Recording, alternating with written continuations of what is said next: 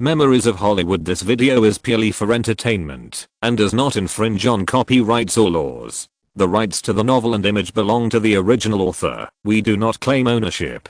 Don't like waiting and want to listen to this fanfic in full now? Subscribe to our Patreon, where you'll find the best fanfics. Chapter 101, Forced Squeeze, Family Harmony. What do child stars fear the most? No projects? As long as you are valuable, there will be endless special films to shoot. No money to make. As long as you are willing to accept it, endorsements for various children's products will fly all over the sky like snowflakes. No channels for advancement. As long as you work hard and don't commit suicide, you can change your style and make a living. It will be fine.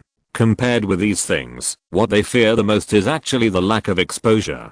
Times have changed, Golden. With the rapid popularization of the internet, many people in the entertainment industry will keep this sentence on their lips. They think that in the era of information blockage, the reason why actors take the mysterious route is entirely because the publicity channels are all controlled by capital. Apart from the works, they have no good way to communicate with the public. The internet of everything completely tears this barrier apart, and unlimited exposure makes overnight fame a normal thing. In this case, an operating account can let fans know whether they have been kidnapped. Just like the guy who couldn't post a song and publicly stated on Weibo that he was going to upload audio to the electric vehicle repair forum. If you don't have a channel to show yourself, most people will really forget you.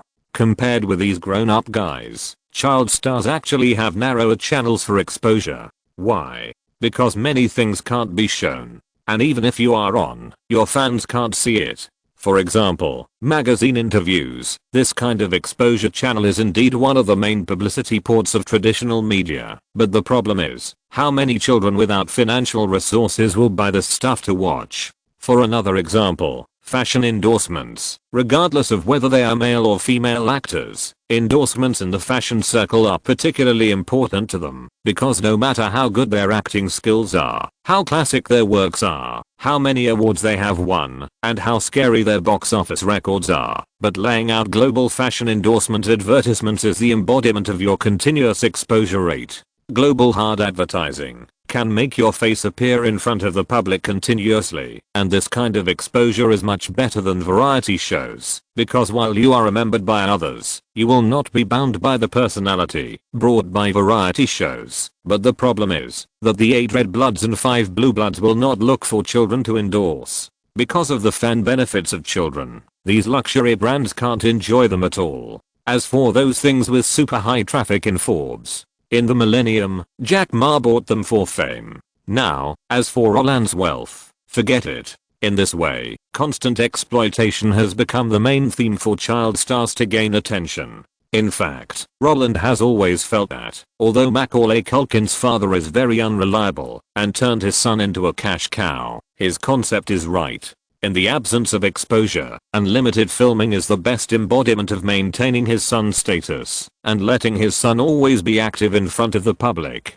This is indeed very bad, but compared to being out of date, having money to eat is the most important thing. If he hadn't exploited her, Macaulay's personal life might be very comfortable, but she definitely wouldn't have as much money as she does now. The same goes for the Olson sisters at home. After Canetti and David divorced in their previous lives, they let their daughters take on projects like crazy and get money from fans everywhere. But without these capital accumulations, how could they have a fashion brand after they grow up, preserve the classics and leave in anger, make money and look to the future? These are actually two ways of thinking. They contradict each other and are not compatible. Unless someone is as good as Roland, no child star can make money without damaging his reputation. If there is no foresight, Charlie Cosmo's Choice is the best example. In this era, it is much safer to hold on to the thighs of the Jewish gang than to gamble your life with Cameron. However, pursuing stability means slow development.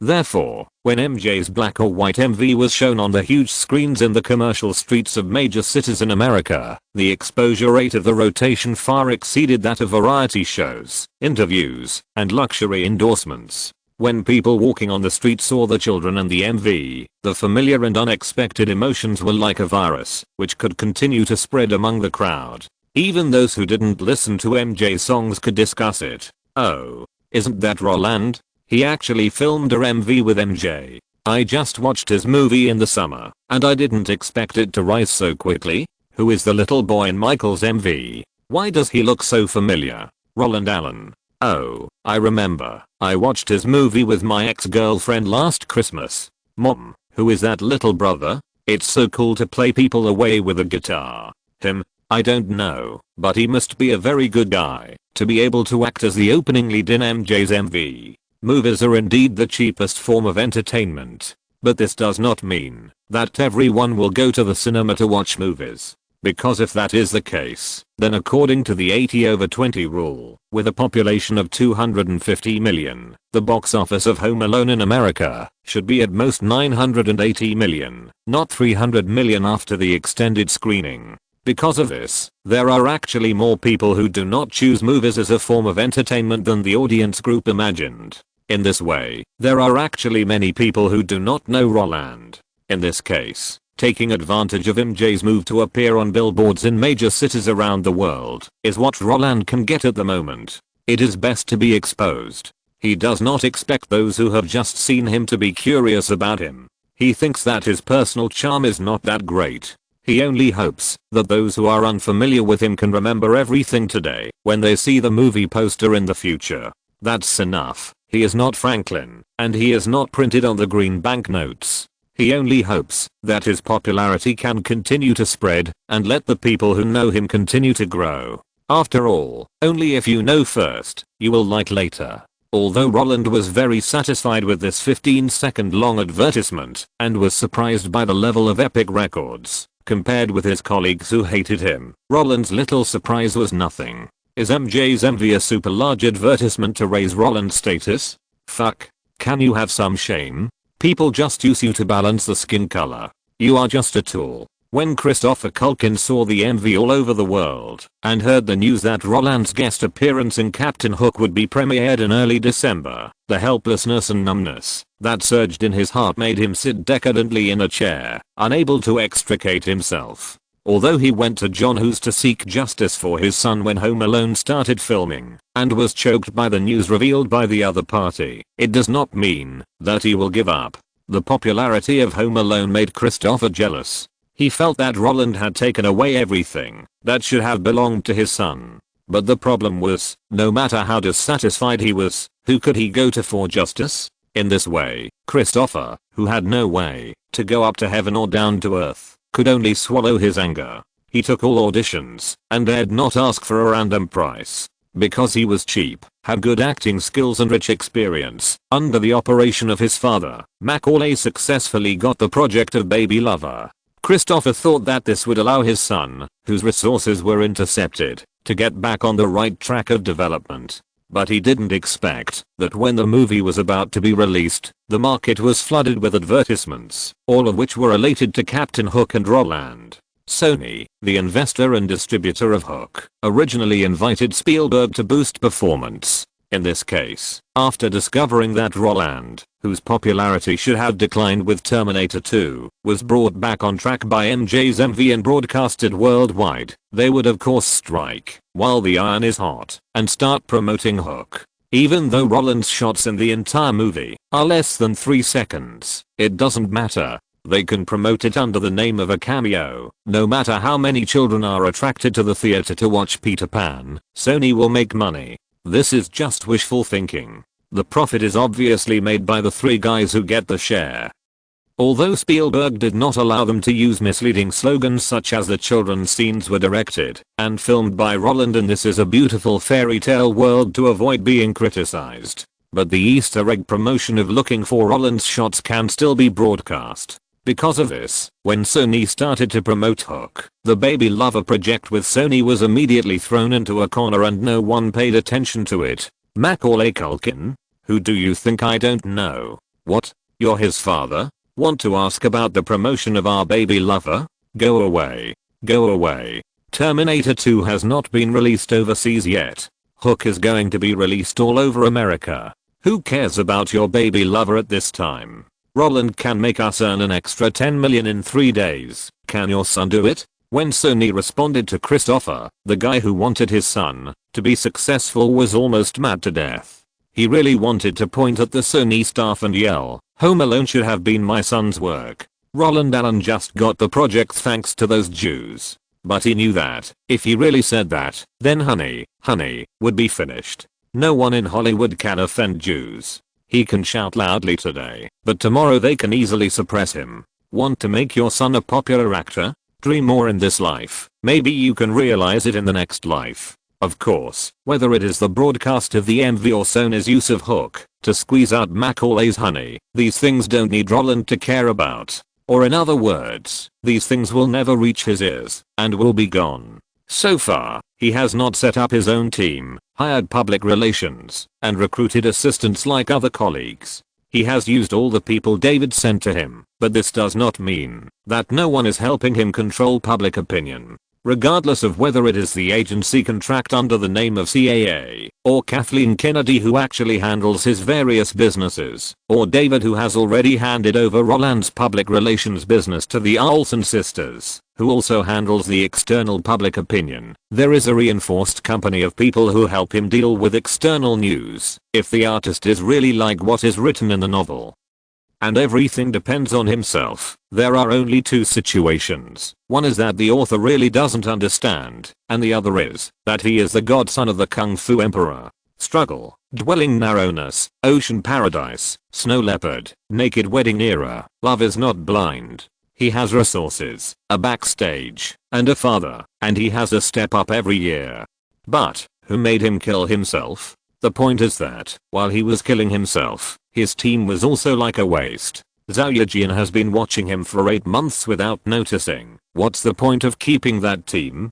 Killing and stewing meat during the Chinese New Year is so embarrassing. However, it is actually a good thing that Roland doesn't have to worry about it. First, it proves that he is upright, and second, it proves that there is nothing wrong with the outside world. If something happened that even these big guys couldn't cover up, then he would have reached the end. While the MV was being broadcast worldwide and Sony was busy changing the posters, Roland also did a lot of things. In early October, Spielberg called to tell him that the script of Jurassic Park in his hand needed to be revised and asked Roland to go directly to his house. After learning about this, Roland took his half-revised script and the original and hid in the other's Malibu mansion. After getting to know Mariah Mamer, the screenwriter of Captain Hook, Roland brought out what he had written in the past few months without Spielberg's knowledge. When they saw Roland's thick stack of handwritten papers, both of them were a little surprised. "Did you write this?" Spielberg asked knowingly. "Yes, a little idea. If you think it's not okay, just throw it in the fireplace and burn it." Roland nodded, not at all timid. If it were any other actor, Spielberg would not even bother to look at this thing. What does an 11-year-old kid know about scripts? Isn't that a joke? But Roland was taught by them after all. They had almost used up all the materials in the scripts they had used. If he couldn't write something, it would mean that he was just playing around at home and didn't study seriously. However, when Spielberg finished reading the script Roland had revised with the intention of checking his homework, the wrinkles at the corners of his eyes almost wrinkled into a ball. "Roland, it's good. Not only did you simplify the length of the preaching written by Michael Crichton, but you also changed the way the Triceratops fights the Tyrannosaurus Rex. Your sketch is interesting, but have you considered whether these pictures can be made? Modifying the script is not changing the outline. Not to mention that Roland has completely forgotten the original content. Even if he remembered it clearly, he couldn't write about the Velociraptor. There is a scene where the Triceratops runs away with the child, so why change it to the Velociraptor chasing the child? As for how the Triceratops and Tyrannosaurus Rex fight, when dinosaurs fight, isn't it just a confrontation and pounce? Triceratops has no hands, so it can't beat its chest like George the gorilla. Tyrannosaurus Rex does have a pair of short hands like Godzilla, but the problem is that it doesn't have a special move like smearing its face with phlegm. When there are no super science fiction element, the traditional dinosaur fight is just you bite me and I whip you, right? Then face the camera and draw twice, add music and editing, and the momentum will come out, right? As for how to make these pictures, director, I've seen your notes on Jaws. Day plus blue filter equals night. This is the formula you wrote. Although Roland can't do serious action design, he still knows how to use skills. Use the night to blur the audience's vision, and use the distance of human eyes chasing light to make the audience focus on places with more brightness, so that the traces of CG production in the movie can be concealed. Although this is not good, but is the behavior of exploding bay more excessive than the special effects of the night. People really copied the special effects they made. Copy it exactly as it is. Not even editing or modifying it. Of course, another reason why Roland kept the script outline was to add his sister. After seeing the age setting of the siblings changed by Roland, Spielberg laughed. How could he not see Roland's naked behavior? The manuscript almost wrote that the role of Hammond's granddaughter, Lix, would be given to Ashley or Mary. According to common sense, Roland's behavior of meddling in the project would cause the big boss to be disgusted. If it was Quentin who didn't cut it, his role would have been ruined. But the problem is that Spielberg is the guy who likes to make internal appointments the most. Why should I use outsiders when I have my own people? Praise them and then let them go? Isn't that mentally ill? I originally wanted to make one of the children younger and make him the plot driver. Since you are asked to play the little boy, let's make the little girl younger. Ashley and Mary, whom I met last time, don't have any scripts recently. When the script is finished, let them come over and try it out. It happens to be twins. Finding a pair means that we can take turns to shoot. Roland wanted the role of the little girl, so just give it to him. Spielberg didn't think there was anything wrong with it at all. Anyway, his idea of selecting people is to call people he knows first and ask them if they are willing to take his movie. If they are interested, then he will have a direct interview. What about auditions, screening, and final selections? Why make so much trouble? It's not an epic drama. When Spielberg agreed to Roland's idea of modifying the character setting and streamlining the outline, the little guy sitting next to him laughed happily. Although he understood that the script in front of him was far from the final draft, the settings agreed by Spielberg would generally not be changed, and he actually wanted the two roles of the brother and sister. As the role intentions were determined, the Olsons who learned about this were very surprised. After repeated confirmations, the extremely excited Ganetti took his whole family to the Montage Hotel for a big meal. Of course, they paid with David's card. The reassurance given by Roland was something Ganetti had been waiting for a long time. This was not because she was snobbish, but because she was excited about achieving something on the road to realizing her dream.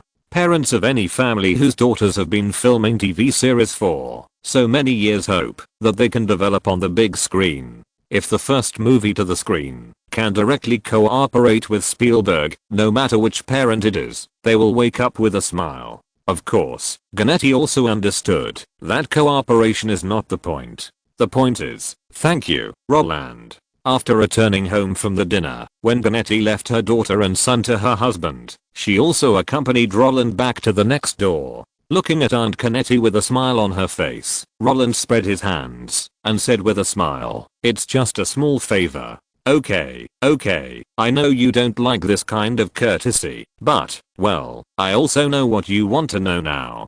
Don't worry, there will definitely be a complete family." The argument between me and David before was just that David didn't want them to make that kind of meaningless crappy movie. Now, these things are up to you to decide, and he and I will naturally not have any more disagreements. I just want them to do something I haven't touched before, but you know, it's very troublesome to have no connections in Hollywood, because those producers just want to make money through them. But now that you are here, I feel relieved. At least, those guys don't dare to mention money in front of you. After so many years of struggling in the circle, how could Ganetti not know the cruelty of going from TV to movies? No matter how famous you are, without connections, it is still equal to zero. And now, Roland is willing to help. That is naturally the best. Under such circumstances, Ganetti, who has long seen that Roland is extremely dependent on a complete family, will naturally not make trouble again. Roland smiled and nodded at her assurance. Without saying anything, he raised his right hand. Ganetti, who got his idea, also raised his palm and tapped it with him. Roland, who has experienced enough, doesn't want to do anything weird anymore. If you can live a good life, don't talk about divorce anymore. If you can do something for family harmony, hasn't he done it? Okay, Aunt Canetti, there's no need to talk about what has been decided. Since Steven asked them to give it a try, let's go to the premiere together on the 8th. Anyway, they have reserved 15 seats. It would be a waste if we don't go. Notes: 5 Blue Bloods, Dyer, Channel, Louis Vuitton, Guxy, Prada. CK withdrew from the ready-to-wear line and dropped out of the Blue Blood. 8 Red Bloods, Givenchy, Giorgio Armani, Saint Laurent, Valentino, Versace, Hermes, Lanvin, Burberry. The cover of Forbes in July 2000 was bought so that it would be easier to talk business when going out. Zhuo Wen's team really watched The Godson of the Kung Fu Emperor for 8 months. He said it himself. Baby Lover was really invested by Sony. Explosion Bay did the special effects of a giant bionic robot in the Island of Clones, and then directly copied himself in Transformers. In the era of Jurassic Park, there was no such thing as special effects cheaper in the dark than in the daytime, because at that time, only Industrial Light and Magic could do computer CG. As the second in command, Spielberg could only get the best. As for why there were dark and rainy shots in Jurassic Park, it really had nothing to do with the formula of darkness plus water equals saving money, because when filming, there was a hurricane. The hurricane came first, and then the dark sky covered the CG images. Daytime plus blue filter equals night is Spielberg's formula for shooting night scenes. He doesn't like to work overtime, so night scenes are shot like this. It has been like this since Jaws. Chapter 102. Timid Dehaozi, Two Little Things. Huh. Fortunately, those guys at Sony have some shame. Really? Why do I feel like Steven is strongly protecting Roland? Okay. Anyway, Roland is not the main force in publicity and promotion. Our movie can be released on time. Then, release the movie as planned before. Yes, the time remains unchanged. It's still November 15th. Just as Roland shared with his family about the finalization of the character settings for Jurassic Park, the office of Buena Vista Pictures was still brightly lit. As the headquarters of Walt Disney's distribution business, lying on their desks was a poster of Captain Hook printed by Sony Columbia Pictures. If you look closely, Roland Allen on each version of the poster has been marked with a red fountain pen by these guys, and the nearly 20 versions of the poster are directly spread out like magic cards. According to common sense, as an animation company that wants to develop live-action film business, Disney has nothing to do with Roland Allen anyway. But now, as soon as the promotional posters of Captain Hook were laid out, these guys were like mice seeing a cat, and they vigilantly collected all the news about Roland on the market.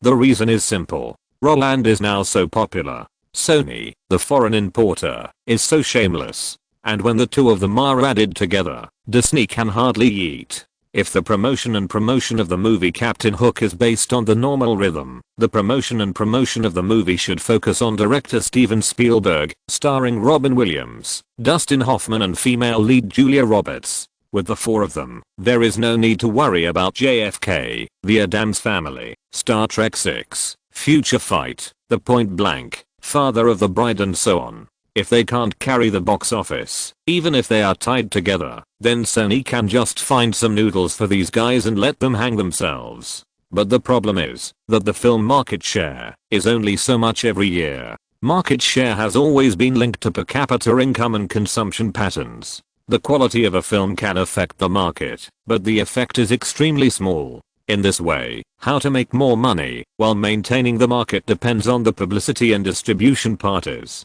Using Roland, a guest star, for publicity is also a method thought up by capitalists like Sony. If Spielberg hadn't stopped him, the bracketed mark on the poster would not be a guest star, but a special appearance.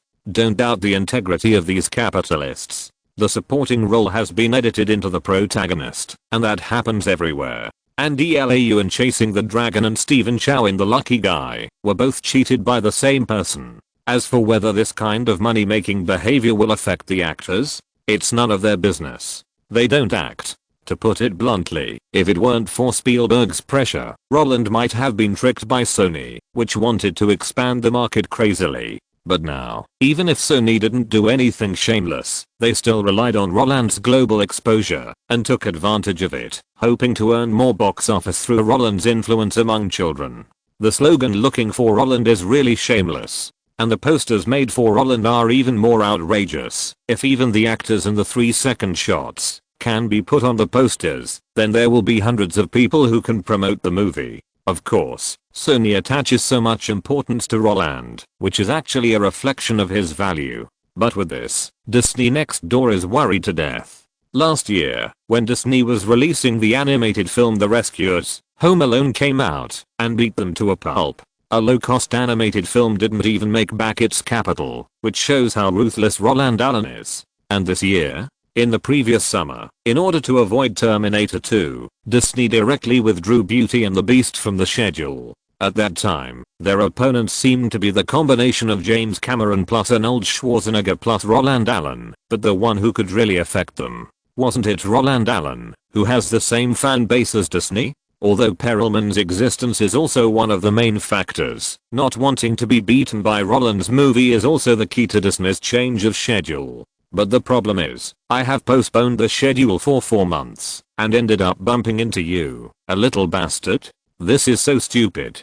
Disney does know that Hook shot by Spielberg will be released at the end of this year, but they also know that Hook is not a fairy tale movie for children at all. And in their estimation, as the popularity of Terminator 2 fades, Roland, who made a cameo in Hook, should not be the key to publicity. But what about now? How could they know that he actually got a chance to appear in MJ's music video? This kind of global advertising costs at least tens of millions. How come for Roland, this thing is like free, he can appear whenever he wants? When Disney heard the news that Roland's special code was exposed again, Bonaventure Pictures, which was responsible for the promotion of Beauty and the Beast, was actually numb. They really didn't want to compete with the guy who harvested 10 million box office in 3 days. They just wanted to cheat some box office. And just when they were thinking about whether to change the release date of Beauty and the Beast for the second time, the poster printed by Sony made them breathe a sigh of relief.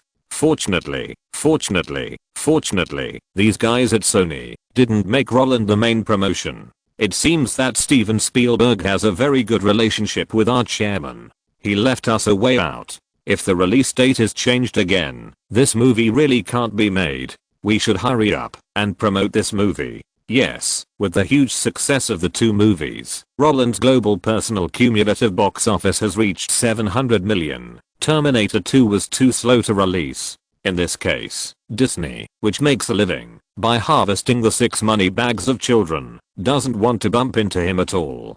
Or, in other words, none of the 8 major studios now want to schedule their movies in the same period as him. The meaning of the existence of the 8 major studios is to make money, and children's money is often the easiest to cheat. Once a child tells his parents that he wants to watch Roland's movie, the guys in the same period as him will not be able to sell tickets. After all, everyone's time is limited. Energy is also limited. The screen cake is even more limited. Of course, Roland didn't know that Disney was worried about him. Even if he knew, it wouldn't matter. Even if it is the internet age now, Roland would not learn from the guy with a backpack to open a small account and post a comment. Because of this matter, like Sister Stone, directly put the engagement ring in front of the camera. Isn't this deliberately trying to blind the eyes of the spectators? Compared with the major film companies that regarded Roland as the box office leader and thought that the movie Captain Hook had the potential to win overall audiences, Roland felt that even if Sony took advantage of his popularity, the box office was still quite worrying. In the previous life, how did this adult version of Peter Pan sell in the top 5 in the world? Wasn't it the popularity of the main creative team? Although the whole movie is under the banner of fairy tales, it is not friendly to children at all. Because they have no life experience, they can't understand it at all. And many former children who have already had life experience are being dragged down by life. Want to let them go to the theater to relive the beauty? Then you can only rely on the personal charm of the main creative team. What's more, some of the shots were taken by him. Even if Spielberg thinks it can be used, Roland still doesn't have much confidence in his craftsmanship. Before seeing the finished film, who knows what he shot? When Buena Vista Pictures was frantically printing posters, trying to release Beauty and the Beast before Hook and defraud money from children's pockets, Roland, who had just finalized the Jurassic Park project, was invited by Fox. After he finished reading the script of Home Alone 2, written by John Hughes and approved by the Fox Green Light Committee, he was amazed at the industrial process of Hollywood scripts. Sure enough, their strength is to make sequels and cheat money. How to play the same story into a different feeling is the real foundation of these screenwriters. To put it bluntly, they are just catching a sheep and stroking it desperately. When the sheep is stroking bald, they will put it on cooldown and wait for a start. Although Roland doesn't like this kind of work without any novelty, he will not refuse money. What is the pursuit of a deeper and broader art film? When the commercial film you make can be liked by everyone, it will be an art film that can be included in the Hall of Fame. I think it's okay. When will we shoot? Give me the script. In the next period of time, I will only prepare for this movie. Don't worry, I still have professional ethics. Although I have several scripts, if I mess up the scenes, Steven will definitely hit me on the head. The market rule of the movie is that whoever wins the business wins the world. Oscar winner? Without commercial appeal, you can't get into the first tier. Only those who can bang the table and ask for dividends from the investors are the predators at the top of the food chain, and even they dare not guarantee that they can bring in the box office of every movie. No matter who it is, they can only say that they try their best to make every movie. Nicolas Cage has indeed changed from an actor to the king of bad movies, but he is still acting well in every script of his own. Whether the movie is bad or not, he deserves every penny he gets. If you need to pull out your teeth, pull them out. If you need to eat rotten cockroaches alive, eat them alive. And the same goes for Johnny Depp. The producer wants him to change his gold teeth. Just change them. When it comes to discussing pay, they can be all powerful, but when it comes to filming, they just have to film as they want. Roland, who understands all this, naturally knows what he should do. Home Alone 2 might be a large-scale commercial. So what? Since he has accepted it, he will film it well. As for 11 films a year, he really can't do that. When Roland stuffed the closed script into his bag, the Fox producer smiled happily. After receiving a positive answer, Hook will premiere in Los Angeles on December 8th, so our film will start shooting on the 10th. Don't worry, your creative team will take a special plane to go there, so you don't have to worry about the travel time.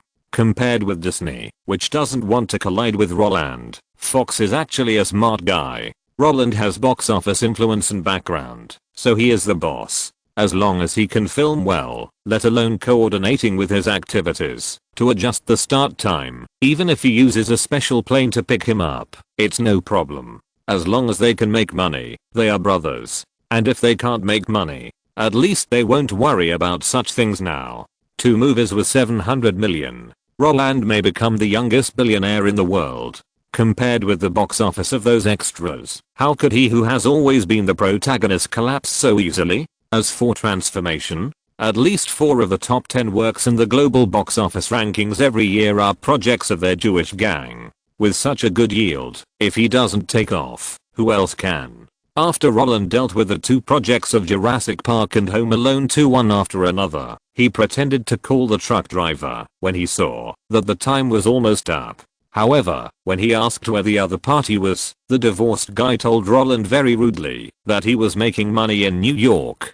To be honest, Roland really wanted to make up a story for David before, but now what can a truck driver do in New York when there is no village or store? The point is that the other party also told him very happily that he often visited Perelman's securities company recently. Well, after hearing what he said, Roland also understood where this guy got the hundreds of millions of dollars to build submarines in the future. Every divorce requires tens of millions. Even Spielberg can't afford such compensation. And when Cameron hinted at him, everything was easy. Worried about being hated. Then let the funds go from the bank opened by Perelman. After learning from the truck driver that Perelman didn't care at the moment, Roland gave their address in New York to David.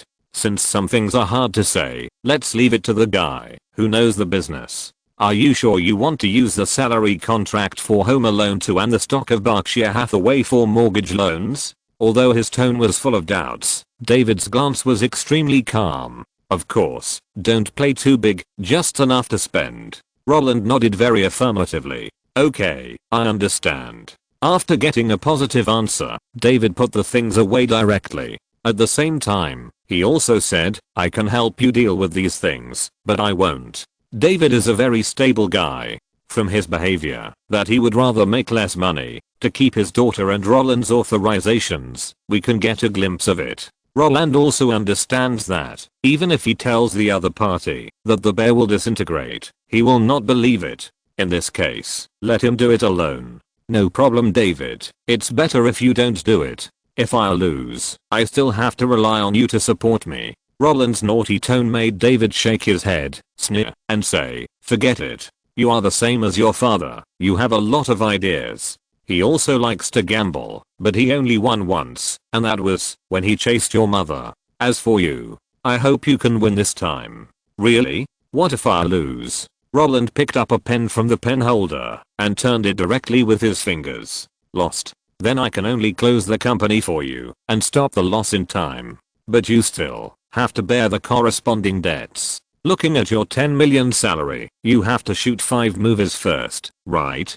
I wish you can be popular for a long time. Oh, okay, thank you. Roland felt relieved when David said that. Although he understood that with the truck driver and the bald financier, he couldn't lose money, since he had already returned the world history to his teacher, but it was still great to have David to cover the bottom for him. And he also found that rich people are really more likely to succeed than ordinary people, because they have more chances to come back than ordinary people. Then, when are you leaving?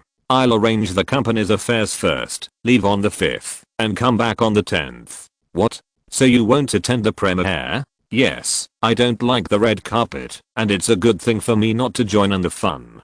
Have you decided? Of course. Since David answered so affirmatively, Roland would not force it. With the confirmation of the bear fur stroking matter, Roland cleared all the trivial matters on hand. He spent 58 days to find the feeling of acting and write the character biography. After he finished all the preparations before shooting, he also received a call from Mohammed. When the other party told Roland that he had received a call from Cole Needham, Roland decisively took a day to go to Silicon Valley to meet him. After handing the invitation letter to them, time quietly came to December 8th, when Captain Hook was released. Note, from 1985 to the release of Aladdin, Disney's development strategy was real-life movies, and animated movies were also made, but the box office was not good.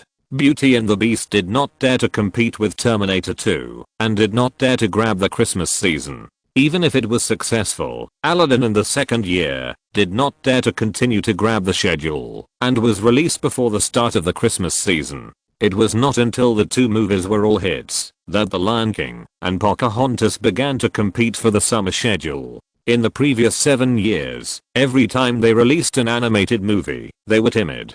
The incident of guest appearance becoming the main character was said by Andy himself. There is a video on Yahoo. As for Stephen Chow, it was purely because Wang Jing wanted to use Stephen Chow at a low price. The money for guest appearance is different from that for the main character. After being cheated once, when filming King of Gamblers, Wang Jing wanted to use the same trick again, but Stephen Chow asked for 8 million in 10 days. Wang Jing didn't want to suffer a loss, so he added scenes crazily. Since then, the two have not cooperated again. Cage pulled 2 teeth when he starred in Badman. In Vampire's Kiss, he directly swallowed the stinking dead cockroaches. As for why, this is actually a weird rule of the American Humane Association. They think that eating live cockroaches is inhumane to cockroaches. In fact, The Shawshank Redemption also encountered this problem. In that movie, all the scenes of feeding crows with maggots used maggots that died naturally, because feeding crows would live maggots is an inhumane behavior for maggots. At first I thought it was a made-up joke, but after I read about Aha's deeds, I finally understood what stupidity meant. Chapter 103 Seattle and the Influence of Status. To be honest, if it was the premiere of any other movie, the organizers would have given Roland 15 tickets, which was obviously too much, because an auditorium can only seat a few hundred people at most. If they did not invite more big names and film critics with the limited number, wouldn't that be a fuss?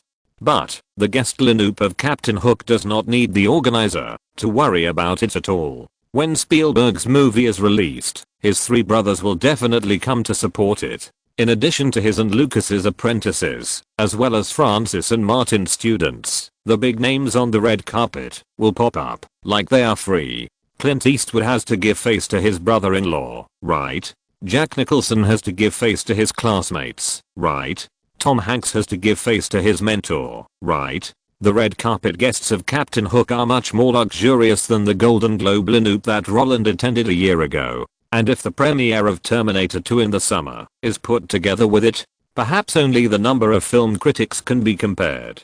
To put it bluntly, in the past year, Roland's exposure far exceeded that of everyone else. With the blessing of box office results, his name plus a title can make the headlines of major news. But compared with these guys who control 70% of the resources in the circle, he can sing nothing like the national father-in-law. What Roland has, which of these guys doesn't have? What Roland doesn't have, they also have. In this way, when Roland and the Olson sisters stepped onto the red carpet, the treatment he enjoyed was far less intense than when he appeared on the red carpet in Terminator 2. In other words, even if many reporters wanted to know how Roland got on MJ's MV, in order to take into account the emotions of other bigwigs, their behavior was restrained a lot. When facing those restrained media, Roland was more comfortable. He walked the 50-meter red carpet in 1 minute. Isn't the reason why carpet stars are called carpet stars just to use the red carpet to raise their status? This does not apply at all in Hollywood. Not only that, there were a bunch of big guys waiting to go behind Roland. If he didn't go down, wouldn't that make others unhappy? Although those guys wouldn't bother with him about these little things, if he had the time to stay on the red carpet, he might as well take on Gannett and meet more people. Besides, Mohammed and Needham's group of guys couldn't walk the red carpet. They entered from the side door with the invitation, but they were still waiting for him in the lounge. After meeting these guys, Roland fulfilled Needham's wish and took him to greet the big guys. As the news of the filming of Captain Hook continued to spread, these big guys also welcomed Roland's arrival with a smile. "Oh, Roland, this is the first time we meet, right? Yeah, of course I've seen both of your movies. You acted well. You ask me who I like best? A tough guy like me. Of course I like your role as John. Give me a hug? No problem. Steven told me that you and I are a lot like you and have the potential to change careers. He originally wanted you to come to my Unforgiven crew to learn, but after thinking about it, I decided to refuse. There's no need for you to watch westerns where half of the body is buried in a cemetery. You don't mind? Well, you can come to my crew anytime you have time in the future." "Oh, is this the founder of some internet database that Steven mentioned? Signature? Sure. No, I don't know what you are doing, but he told me about this." "What? You like Mike Murphy? Oh, Roland, don't joke with me, okay? The last time I had dinner with Al, he told me that you are very promiscuous. You said in front of him that you liked Sonny, but then you turned around and told Francis that you liked Michael Corleone. I've heard about your ability to like everyone you meet, so I won't let you fool me." Okay, just kidding. James, Terminator 2 was very well made, and you acted very well. I heard that you learn everything. Did you also direct the children's group scenes in Hook? Then I'll have to see how you shot it later. Don't be in a hurry, take a photo before leaving. Did you secretly show your sisters The Shining? Otherwise, why wouldn't they want to get close to me? Roland, I'm glad to see you too. Oh, Ashley and Mary, I'm sorry, although I have watched your TV series, I can't recognize who you are. Yes, I like you. Before watching Terminator 2, I wanted to ask Roland to play Jonah, my son, in Sleepless in Seattle, but after watching Terminator 2, I think you should go for Jurassic Park. That movie is more suitable for you than Seattle. What? Change the little boy into a little girl? Well, I have to ask the producer about this first, but if the two of them are okay with it, it shouldn't be a big problem. Yes, they told me that you are not confident in your acting skills and you always feel that you can improve. It doesn't matter, after you finish filming Jurassic, just join my Philadelphia story group. Although I have never been a teacher, I can tell you my own thoughts. Of course, you can also let Martin teach you. He is a real teacher, the kind that gets paid by New York University. Roland is actually a very down-to-earth person.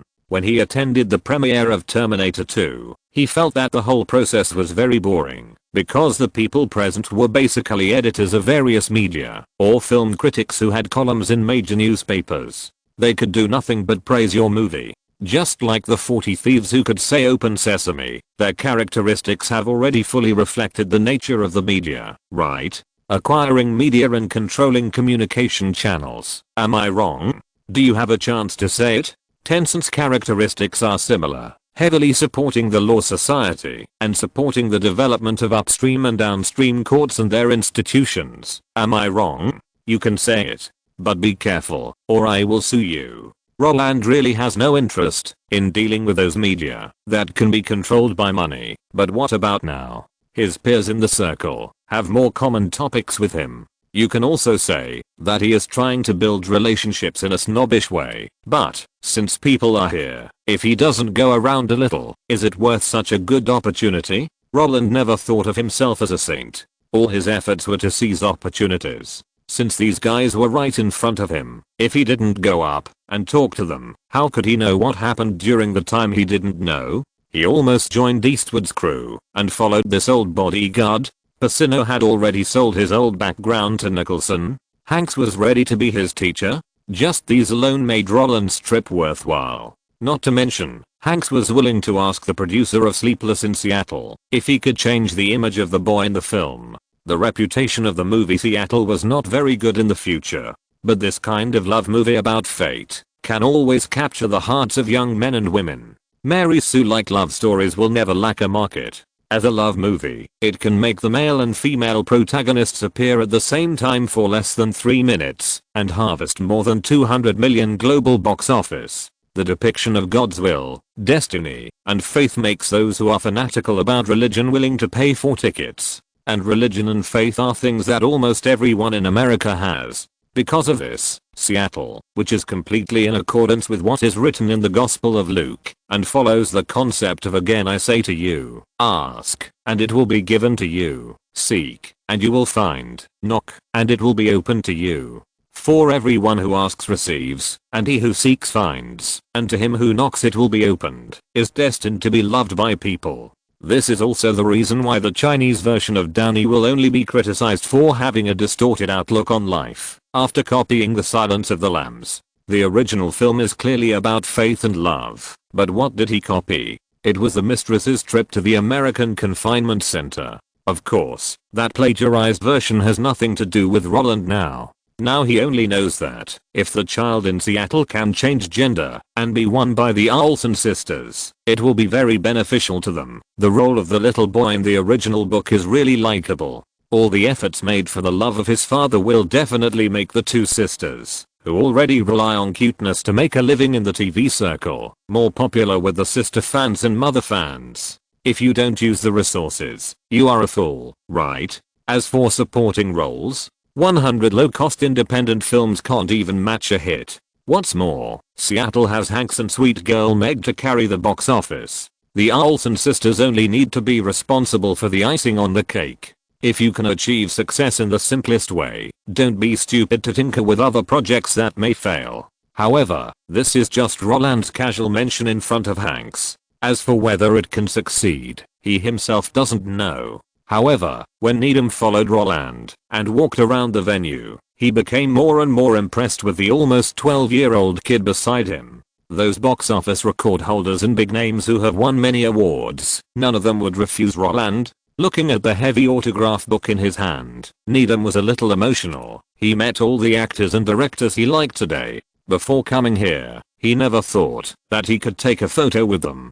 Thank you very much. Meeting them is a dream I have always wanted to realize since I was 8 years old. When everyone was about to enter the venue, the founder of Amidst, who had a shaved head, wore glasses, and looked like a programmer, hugged Roland with a smile. Oh, Cole, don't be so polite. We are all friends, helping each other. Steven, I'll take you there after the end. It may only take a while, because I have to fly to New York on the 10th. Roland smiled and shook his head. The indifference in his words made Needham deeply agree. For a little guy like him, it was already very happy to be able to attend a premiere with a big star like Roland. not to mention communicating with Spielberg for a while. Even if he could only shake hands, he could fulfill his dream of Jaws back then. When Roland came to his seat and sat down at ease, feeling the harmonious atmosphere around him, he dared to say that this was the most comfortable premiere he had ever attended. Reporters would not chase you to ask questions. Big shots would not arrogantly show you their faces because of their status. And everything was so natural, no different from taking a hot spring bath. This safe zone formed by a series of factors such as background and box office made Roland feel extremely at ease. He even felt that under such circumstances, even if Captain Hook was shot like shit, these guests, reporters, and film critics on the scene would be eloquent and praise the entire movie from all aspects. Is the plot flat? Is the rhythm too slow? Then we can praise the camera movement. Peter Pan is completely without the coolness, pride, and determination that runs counter to the secular society in the novel. Then we can talk about his growth, reality, and the correct life that people are facing now. Is this a vulgar adult fairy tale? A bowl of Mengpo soup that is hard to swallow? It doesn't matter, we can still brag about the acting skills. William's middle-aged Peter Pan completely has the tired shadow of those adults in the real society, and Hoffman's Captain Hook is still majestic, full of stubbornness and innocence. This is the influence brought by status. The quality of movie is itself a difficult thing to define. What I like is good, and what you like is bad. How can this kind of subjective judgment be fair? But when you like a guy very much, his shit will be fragrant. Because you don't allow him to fall from the altar. It's that simple. Even if the other party really missed this time, he really rested on his laurels and made money. But as long as it's not 3 times in a row, people will eventually forget these things. Because of this, when Roland found that after the movie had been playing for nearly half an hour, the 2 6-year-old girls, Ashley and Mary, still did not understand the plot, but Aunt Canetti, who was sitting next to him, was watching it with relish, he realized that the movie Captain Hook was really not suitable for children.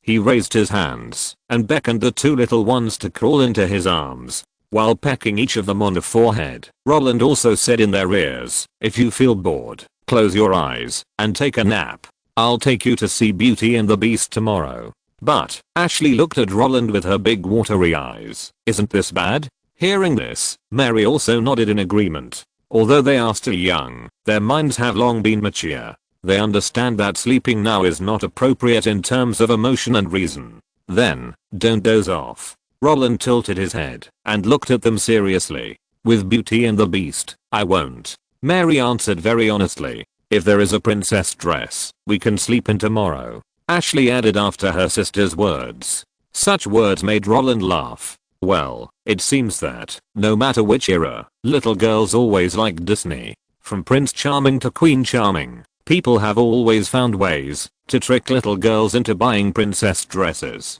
But since the 2 little Lalas have made a request, how could Roland not satisfy them? Then you have to watch the movie carefully, because Beauty and the Beast was made by Steven's good friend. If you want Belle's princess dress, you can only find Steven to get the original. Note, Nicholson is a student of Roger Corman, the king of Hollywood B-level movies. After The Shining was a great success, he cried to the camera and said that after so many years of filming, he finally made a B-level movie that his teacher was best at. After The Terminator was a great success, Cameron added a sentence in the DVD soundtrack. "I was taught by Roger Corman Film School." Scorsese and Francis are also students of Roger Corman. These big names are from the same school, so it is okay for Nicholson to joke with Roland in the article, because they are family.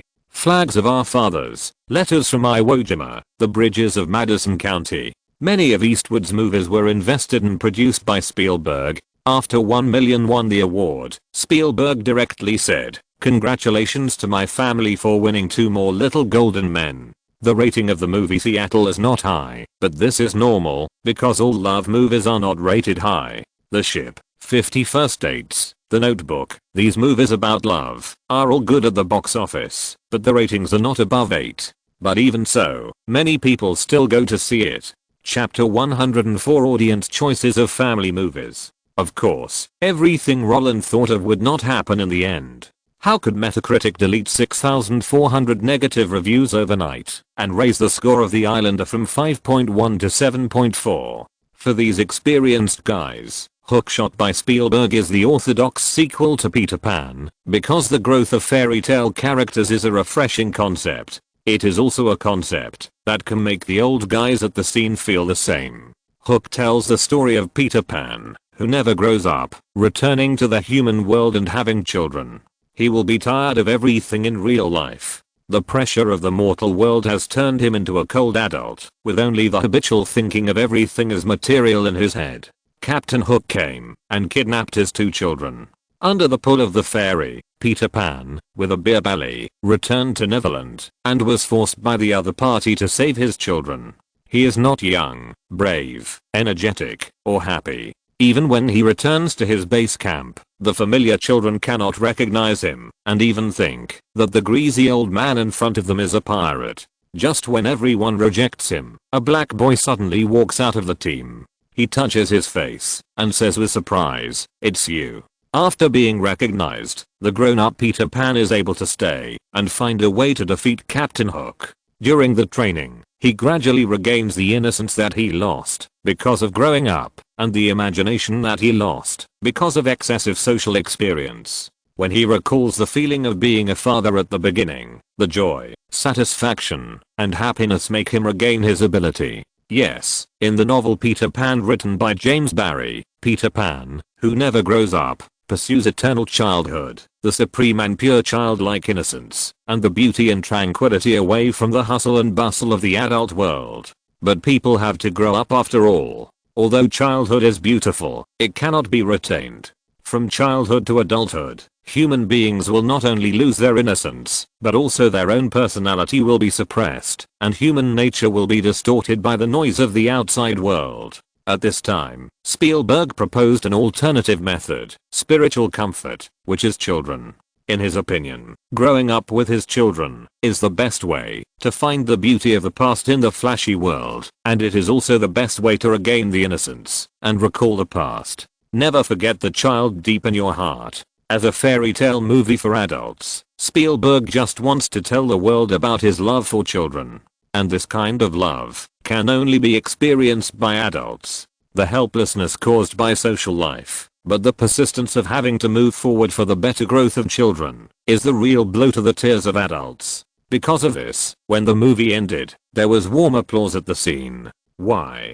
Because these guys all understand it. Unlike the younger generation of Hollywood born in the 1970s, 1980s and 1990s, who were deeply influenced by their parents, these old guys present here only relied on their own hands to get to their current status. The old man Dong Mu, who has starred in the top 10 movies in North American box office for more than 20 years, has set a record that no one can break, but the Dollars trilogy that made him famous, A Fistful of Dollars, A Fistful of Dollars, and The Good, the Bad and the Ugly are actually European movies. Because Hollywood studios at the time did not want to invest in westerns, and Eastwood, who had no movies to shoot because of his image problems, picked up a series that was not favored by everyone, and then became popular. This kind of life experience of entering the circle with dreams, being excluded and disliked by others, and finally turning the tide to success, isn't it a true portrayal of the adult Peter Pan in the movie?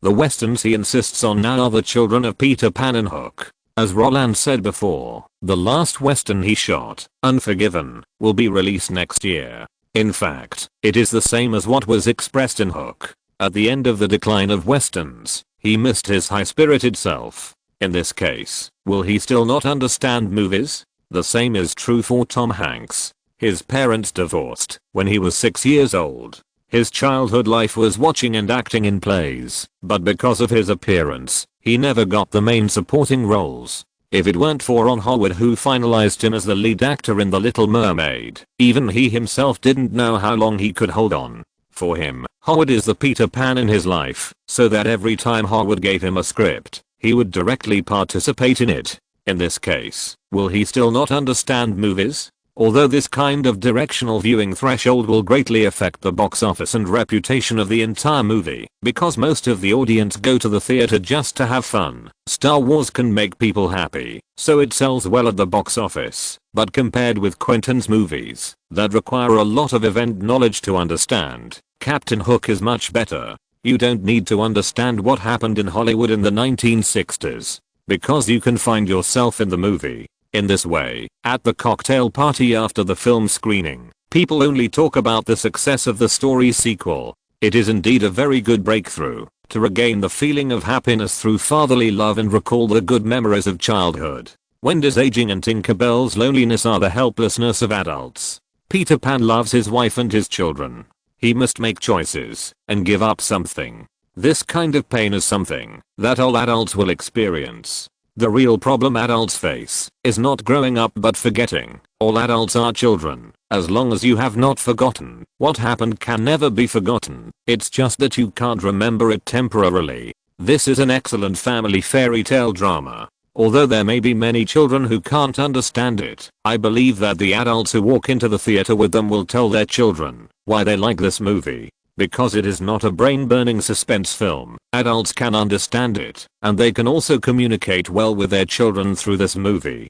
To be honest, perhaps because Spielberg did not disclose the news that Roland was shooting the children's scenes, more than 90% of the praise on the scene had nothing to do with Roland. But Roland thought that the movie would be criticized, but after hearing those compliments that hit the nail on the head, he suddenly realized how stupid his previous thoughts were. Children may not understand Captain Hook. That's right. Ashley and Mary are the best examples. But what? Their parents can understand it.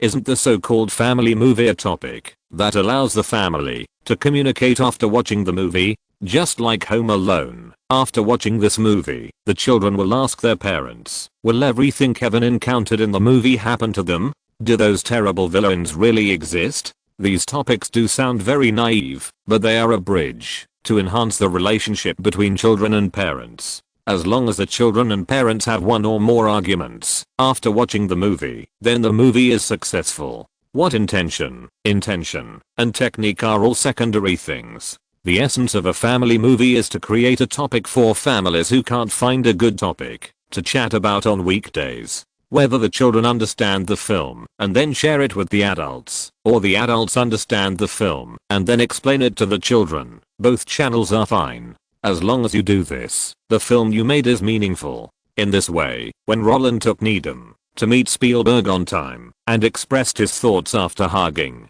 taking photos and signing, Spielberg, whose mind was still full of social engagements, laughed and patted Roland on the shoulder, saying very agreeably, "Oh, the fundamental selling points of various types of movies I wanted to teach you when I was filming Jurassic, but I didn't expect you to have figured it out now." That's right. The reason why family movies were born is to create topics for family members to chat about. You don't have to care about children or adults. You don't need to please everyone. As long as you let a certain type of people understand your movie, then this movie has a great probability of having a market. You don't need to think about perfecting every aspect of the movie. You just need to magnify the biggest highlight in the script. The audience can accept a certain amount of logical loopholes, but the premise is that when you are writing the script and filming, you have to understand which part of the audience of the whole story is, and whether what you write and shoot can move them. The reason why I think the revised version of Jurassic you wrote before is okay is because you know what the audience of that movie wants to see.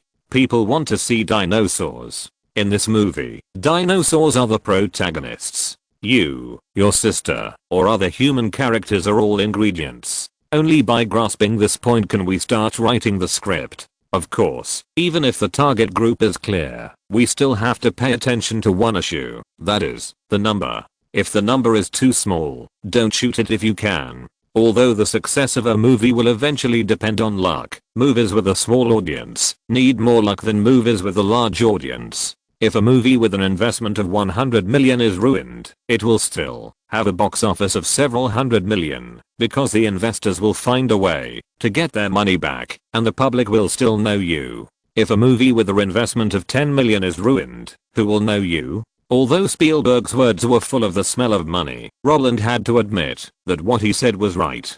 Just as Bajin wrote Ende, a cold and lonely life is not as good as a vigorous death. How many actors and directors have entered the public eye through blockbusters? And how many guys rely on a blockbuster to make a living? If there is a chance to get 100 million, they will never take 80 million. Just like Cameron's The Ship and Avatar, after burning so much money, which investor dares to put the movie on ice? Even if the critic's reputation is not good, they have to promote the movie crazily. This is not a question of whether there is a dream or not, but only a vigorous death can get more capital back. You know, in the absence of Paul Johnson and G.U. Oda, Fast and Furious 9 invited back Paul Walker's brother. They can do this kind of behavior of Walker, earning, and dying, forever, people, and living, money. What's the point of getting back the capital? For Roland, although he participated in the movie Captain Hook, the spotlight is destined not to shine for him. After all, there are too many big guys in front. Unless Spielberg is willing to put him in the position of assistant director on the poster, even if Sony promotes him vigorously, there will be very few people who pay attention to him. However, it is better not to put him in the position. He is already famous enough. If the concept of all-round is added, it will be really flattering. Before he has mastered various skills, only giving him the identity of an actor is actually protecting him. The greater the expectations, the greater the disappointment. Before he can really stand on his own, there is no need to tell his fans what he is learning, like offering a treasure. He is not without exposure, so why add a student bully persona that is easy to attract negative attention? Since the road is wrong, there is no need to go on. Because there are too many big names present at the premiere, Roland can't sneak out of the scene with the director and sit in the private room next to it, like he did in Terminator 2. In this way, the social time is actually delayed very late. Fortunately, the guys that night were actually quite easy to talk to. There was no such thing as raising a glass and keeping strangers away. The topics Roland discussed were limited to the surroundings. After no one asked him a series of polite words such as what do you think of MJ's MV, are you confident in Home Alone 2, does Terminator 2 make you different, Roland was still very satisfied with the social relationships he faced. But even if he was satisfied, he couldn't change the fact that he was out of rest time. When Roland got home, it was already past 2 in the morning. He took a bath, rolled into bed, and when he woke up again, he saw a pink scene in front of him. Roland, get up quickly. You said you would accompany us to see Beauty and the Beast today. Your movie will take 5 months to shoot. If you don't go with us now, the next time we meet will be in May next year. Although everyone was very sleepy when they came out last night, children, when they have something in mind, they are able to resist physical fatigue, just like staying up all night in an internet cafe, which is exclusive to young people. Ashley and Mary urged him to get up, rubbed his face, and glanced at the time. The eye-catching 10 o'clock made Roland yawn. Although he really wanted to sleep for a while, if he didn't do what he promised, wouldn't it set a bad example for Ashley and the others? He resisted the sleepiness and drank a glass of vegetable juice. When he went out, the faces of the 3 little ones beside him were full of excitement. Is it because they can watch their favorite movies? No, it's because they can watch what they like. Disney's princess movies never need depth and connotation, because their audience just wants to see beauties in dreamy princess dresses and tall and handsome guys falling in love in a magnificent castle. Beauty is enough. What logic is needed? If you can make money in the simplest way, then there is no need to add new things to it. When Elizabeth, who was sitting on Roland's lap, stared at the screen with her eyes wide open, looking at the furry beast with a tail that could hold up the girl with one hand, and the most important thing was that Princess Belle could rub the pads of its paws. Roland knew that he would not just buy princess dresses for them later. If he didn't get 3 2-meter furry beast toys, how could they let him go? Note, in the 1960s, Hollywood did not invest in westerns, but did not invest in spaghetti westerns, Italian westerns. Of course, the fundamental reason why Dollars Trilogy could not get investment was that this movie plagiarized Kurosawa's Yojimbo, and Hollywood studios did not want to cause trouble. The original leading actor also quit the role, and Tony Wood was able to get the role. Moreover, after the movie was released, Kurosawa sued the film company and won the lawsuit, obtaining the distribution rights of the film in Japan, South Korea, and Taiwan, as well as a 15% share of the global box office. But even so, Eastwood still became popular. Unforgiven is a tribute to the director of Dollars trilogy, his mentor Sergio Leone. Just like Aunt May was disliked for being too ugly, Hanks entered the circle in 1979 and has been in the TV circle because he was disliked for his big nose and not looking good on camera. Ron Howard chose him as the leading actor. Since then, he will accept any script Howard asked him to write. Even if he was rejected by Spielberg, he will still go next time Howard asked him to write it. Chapter 105 The Poorest Kid in the Family, The Strange One in the Eyes of Leo C. Half an hour later, in the studio office of TriStar Pictures, Nora Ephron, the producer, director and screenwriter of the Seattle project, crossed her fingers and looked at Roland with a smile. Ashley and Mary are both suitable. You can ask anyone to shoot. We expect the shooting to start around July 10th. You just need to tell us who to send to the crew 1 or 2 days in advance. I think this shouldn't be difficult, right? Nora Ephron is not actually a well-known director. Although she has the title of Master of Romantic Films and is quite famous in the circle, the problem is that the theme of romantic films has always been popular with actors. Just like when people mention The Legend of Sicily, the first picture that pops up in their minds is definitely the famous scene where Monica Bellucci is being courted while smoking. As for the director, those who can ignore Monica and directly call out the director's name are all wolf killers. Because of this, Ephron's current public fame cannot be compared with the Olson sisters, let alone sitting at the same table with Roland to play games. However, the basis for her to ignore the contract rules in the circle and give the crew the generous conditions of informing the filming personnel 2 days before the filming started was actually because of Mike McDavoy, the head of TriStar Pictures. As Spielberg's former agent, they certainly knew that what Roland needed now was time. Oh, thank you so much. Roland smiled and nodded. He did not think that it was natural for the other party to communicate with him in an equal tone, just because the other party was not as famous as himself. What's more, in his previous life, he had seen the other party's last work before his death. I Love the Kitchen, My Husband Loves Me, starring Aunt May and Amy Adams, which left a deep impression on him. If nothing unexpected happens, I will meet with Steven in the next few days, and then we will be able to confirm who will play in Jurassic. Once there is news, we will be able to confirm it here, and we will definitely not waste your time. That's the best. Ephron smiled. Although she envied Roland's resources, there are some things that cannot be achieved by envy.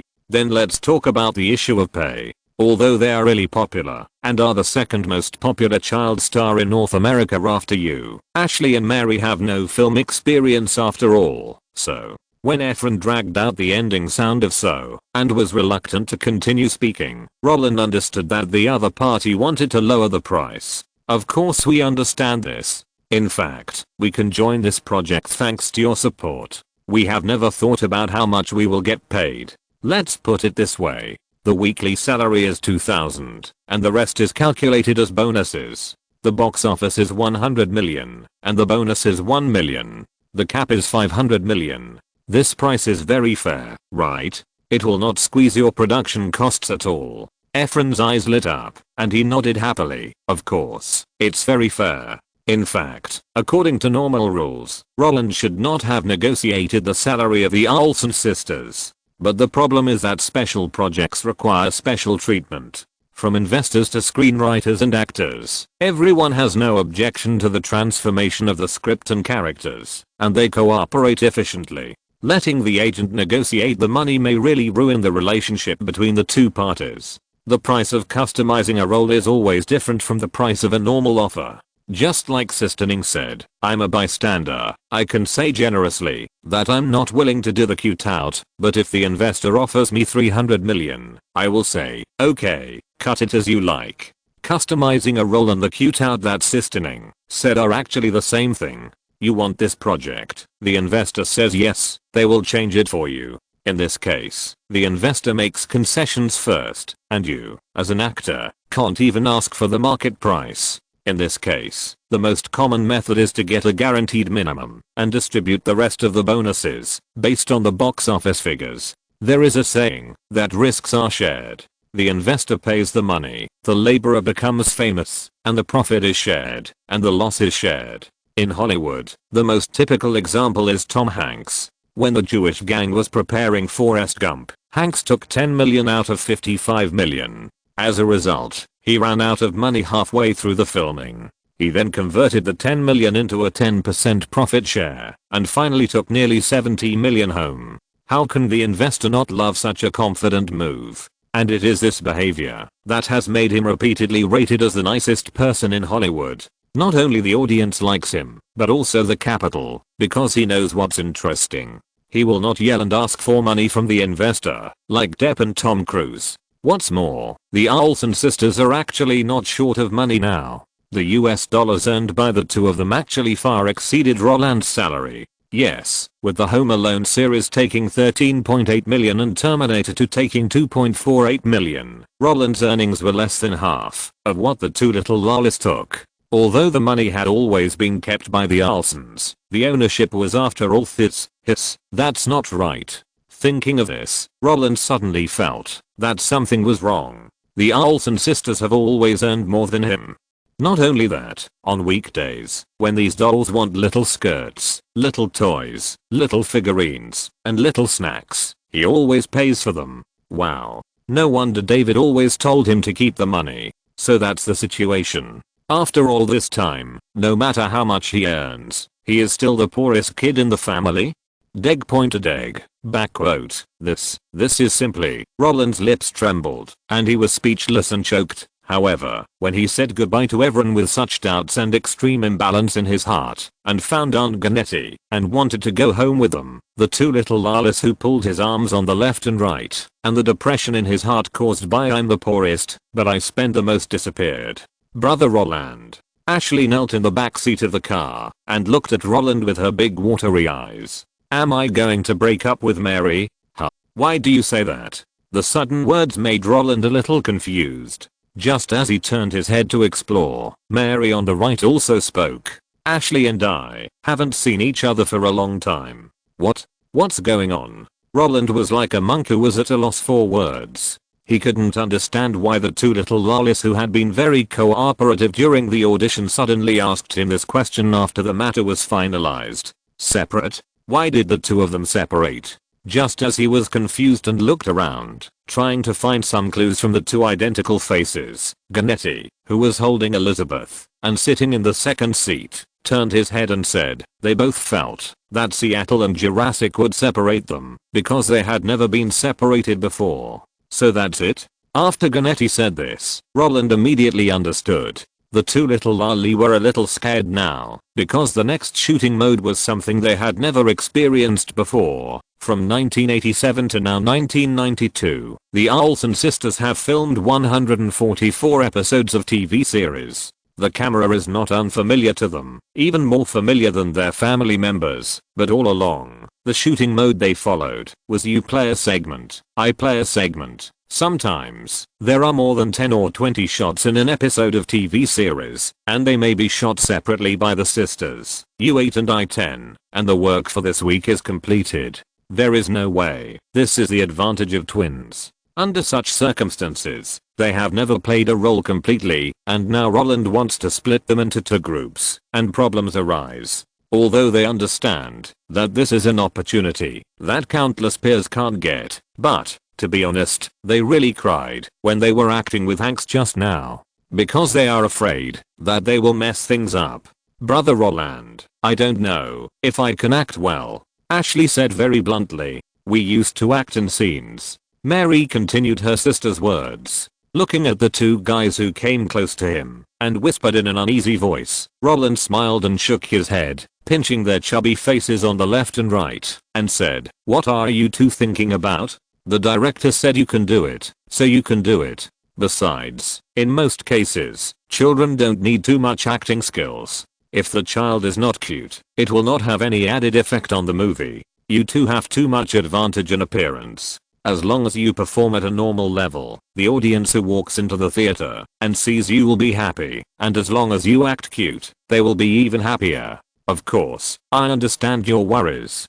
Don't worry, no matter who shoots which movie, you don't have to be afraid. As for Seattle, your scenes with Tom are all shot together. He knows how to guide you to find the feeling. As for Jurassic, no one can shoot children better than Steven. In Roland's opinion, the worries of the Olson sisters are actually a bit redundant, because real directors never show scripts to children under 10 years old. Talking about acting to a guy whose cognition is not sound. Isn't that crazy? When shooting scenes with children, the director only needs to perform the scene he wants in front of the children and let them imitate, just like Suhak demonstrated to Angel Baby how to act in bed scenes. This is the best way for children to quickly understand. If you describe a scene you want to a child in words, it's over. You may not be able to pass a scene in a day. There is no way. Even if the child's cognitive reserve is very rich, it is not as rich as the director who has been struggling in society for so many years. In this case, the Olsen sisters don't have to worry about not being able to act, because their worries are a common phenomenon in the circle. The producer will not be entangled, the director will not be entangled, and the actors who play against them will not be entangled. Guys like Sunglass King who don't know what he wants to shoot, can't get by in Hollywood at all, but he can make that strange flower blooming in the underworld strike more than 60 matches without being beaten to death while filming a movie. That is also a talent. However, while comforting the two little lollies, Roland felt that it was no accident that the two kids were successful in their previous lives, because they knew themselves. They knew that they didn't have much acting talent, so when the public couldn't accept that they had grown up, they retired at the peak of their careers, went directly to school, and then changed their careers. Just this kind of courage to break off immediately is something that many people can't catch up with. You know, in America, Full House can only be surpassed by Friends. If you have to compare it, it would be equivalent to Home with Kids and Woolin Wage-Yo. Of course, being strong is actually a good thing. After comforting the little lolly, Roland also called Hanks when he returned home. In his words, the two little lollies like you very much, but they are afraid that they can't act well and will drag you down. After hearing his words, Hanks, who thought something had happened, laughed and said, "It's okay, I will teach them. Don't worry, this kind of scene is very simple. They have 6 years of filming experience, they can definitely shoot it." Such a positive answer also made Roland enjoy the charm of the relationship again. He and Hanks have only met a few times. They are as close as brothers. You know, the contact between various Hollywood projects is often communicated through agents. If you are not in the same circle, want to use a private phone to discuss the details of a public project? Dream on. People are too lazy to pay attention to you. After easily finalizing the Seattle project, Roland was not idle. He ran directly to the Universal Studios next door and slowly opened the door of Spielberg's office. Yes, Spielberg has his own independent office in Universal, which is even larger than the president of Universal. In other words, no matter how many owners Universal has changed, his position is unshakable. He can influence Universal's funds, Universal's projects, and even kick out the guys he doesn't like. You know, in Universal Studios under Universal, his movie park is also the largest. No matter how it expands, his park can be given priority in choosing a site before other areas. When Roland was holding a lot of bags and looking around at the door, the guy who was leaning on the office chair and had already discovered Roland's whereabouts snorted and said, come in, what are you hiding from? You just entered Universal, and I received a call here." Roland laughed awkwardly at the words of the local tyrant. When he entered the office, he also carefully closed the door. Spielberg was so amused by such a guilty conscience. He folded his hands and stared at Roland. He also raised his chin and hummed a few times towards the chair in front of his desk. "Sit down. If you don't come to see me, I will. We haven't seen each other for half a year. Do you have anything to say to me? What do you want to say?" Roland nodded. "Jurassic Park. I don't think I want to hear that." Spielberg smiled and shook his head. Then, "Sleepless in Seattle?" Roland rolled his eyes. "I know you asked them to change the script." Spielberg raised his head slightly. Roland looked bitter. Seeing that Roland couldn't get to the point for a long time, the guy leaning on the boss chair turned around, put his right elbow on the armrest, supported his chin with one hand, and adjusted his glasses with his left hand, saying, "Since you can't think of it, let me remind you. What's the situation in New York? Are you in love?" Hearing the other party say this, Roland smiled bitterly. Before coming, he actually thought that the other party would ask about Ivanka. But he didn't expect that this guy would ask straight to the point. Note, in reality, when the Olson sisters were 13 years old, their total salary exceeded 100 million. In addition, their father had signed a contract that did not authorize their personal images for a long time. They had to pay for the videotapes and TV reruns of Full House. Even though Friends was more popular than Full House, Aniston did not break their record of making money. It was precisely because the TV series could also make so much money that the sisters were ranked third in every child star selection. As for why they could not get on the list, the first place was Shirley Temple and the second was Macaulay Culkin. In 1962, due to the rise of television, the business of major film companies was impacted, and Universal was no exception. After that, they had been trying to find a director who could resist the box office, and in 1971, they signed Spielberg, who often came to their own studio, with a long-term contract. At that time, Universal was making horror films, so Spielberg would make Jaws in 1975. After Jaws, Spielberg was unstoppable, and Universal, which had a long-term contract with him, also rose rapidly. After a series of hit movies, Universal made his office more luxurious than the president's and asked him to design the newly opened Universal Studios. His power in Universal was far greater than that of any president or director. Even if he set up his own business later, Universal reserved an office for him. Although his Amblin has never been better than Lucas, he is a local tyrant in Universal. Chapter 106. Using games to change the world. Although the famous Sony Computer Entertainment was not established until the end of 1993, as early as 1986, Ken Kutaragi, who had been working for Sony for 11 years, had already begun to tinker with home game consoles with his own strong imprint. On January 1, 1990, the day when Roland fell into the time loop, Sony announced the PSX, a groundbreaking home console model. They will develop a large capacity CD-ROM specification game console with Nintendo to achieve a complete unification of home computer specifications and position their own technology as the benchmark in the industry. Of course, the contract signed by the two parties maintained the usual ambiguity of the island countries' commercial contracts. Sony stated in the contract that it could formulate a specification that would allow CD-ROM and Nintendo's SFC to be interchangeable. At the same time, after Sony opened up the situation with the help of Nintendo's influence, they could also use the loophole in the contract to develop a console with new game specifications compatible with the original format, but Nintendo could not be compatible due to contract reasons. In this way, Nintendo's market dominance would be eaten by Sony. After discovering this situation, Nintendo, realizing the potential offensiveness of Sony's future strategy, turned against Sony on May 29, 1991. They found Philips, which has similar large capacity storage technology, to curb Sony. However, in a country where 18 lawyers have to look at a contract before signing it, the official breakdown of the cooperation was dragged out for an infinitely long time. It was not until May of this year, 1992, that they announced the termination of the relationship. At this time, Sony's president Norio Oga wanted to officially withdraw from the home console industry. They felt that fighting against Nintendo was not a wise decision, but Ken Kutaragi wanted to fight Nintendo once. He wanted to take Sony into the home console industry when the embezzlement plan failed. Did you hear the news in May? It seems that, no matter how chaotic Los Angeles is, it can't stop us from playing games. When Roland tentatively reported the name of Sony, Spielberg laughed and knocked on the table, got up and searched in the pile of documents next to him for a long time, and then threw a thin stack of documents on the table. "Take it and have a look."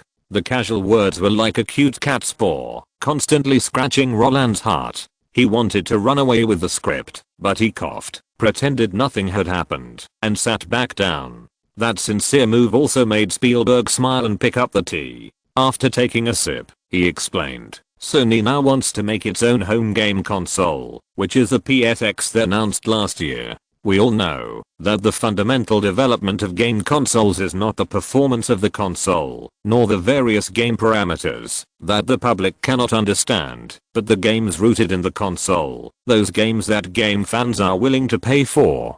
So, they found me through Sony Pictures Entertainment, hoping to buy the game copyright of Jurassic Park, because they can't find a game manufacturer willing to cooperate in developing games now. Yes, although the PS game console is one of the three giants that will dominate the game industry in the future, in the early stages of development, no game manufacturer was optimistic about them. Square, which made the Final Fantasy series, set the research and development condition that the PS console sales reached 3 million units, and Enix, which made the Dragon Quest series, told Sony that the RPG games they produced would not lose money if the shipment volume was 3 million copies. As for Capcom, they even asked Sony to customize machines specifically for them.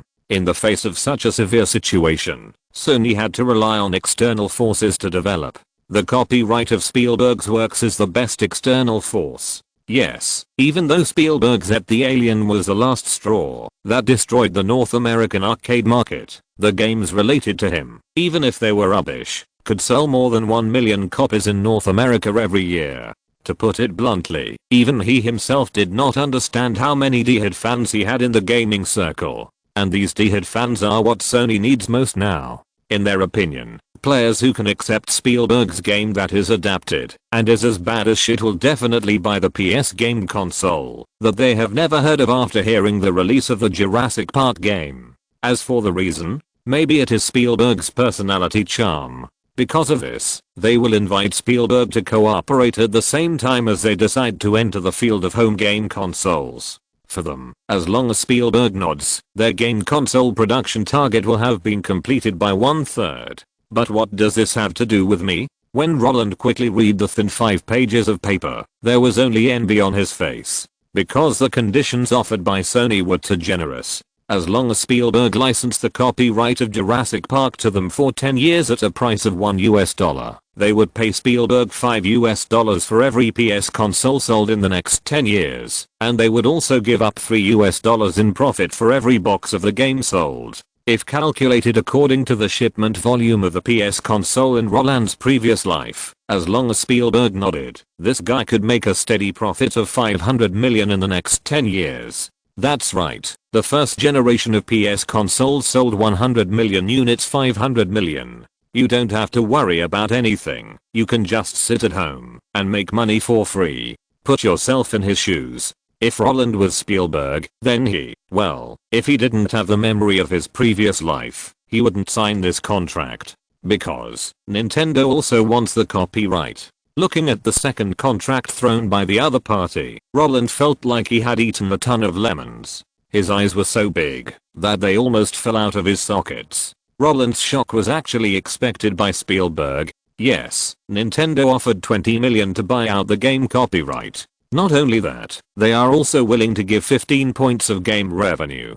After all, the film works are named after Spielberg, their derivative copyrights will increase exponentially. And this growth rate is something that even novelists on Diana Young dare not write about, because readers will think it is too exaggerated. How could the game copyrights of the 1980s and 1990s be sold at such a high price? But the problem is, they are sold at this price. For Roland, the invitation and contract that Spielberg threw to him simply opened the door to his new world.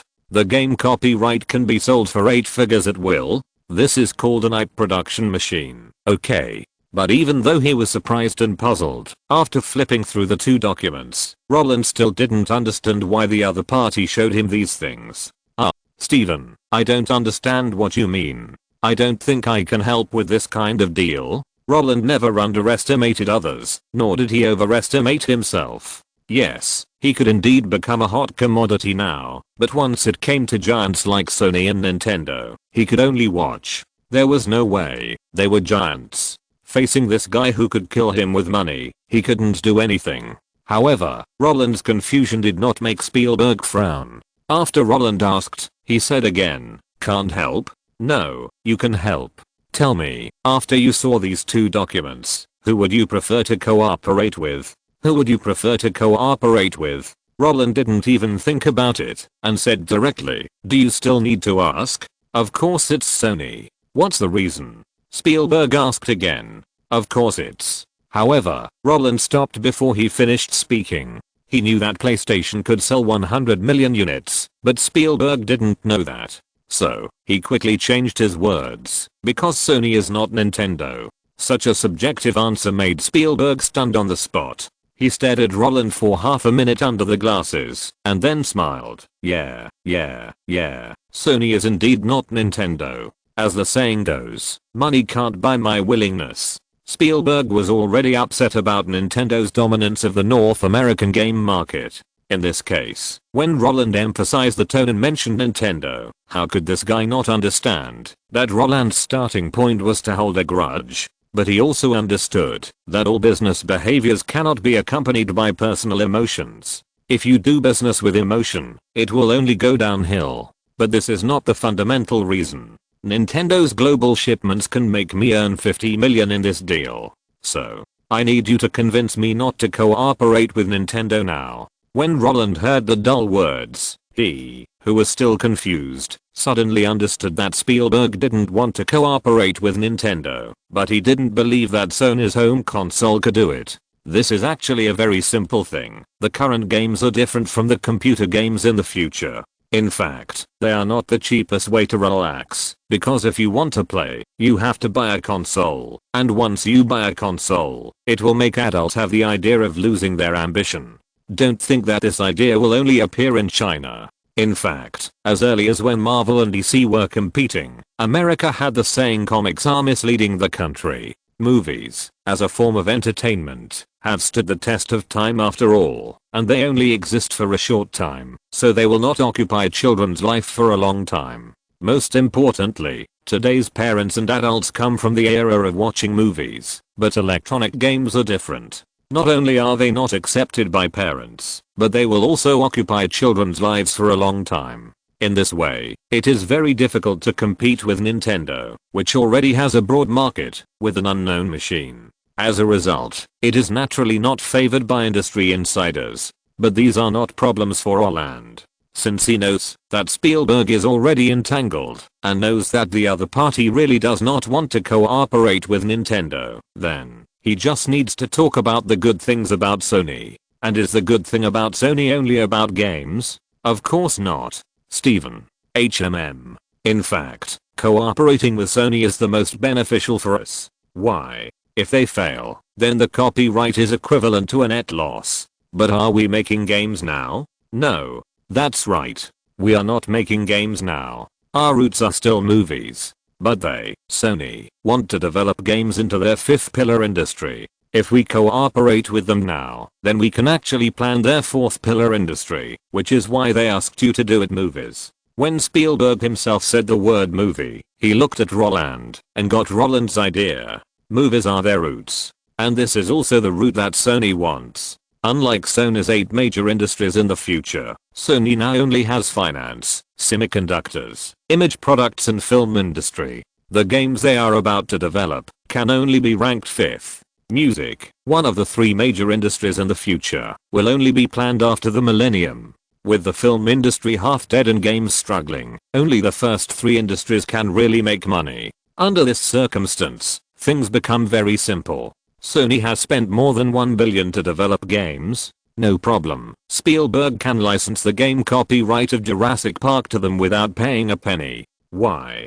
Because money is useless to him. What is really useful is Columbia Trista International Distribution Group under Sony. In fact, as early as 1920, the 8 major Hollywood companies had deployed their own overseas distribution agencies all over the world. But at that time, transportation and information transmission were inconvenient. So although these companies engaged in overseas distribution, they did not take it seriously. In addition to collecting local newspaper reviews, business conditions of peers in the same period, audience composition, social public opinion on the film, and many other information, they did not have anything else to do. It was not until the 1980s that convenient transportation and television brought news into thousands of households that they began to really pay attention to overseas distribution. But in those days, their overseas film distribution speed could not be compared with the global simultaneous release in the future. As for overseas distribution companies,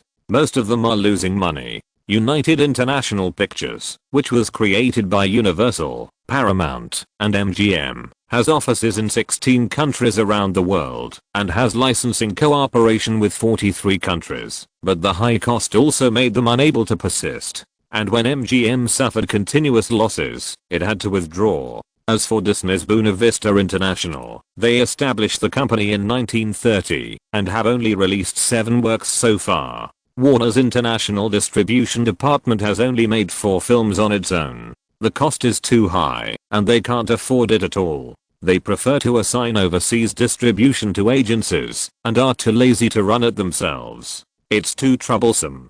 But after Sony bought Columbia Pictures and TriStar Pictures, the situation is different. Since 1990, they have made 7 films for overseas distribution, and they will make 5 more this year. As an imported company, they know very well that this thing must be done, otherwise it will be blocked by other Hollywood giants. So they would rather lose money and support overseas distribution companies.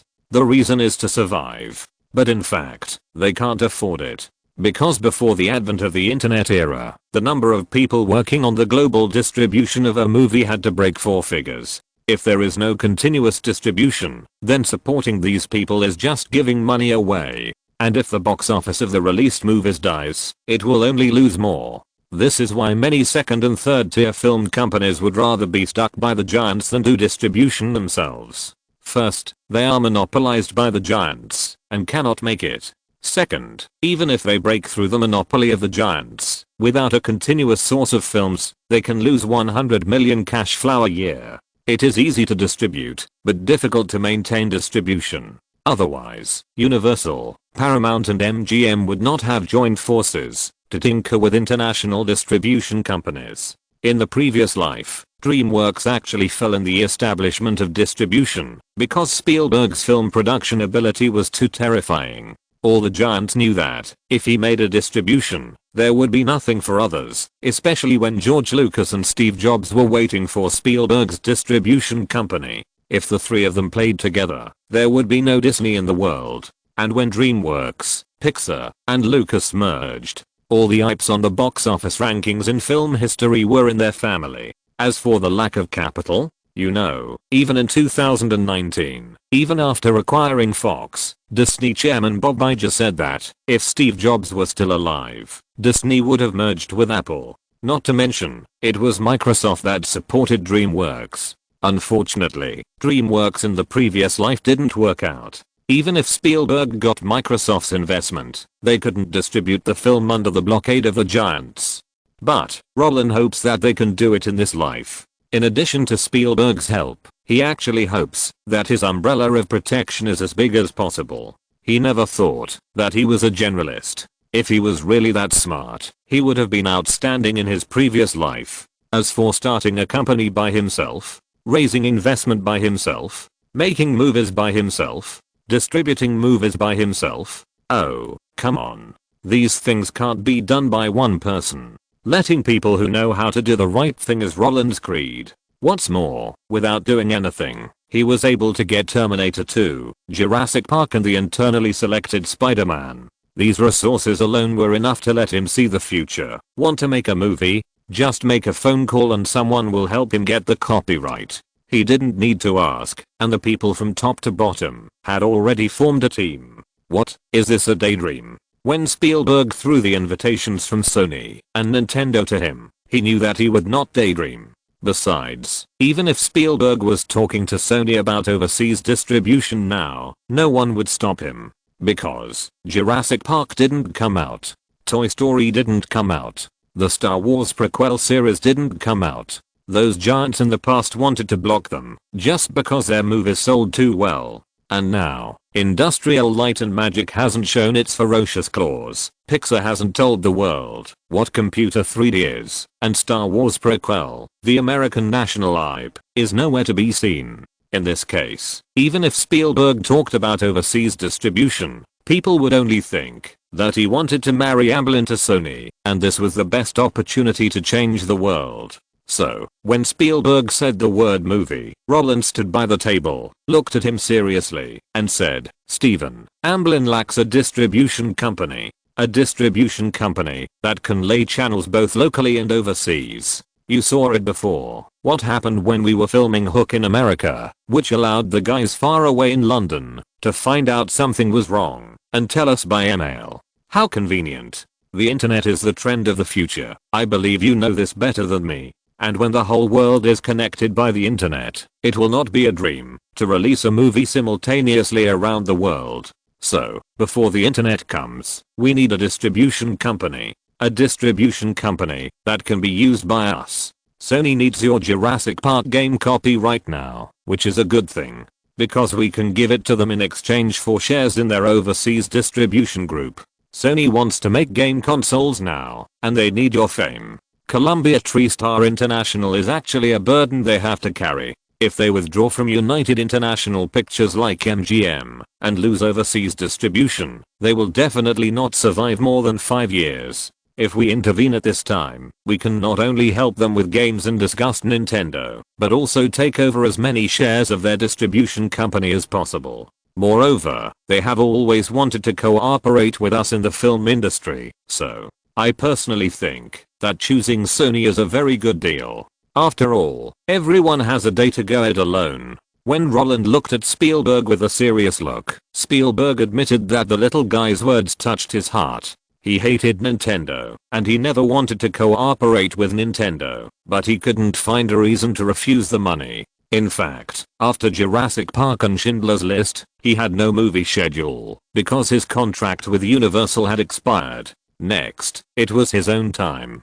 He wanted to set up an entertainment company involving 3 categories: live-action movies, animation, and music. And distribution was the problem he had been thinking about. Now, Roland proposed to share a distribution company with Sony, just like Universal and Paramount. Well, although Sony's distribution company was not as fast as United Pictures, overall, it was only 2 months later.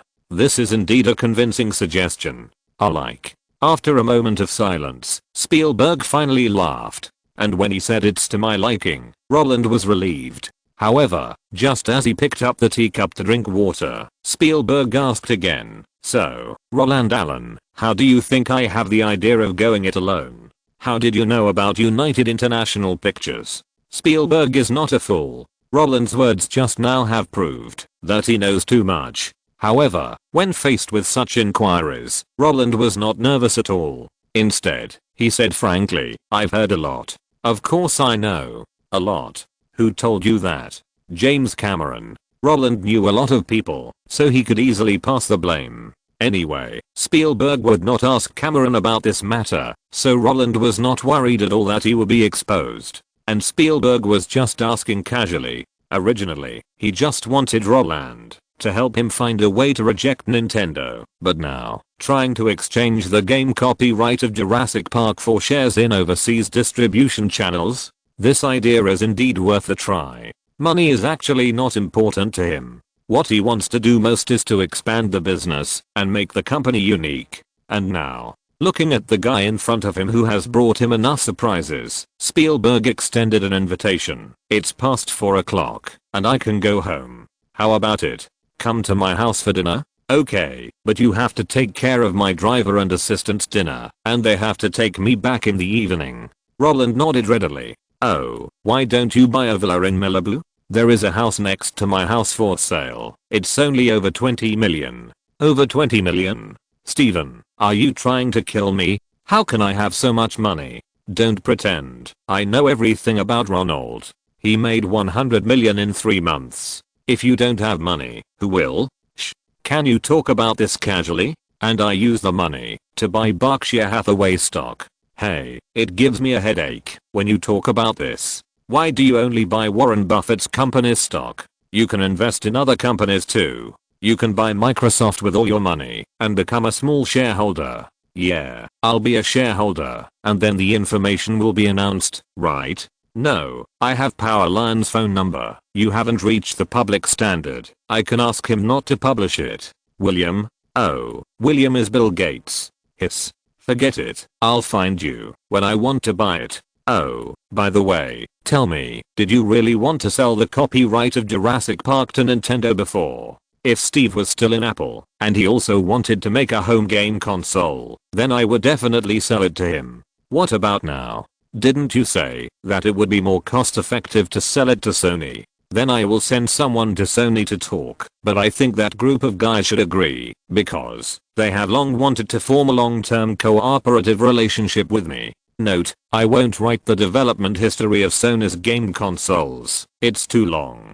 They did want to buy Jurassic Park back then. On January 1st, 1990, at the joint press conference of Sony and Nintendo, they released the demo image of Jurassic Dinosaurs. On October 26, 1993, after Spielberg rejected them, Ken Kutaragi still released the computer-made dinosaur demo at the Industry Developer Conference. I don't know why Spielberg's copyright can be sold at such a high price, but he can sell it at such a high price. When the game console was first made, no game manufacturer really cared about Sony. Because of the cold reception, Sony later went crazy to acquire game studios. As for overseas distribution, now only Sony, Warner, and Disney are doing it by themselves. One is Warner International, the other is Buena Vista International. Columbia TriStar International was integrated into Sony International in 1995, and Universal and Paramount have always been through United International Pictures, and it is still the same now. It is really a loss to do distribution. If the volume cannot be increased, or there is no hit, it is a waste of money, but without this thing, it will be blocked by others. So in fact, as early as the 1990s, Sony wanted to pull Universal under Panasonic to do it together, but before Universal withdrew from United Pictures, Universal was sold by Panasonic. This is why it was integrated in 1995. Originally, it wanted to wait for Panasonic to come up with a name. Moreover, Sony at that time had been licking Spielberg through his former agent, trying to compete with Universal. The Jewish gang in the 1980s and 1990s was too fierce. At least 4 of the top 10 films of the year were this. Chapter 107 Pain, Divide, Fashion. Unlike the 1991 Terminator 2 that dominated the summer season, the summer of 1992 was really a battle of gods. Even though there was a war in Los Angeles in early May, it could not hinder the determination of major studios to make money. Not only that, Sister Act starring black people and The Killer with an all-black cast have received a group of unexpected fans. This is actually the influence brought by the public opinion outlet.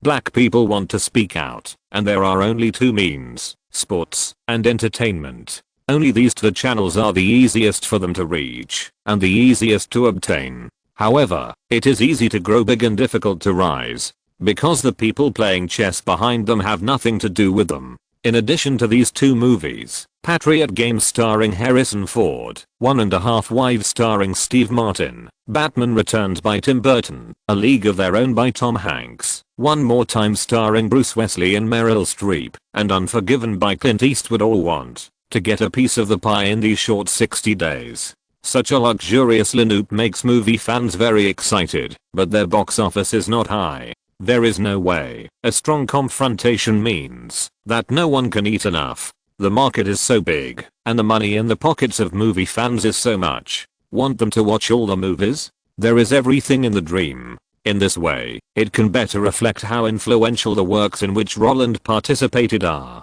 2 movies have exceeded 1 billion, the first person in film history. Even Spielberg, the most profitable in Hollywood history, was not as fierce as him when he debuted. And this also raises a question.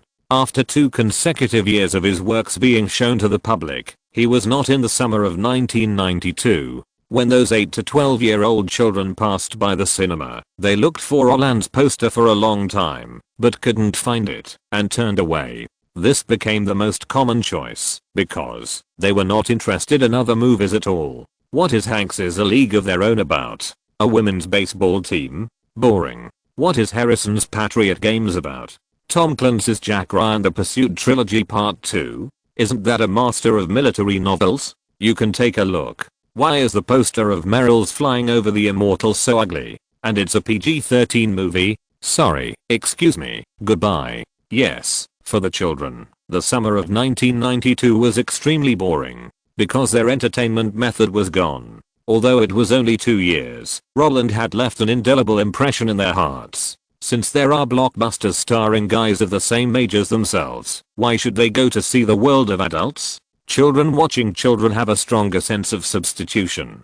Just like the later Frozen, when Elsa opens her mouth, parents get nervous. Why? When Elsa changes her dress, her wallet suffers. Can you imagine that a dress of the same style as Elsa is priced at $499? If you buy a set that includes a dress plus leggings plus magic wand plus a 3D sticker machine toy, it will be $749. The most uncomfortable thing is that this kind of blue and peacock blue dress is a basic model. The Elsa Castle toy is $899, and if it is the Queen on White Horse, it is even more expensive. This is simply a robbery. But children like it. Just like the saying, women and children's money is the easiest to make. After injecting the concept of I'm a blockbuster into the hearts of children twice in a row, children are no longer interested in other children's movies other than Roland, and those movies that block them at the door due to ratings will not make them want to beg their parents, because they understand that this opportunity must be left to Roland. As a result, in the summer of 1992, there were only 3 movies with a box office of over 100 million yuan in North America. One was Hanks's A League of Their Own, one was Sister Act, which was favored by public opinion, and the last one was the American comic leader, DC's Batman Returns. To be honest, when Roland got the box office data by week, he was completely confused.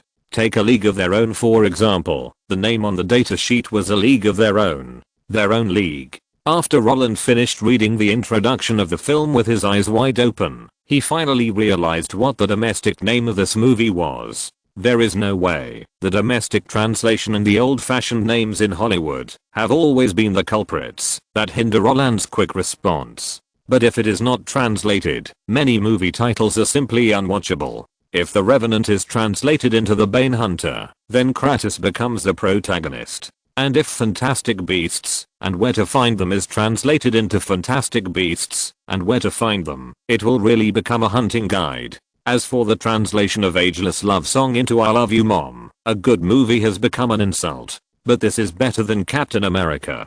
People who know it understand that it is a comic book movie, and people who don't know it think it is the American version of Captain Five Stripes. So after being confused, Roland didn't bother about the name anymore. After discovering that the box office of children's movies in the summer season had plummeted without his participation, Roland was even happier. In 2.5 years, he has attracted a wave of children's fans. Although he can only be called the king of children, this is also good. There is a saying that children are the future of the world. Your future is my fans. Don't mention how happy this feeling is. At the same time, Fox was not idle. They released the news through Fox TV that Home Alone 2 has been filmed and will meet the public on Thanksgiving this year. Universal did not stay still.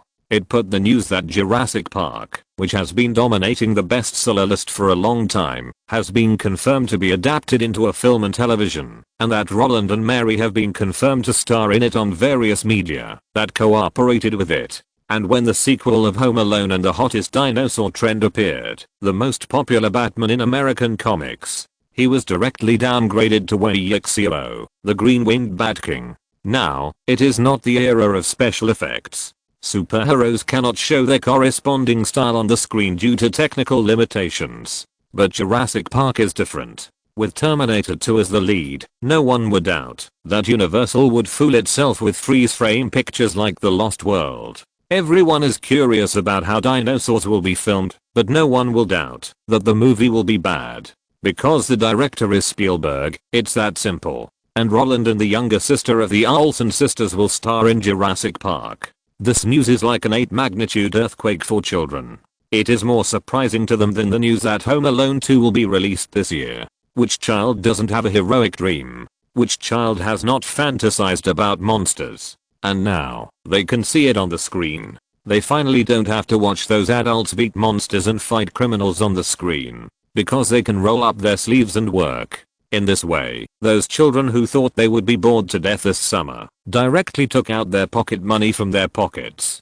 DC on the left, Marvel on the right. Excuse me, I want to buy Jurassic Park. Jurassic Park. Yeah, it's the original book of the movie that Roland Allen is going to star in. Don't you have it here? Yes, go straight to the first bookshelf. Although it is still a year away from the release date announced by Universal, the children didn't think so much. Anyway, there is nothing to do this summer vacation. Instead of spending money on other movies that don't let them enter the door, it is better to buy a book.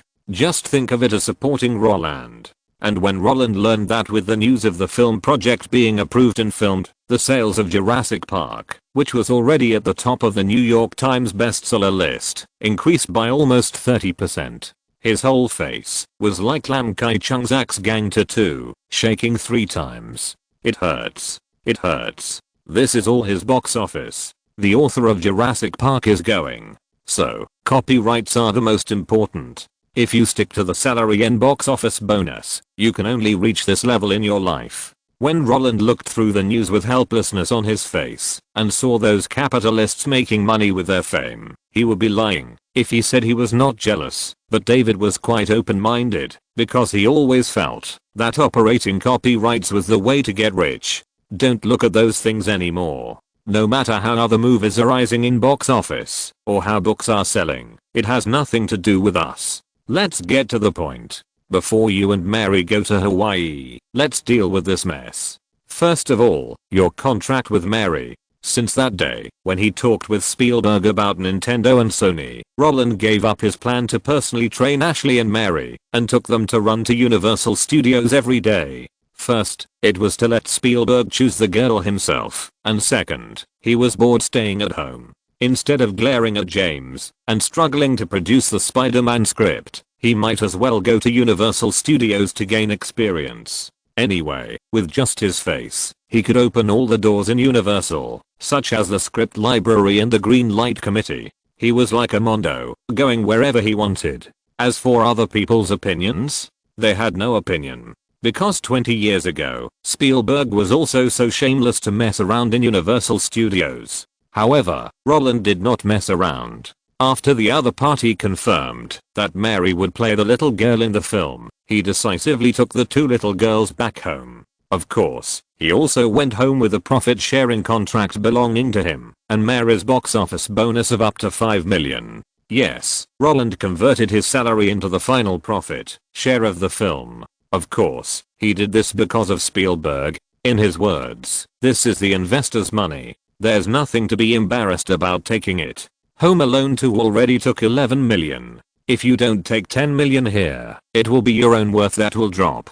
Besides, since we are going to do a dinosaur battle, there is no way to save money on special effects. You sign a contract for $10 million and give up the cash. In this way, our production costs can be increased by $10 million, and the money distributed to investors can also be reduced proportionally, about 8 points. In the end, you can get 8%. Don't you want this money? Don't worry about financial problems. Universal dare not default on my account. Yes, this is the advanced way of playing in Hollywood. What to do if you are short of money for special effects? First ask for a high salary, and then reverse the investment. Of course, if you want to play this way, the most important thing is to be able to see Universal's account directly like Spielberg. What shooting costs, publicity, and distribution costs, and profit sharing ratios, I can see them all. Do you want to default on your debt? Then let's not cooperate in the future. Roland really has no temper for this kind of gamma play that opens the full map. If he had known that the money could be obtained so safely, he would not have pulled the bear's hair. Of course, he was not hypocritical. Anyway, Robin Williams, Dustin Hoffman, and Harrison Ford, who had worked with Spielberg, all made money in this way. If he had psychological pressure, wouldn't he be sick? In this way, when David asked, Roland directly threw away the message file in his hand. The contract is fine. I just get a share of the profits. Besides, didn't you sign this contract for me? In order to bypass CAA, I waited for a while, and in order to avoid 20% tax, I still use the company's account. You should know this better than me. When you really hang the name of your own people, you don't have to care about the vampire CAA. These projects were not negotiated by them. Why give them a commission for no reason? If the agent can get a share of millions just by supervising the signature, then this job is too easy. Therefore, under the tacit understanding between the old and the young, the contract for Jurassic Park was to be brought to the table for negotiation after the agency contract signed in 1990 expired. After the negotiation, he signed a new contract with CAA, but this time, there was only an annual agency fee of 500,000 yuan, no commission, and CAA would not take the initiative to help him negotiate other film and television dramas except for regularly providing him with a project list. Of course, Roland did not need them to take the initiative to negotiate. And even if they really wanted to negotiate, CAA would definitely not be as useful as the old man's real agent Catherine Kennedy. Take the profit sharing for example. No matter how awesome CAA is, no matter how powerful the packaged contract is, they can't handle universal. Confidence is a good thing. Of course I have no objection to profit sharing. But what I want to say is that the profit sharing contract cannot be mortgaged. In this way, we can't use this money in advance to invest.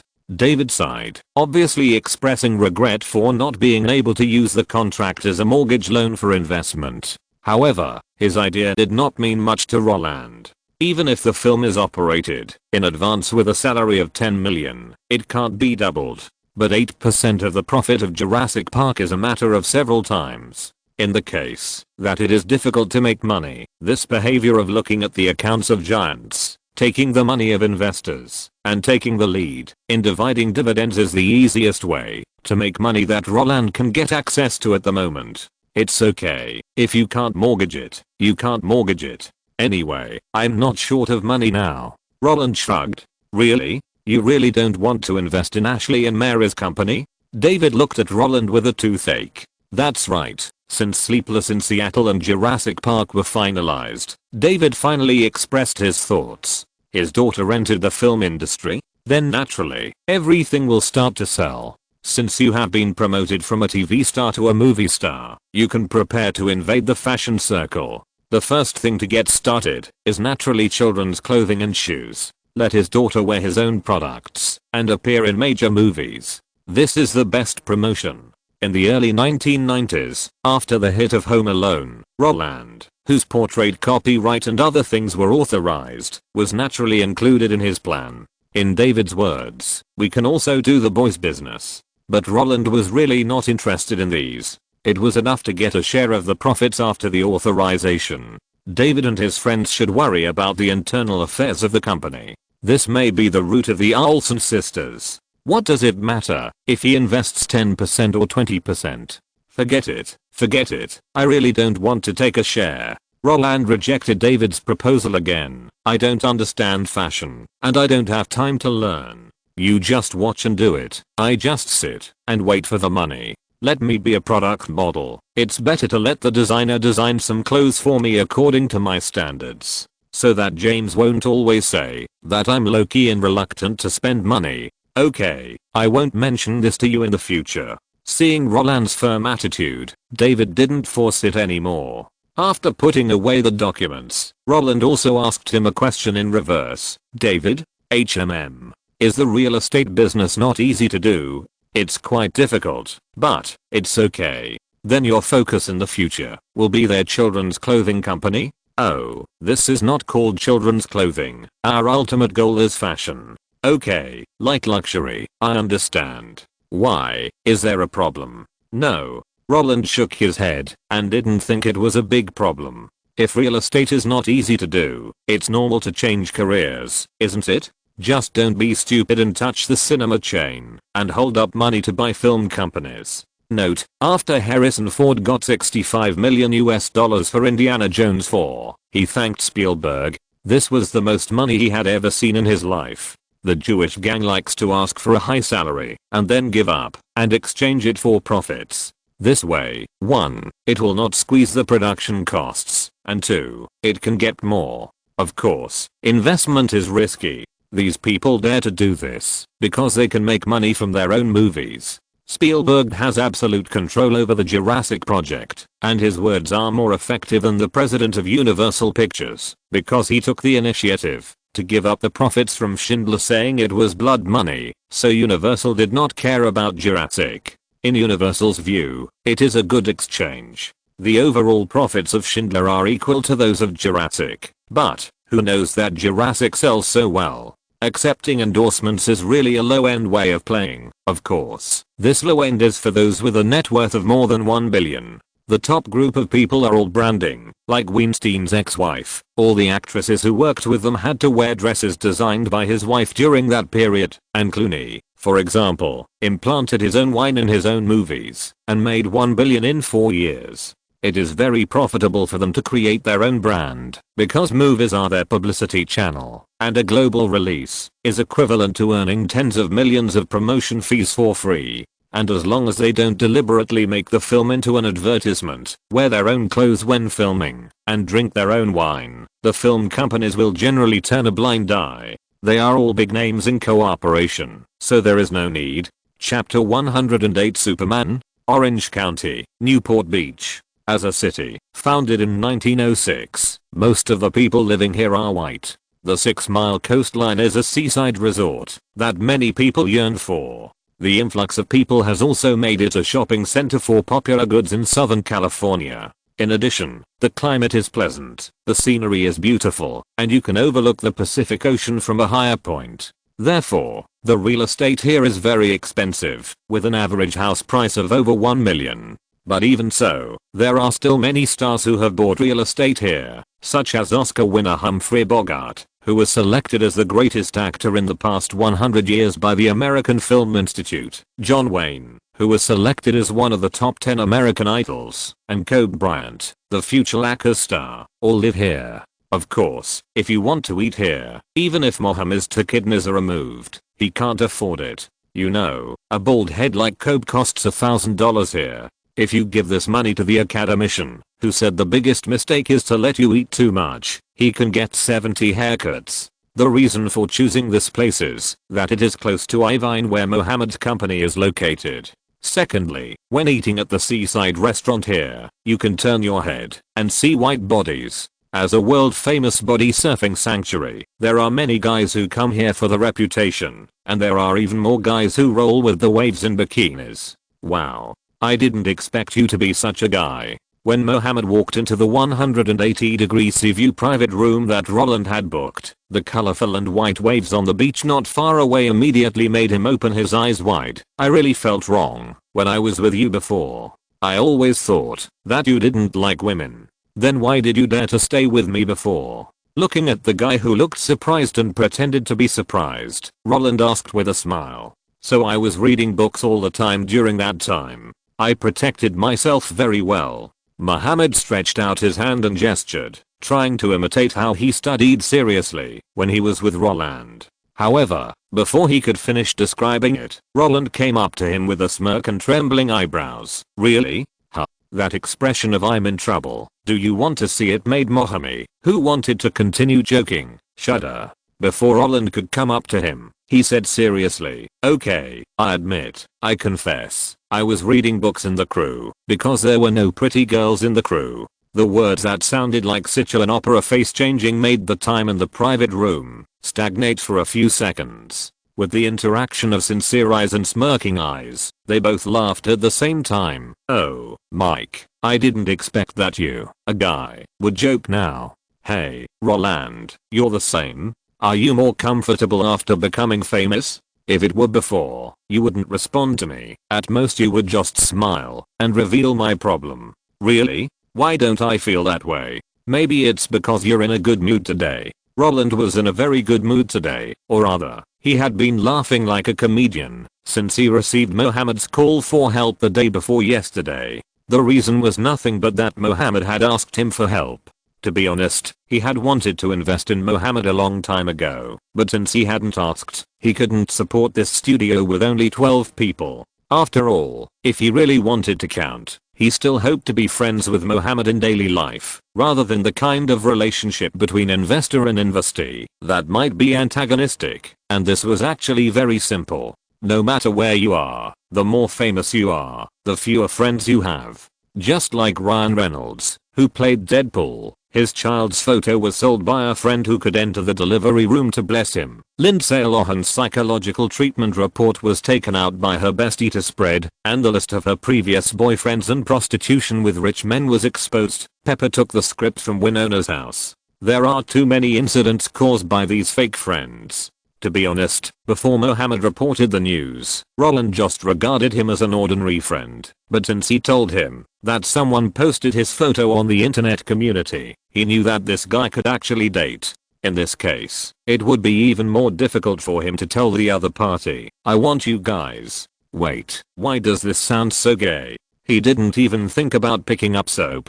Anyway, the meaning is that if Mohammed doesn't speak, Roland can't speak either. Once Mohammed speaks, Roland will be passionate. After signaling the waiter to serve the dishes he ordered yesterday, Roland, who was leaning on the sofa with Mohammed on his left and right, smiled and said, "You called me the day before yesterday and said you were short of money? Do you want to change the name of your company?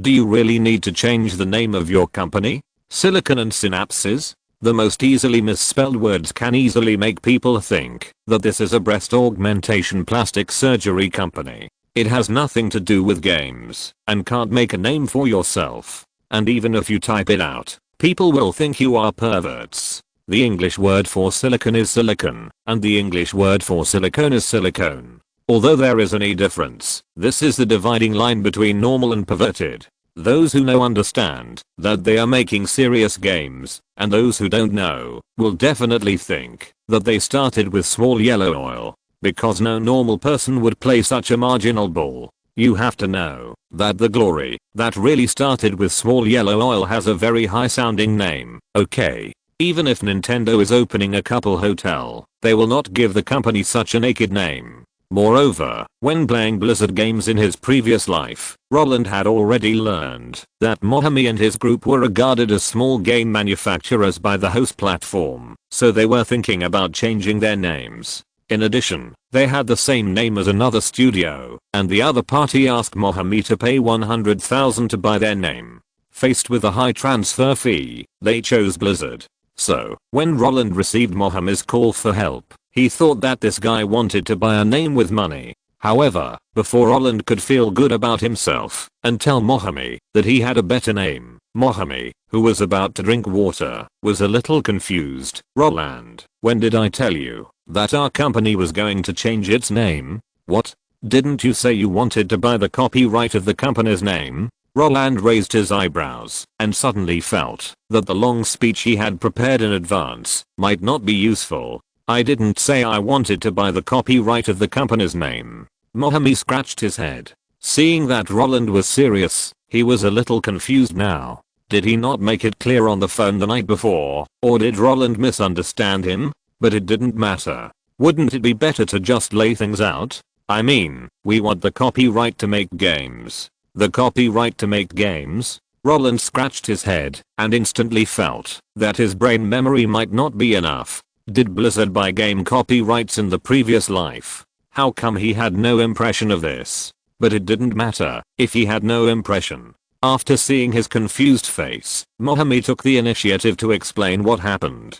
"Do you remember when I went to your house for a party in the summer of 1990? Director Chris Columbus and others were there, and your uncle David asked me what the company's development plan was. My answer at the time was that we hadn't thought about it yet. But after I went back, before I officially founded the company, I had already discussed it with Alan and Frank. We decided to do all types of games. RPM Racing, which you and Steven played before, is a racing game we made. The Lost Vikings, which we are working on now, is an adventure action puzzle game similar to Mario. Our next plan is to develop a shooting game similar to Contra, and a fighting game similar to Street Fighter. We want to verify which type of game we are suitable for through continuous production. For games like racing, action puzzle, and shooting, these plots can be designed by ourselves, but fighting games are different. They must have a beautiful world view and clear camp positioning, otherwise it will look very awkward.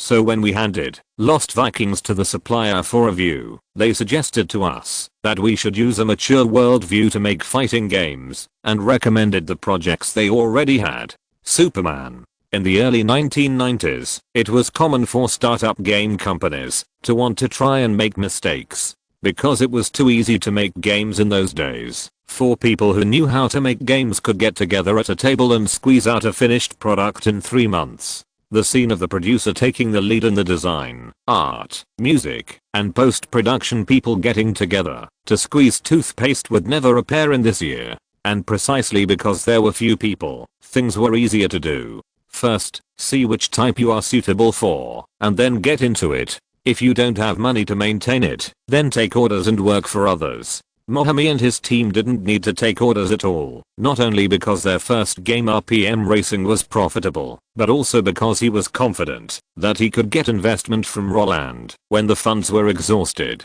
But this confidence disappeared with the disappearance of Superman in the mouths of the supplier. What the hell is Superman? That's Batman's grandson. Using Superman's copyright to make a fighting game? If it becomes popular, it will definitely make their studio famous. So, you need money now, go buy Superman's copyright. After listening to Mohammed's story, Roland suddenly felt a toothache. Don't ask Mohammed how their suppliers got Superman's game orders. Just the word Superman can make Roland's eyes go blank, not only because the other party is very famous, but also because this thing is expensive. As the only 2 comic IPs in the market that have been successfully adapted into films and TV series, Superman and Batman, if the game copyright is not sold for 8 figures, it would be a shame to Warner, which once owned Atari, and using 8 figures to buy a game copyright. Wow. I didn't expect that Mohammed, a guy with thick eyebrows and big eyes, would dare to treat me as an online loan. However, just as Roland was stroking his chin, turning a deaf ear to the world outside the restaurant, and thinking about how to tactfully tell Mohammed that he couldn't handle this matter, Mohammed suddenly shook his head and said, "No, no, no. We don't want the copyright of Superman." "Really? Then what do you want?" Roland couldn't laugh anymore. He felt that Mohammed would definitely dig a bigger hole for him. If Superman was not interested in it, then what he was interested in was not the Star Wars, where you shoot spaceships with bows and arrows. He couldn't handle this. Because so far, the level scripts of the Star Wars game were all written by Lucas and Spielberg themselves. As if he had noticed that Roland was in a bad mood, but also more like he had already considered Roland. Mohammed's answer was clear and neat. "What we want, you have to decide." Last summer, James Cameron was going to shoot Spider-Man, and the news that you were going to star in it spread all over the country. So after hearing about Superman, we thought of Marvel. We want to know what you think. If you are very close to Marvel, then we won't take Superman. At the same time, if we can get the game copyright from Marvel, or the authorization of a game, then we can do it. Roland is a golden thigh personally certified by the future 3 giants of Blizzard. In this case, isn't taking Superman the same as staying away from him?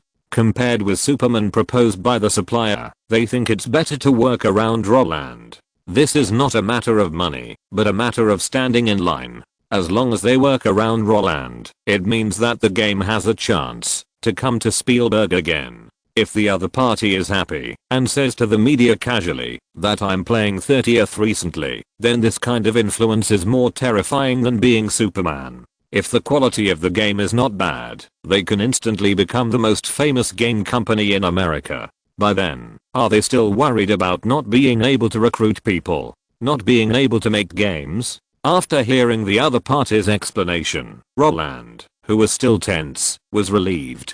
So it was related to Marvel again. "I thought you asked me to buy the copyright of Superman game for you," Roland complained with his eyes rolled. Seeing Roland's relieved look, how could Mohammed not know that this guy was thinking nonsense? He slapped his thigh and said, "How is it possible? What are you thinking? Unless I'm crazy, how can I ask you to buy the copyright of Superman? Okay, let's not talk about Superman for now. Just tell me directly, can Marvel handle it?" Marvel? If it was before Home Alone 2, Roland would still feel a little bit difficult, but now, whether it is calling James or Ivanka, it's no problem.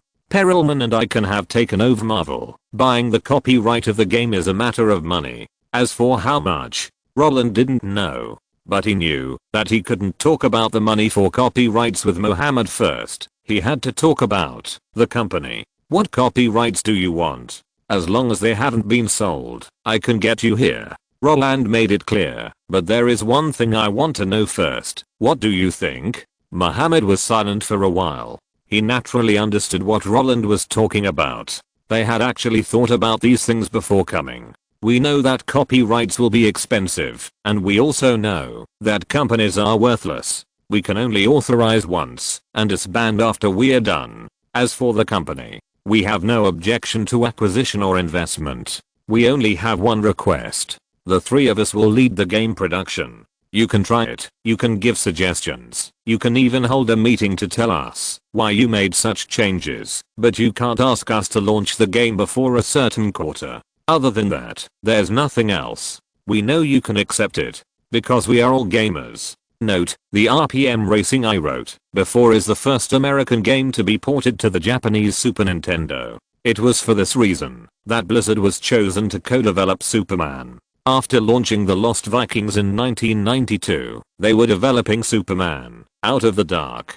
Because the results were not good, they then worked with Condor to port Justice League Task Force. Mohammed and his group really took over Warner's project. Blizzard has never expanded through mergers and acquisitions. Before Vivendi intervened, Blizzard had done 2 mergers and acquisitions. One was acquired by Davidson and Associates in 1994, and the other was Blizzard's acquisition of Condor, which is now Blizzard North, in 1996. Blizzard and Condor got to know each other through Justice League Task Force. If you're listening to this novel on a channel other than Fanfic World, it means they downloaded and uploaded it without effort. We cordially invite you to visit our channel, Mundo Fanfic Novelos. There you'll find the original version of this story and you can explore many other novels of various genres. We're waiting for you to immerse yourself in a world of incredible novels. Chapter 109, Wolf Kills Roland, Mathematical Wife. Since Jurassic Park had already been scheduled, and Spielberg really wanted to shoot Schindler's List as soon as possible, the entire production process was quite tight. It was released in June 1993. If it had not started shooting in August 1992, it would definitely not be in time. In addition, this kind of commercial film that only harvests box office revenue had to be released by the end of April at the latest, and internal previews and film critic previews were held to allow professionals to discuss the key points of publicity and distribution. Therefore, time was even tighter. If the venue was not still being built, the project would have started long ago. Of course, this project that had been prepared for 25 consecutive months could not be dragged on endlessly. After Roland openly went into Universal Pictures, asked around, and found the guy in charge of copyright licensing transactions, and asked him to grant the game type copyright of Dune 2 to Blizzard, which he had acquired, for $1 million yuan for production. Spielberg, who heard the news, directly grabbed his collar and dragged him onto the flight to Hawaii. To be honest, the old man thought that Roland's behavior of buying the copyright of the genre was really stupid. As long as the background settings of the game are not highly similar, Universal will definitely not be able to sue you. In this way, wouldn't it save $1 million? However, after learning that Roland bought the license for his own company, he shut up his mouth. That wanted to nag. Other companies can cheat in any way, but for your own company, you must not leave any handle for your peers. Especially for a company like Universal, when everyone cooperates, they are smiling and friendly. If everyone is in opposition, they will definitely turn their faces and recognize each other. This $1 million is equivalent to buying peace of mind, and it can also be regarded as cutting off the possibility of Universal throwing dirty water on itself. Plagiarism. This thing is not good, no matter how you say it. Roland's wholly owned game company plagiarizes. If this is publicized, it will cause a huge blow to those little fans who worship him. Not worth it.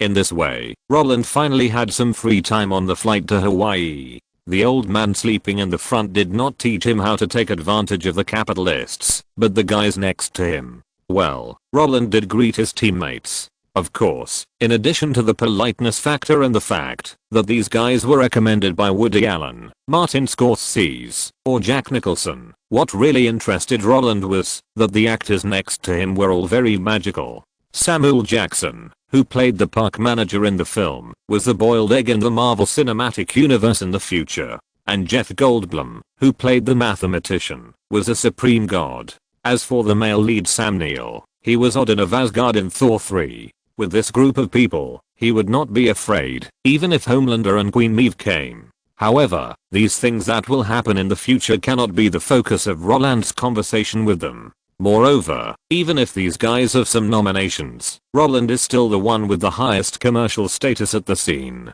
Of course, status will not be an obstacle to communication among everyone. After all, everyone has someone above them. Take the heroine Laura Dern for example. Her father is Bruce Dern, who originally played with Clint Eastwood, and her mother Diane Ladd, like Cameron, was taught by Roger Corman. It is roughly equivalent to being one of them. Therefore, when filming in the group of these Jewish gangs, there is no need to worry about which actor will think about adding scenes, or which lighting and photography will deliberately pit you, because in their group, don't even think about seeing the opponent. If the routes are different, you will not be selected from the beginning. In this case, even if it is the first time you meet, just a hug can eliminate the barriers. It was this efficient and familiar attitude that led to their conversation about a variety of things. They talked about Richard Attenborough's Oscar-winning film Chaplin, to be released at the end of this year, Sam Neill's The Piano Lesson, to be in Cannes next year, and Laura Dern and her uncle Dong Mu's A Perfect World. In short, insiders talked about insiders, but Roland just listened and was not very interested.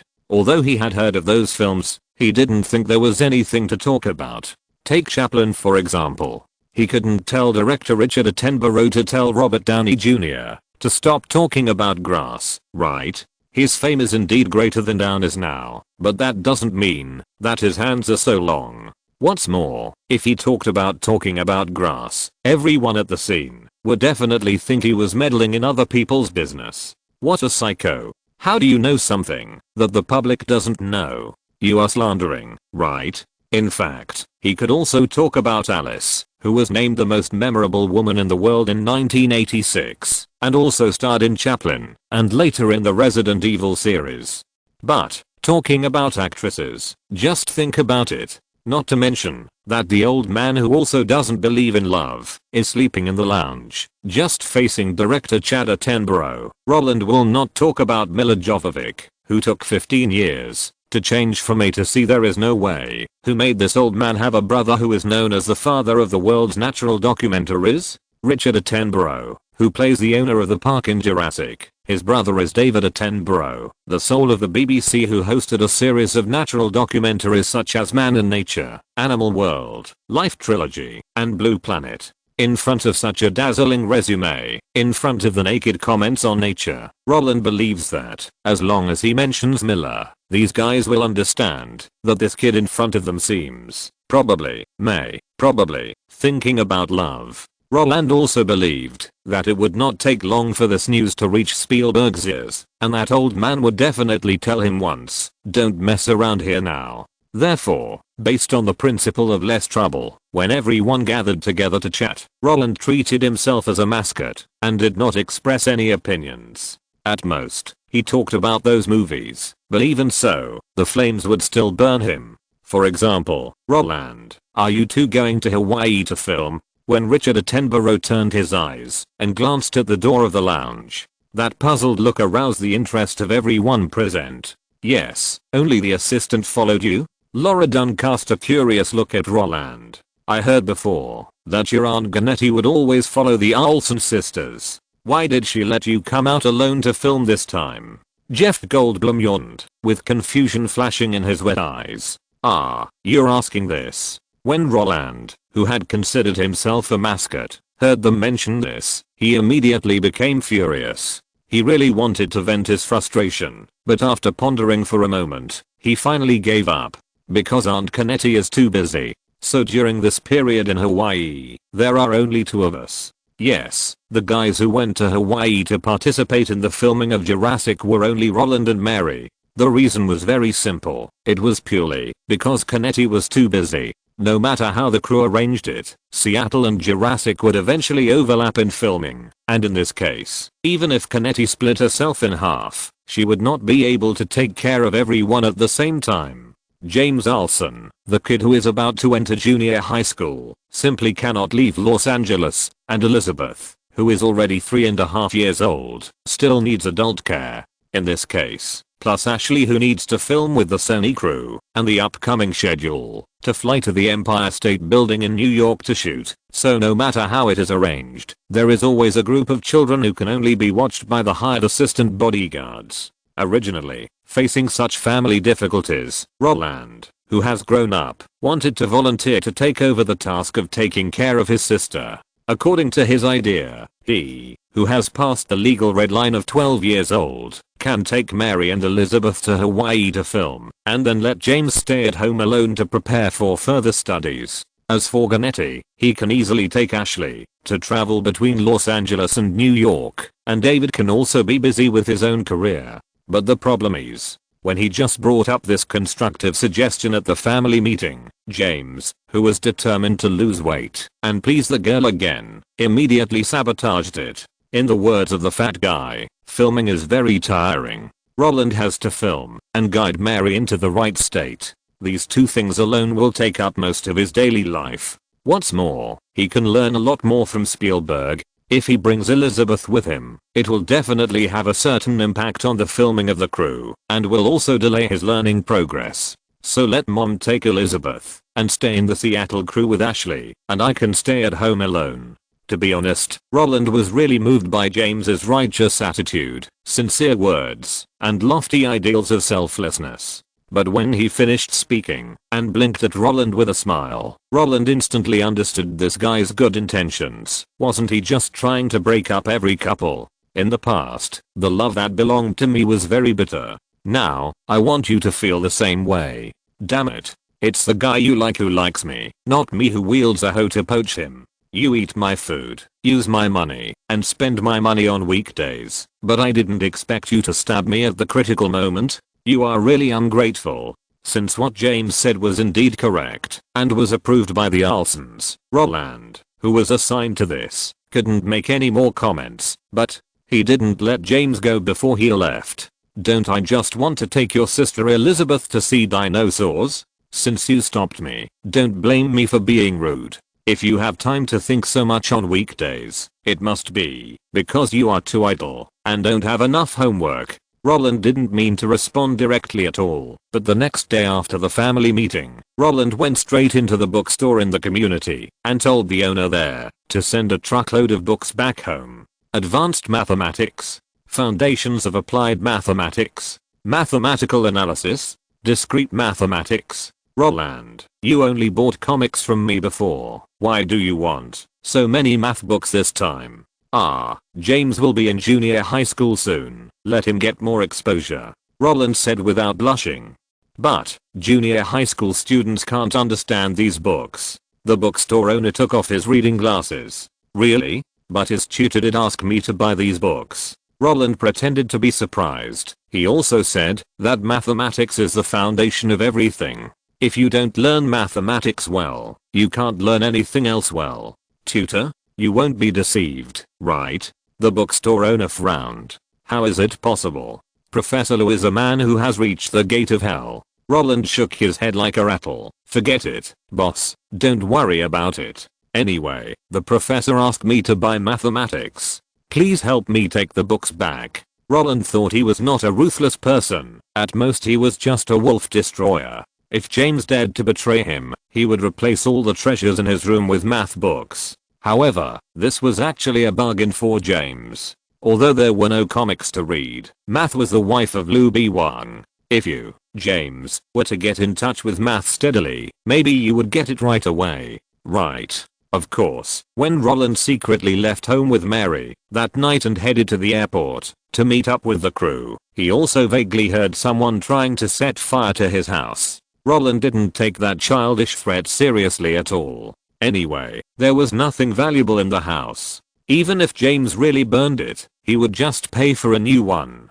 Although James did let Roland not bring Elizabeth out of a joke, there was nothing wrong with what he said to his parents, because when Roland arrived at the shooting site in Hawaii, he realized that Spielberg had accurately calculated his 24 hours of the day to the second. Why? Because it is really difficult to shoot special effects films these days. Unlike the digital imaging that Weta Digital and Cameron would later work on, there is no motion capture technology that can simulate visual effects while shooting. To put it bluntly, it is impossible to shoot on the left and see the sketch effect on the right like Zack Snyder did in Justice League. It is a great test for directors to make special effects these days, not only because when shooting green screen scenes, the director must determine where the people are, but also understand how the CGI produced by computer post-production will be presented during the shooting process.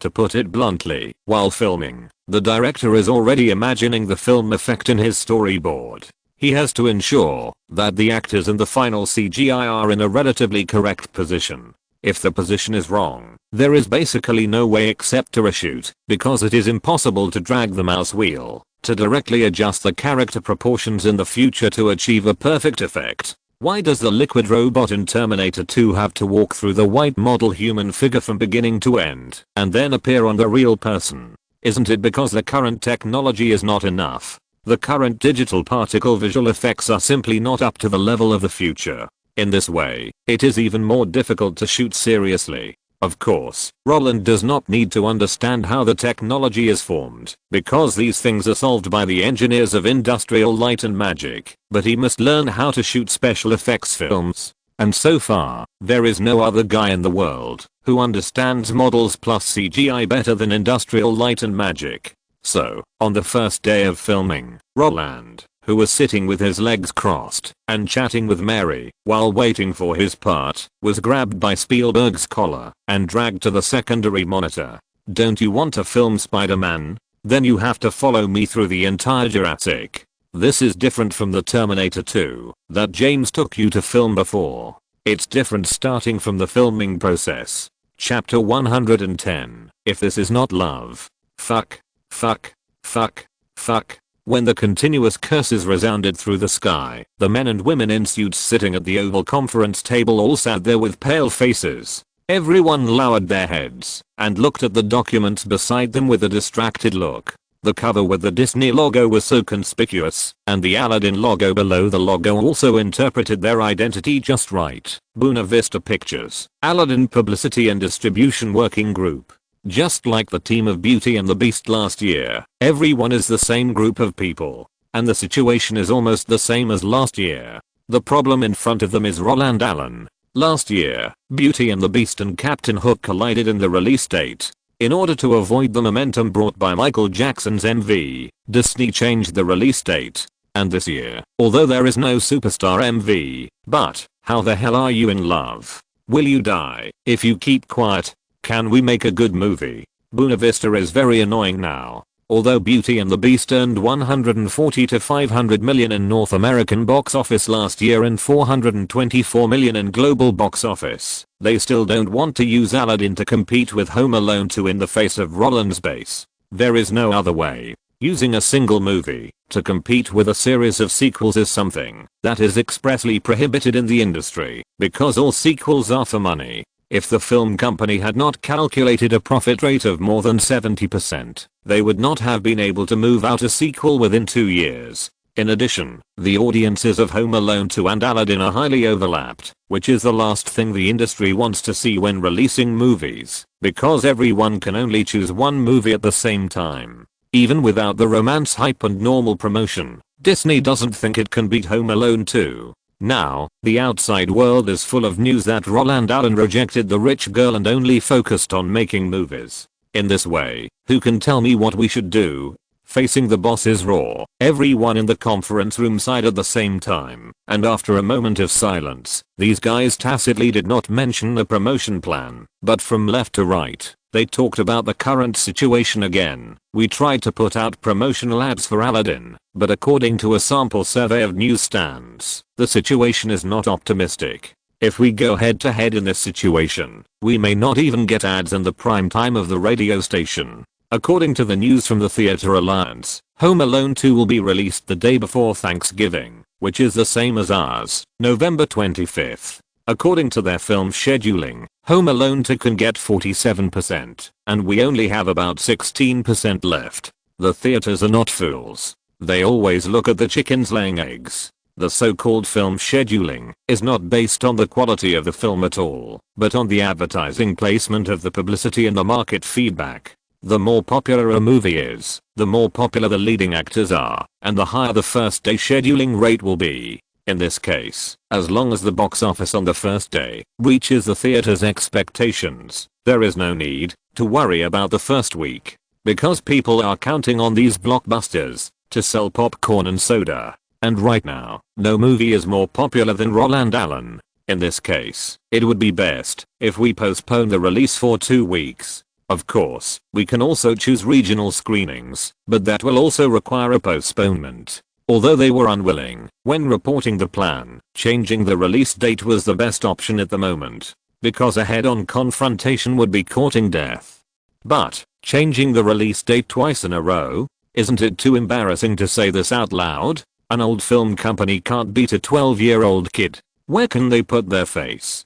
But, there is no other way, because in addition to Home Alone 2 on the 25th, there is also a love movie called The Bodyguard. Although they can't beat Roland Allen in terms of momentum, they win in that the genres are not overlapping. Not only that, the lead actor Kevin Costner is the Golden Body Party who won the Best Picture and Best Director for Dances with Wolves in 1991, and the female lead is the famous Whitney Houston. In this case, their screenings cannot surpass Home Alone 2, which is nearly 16 points less. Disney wants to get a share of the pie in the troubled times? That's just a foolish dream. Change it. For the sake of money. Push it back.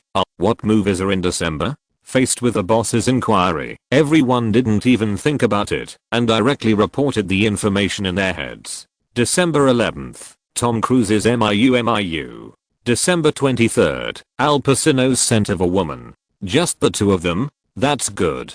The person in charge breathed a sigh of relief before leaving get off work. I want to see the revision time. Before noon tomorrow, I want to see the new publicity plan.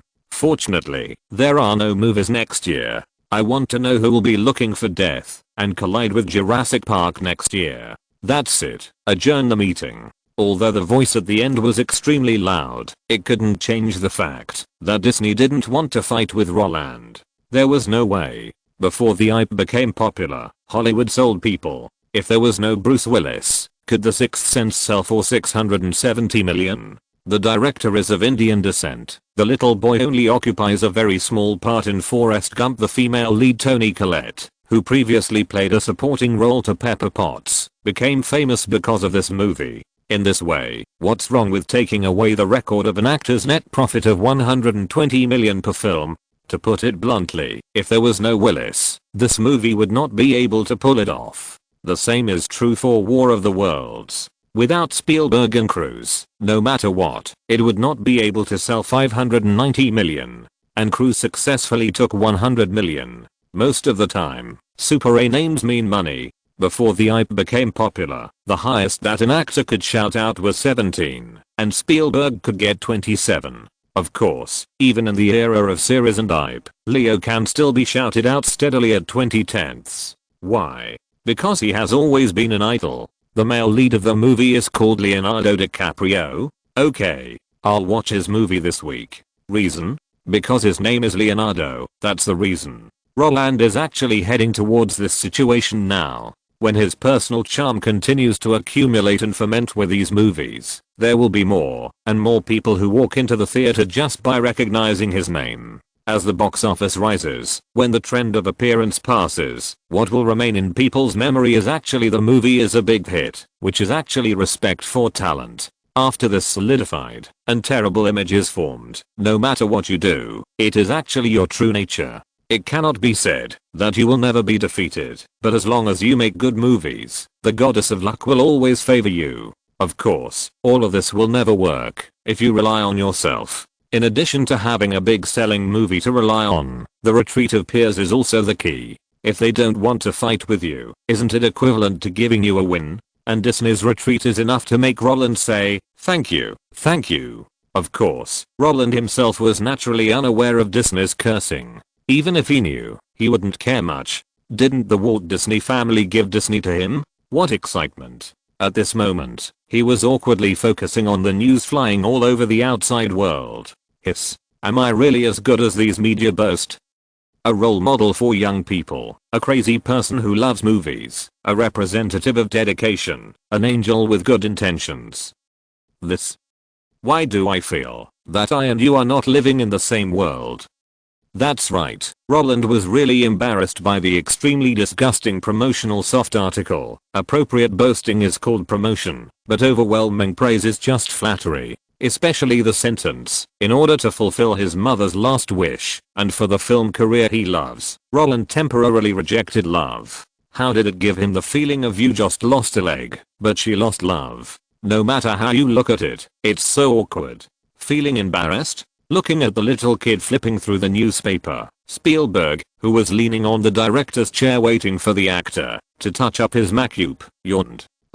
The publicity is a bit too much. I can't accept it. Roland nodded frankly. Although he felt good about himself, he couldn't do what Chuang Mizi did, saying that he had plastic surgery in front of Mimi and cueing her. Then what do you think is too much? Spielberg continued to ask with a smile on his face. What is too much? Is there any need to ask? Except for the fact that he is handsome, everything is too much. Okay. Of course, in order to avoid physical pain, Roland would certainly not say that love movies is a bit exaggerated. Why, do you think you don't like it? It's not that I don't like it, but the degree of my liking is not as exaggerated as the media says. Yes, Roland felt that the degree of media publicity was not in place.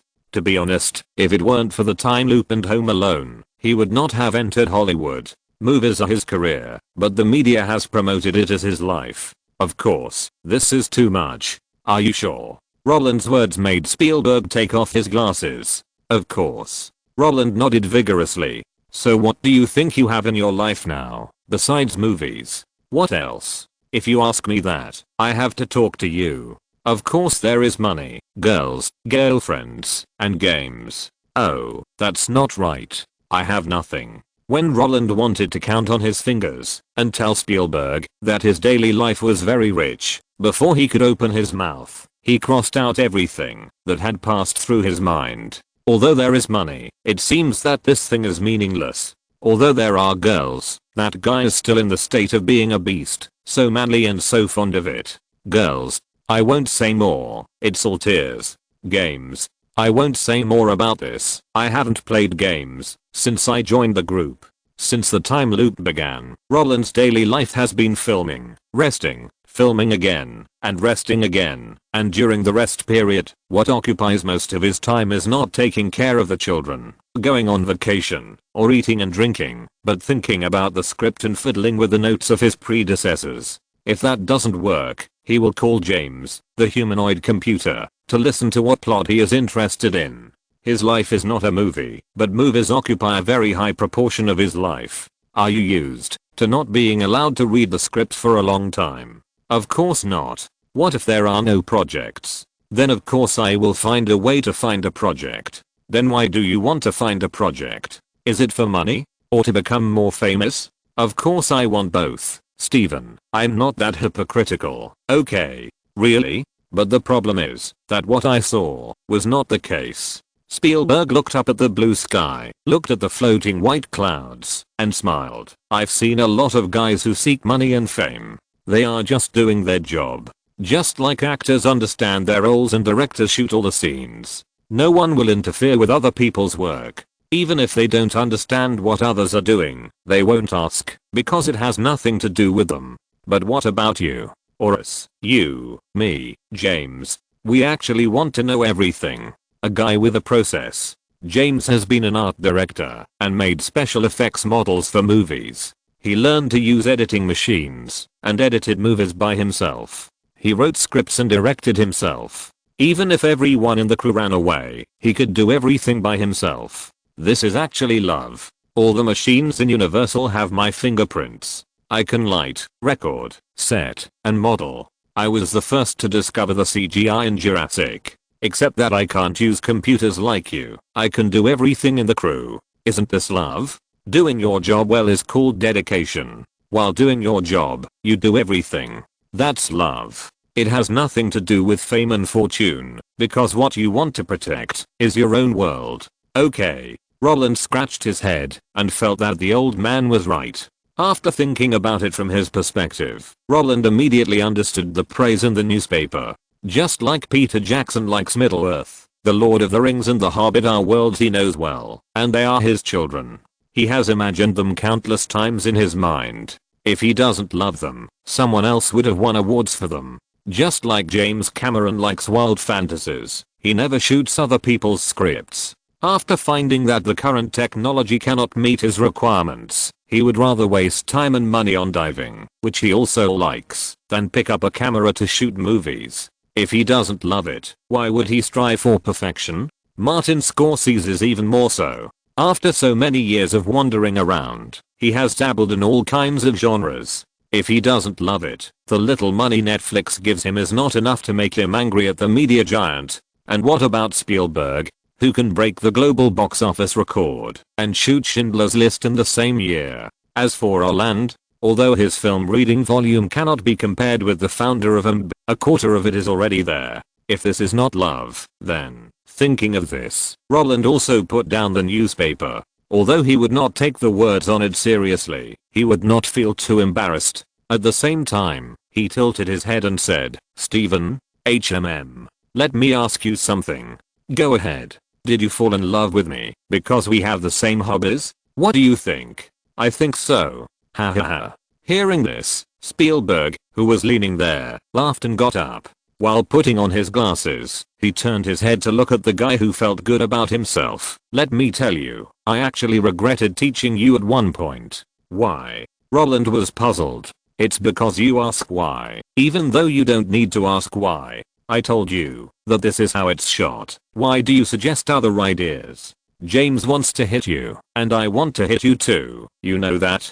Get out of here with a script. Call someone to shoot. You'll shoot the remaining 3 scenes today. If you can't finish work by 6 o'clock, the overtime pay will be deducted from your salary." When Spielberg waved the script at Roland dodged and jumped with a happy smile on his face. After dodging several times, facing the script that was coming towards him, Roland took it without hesitation, and then picked up the director's hat on the utility table and put it on his forehead very smoothly. These old men are just dishonest. The point is that they are so thin-skinned. If you like it, then you like it. Why are you shy?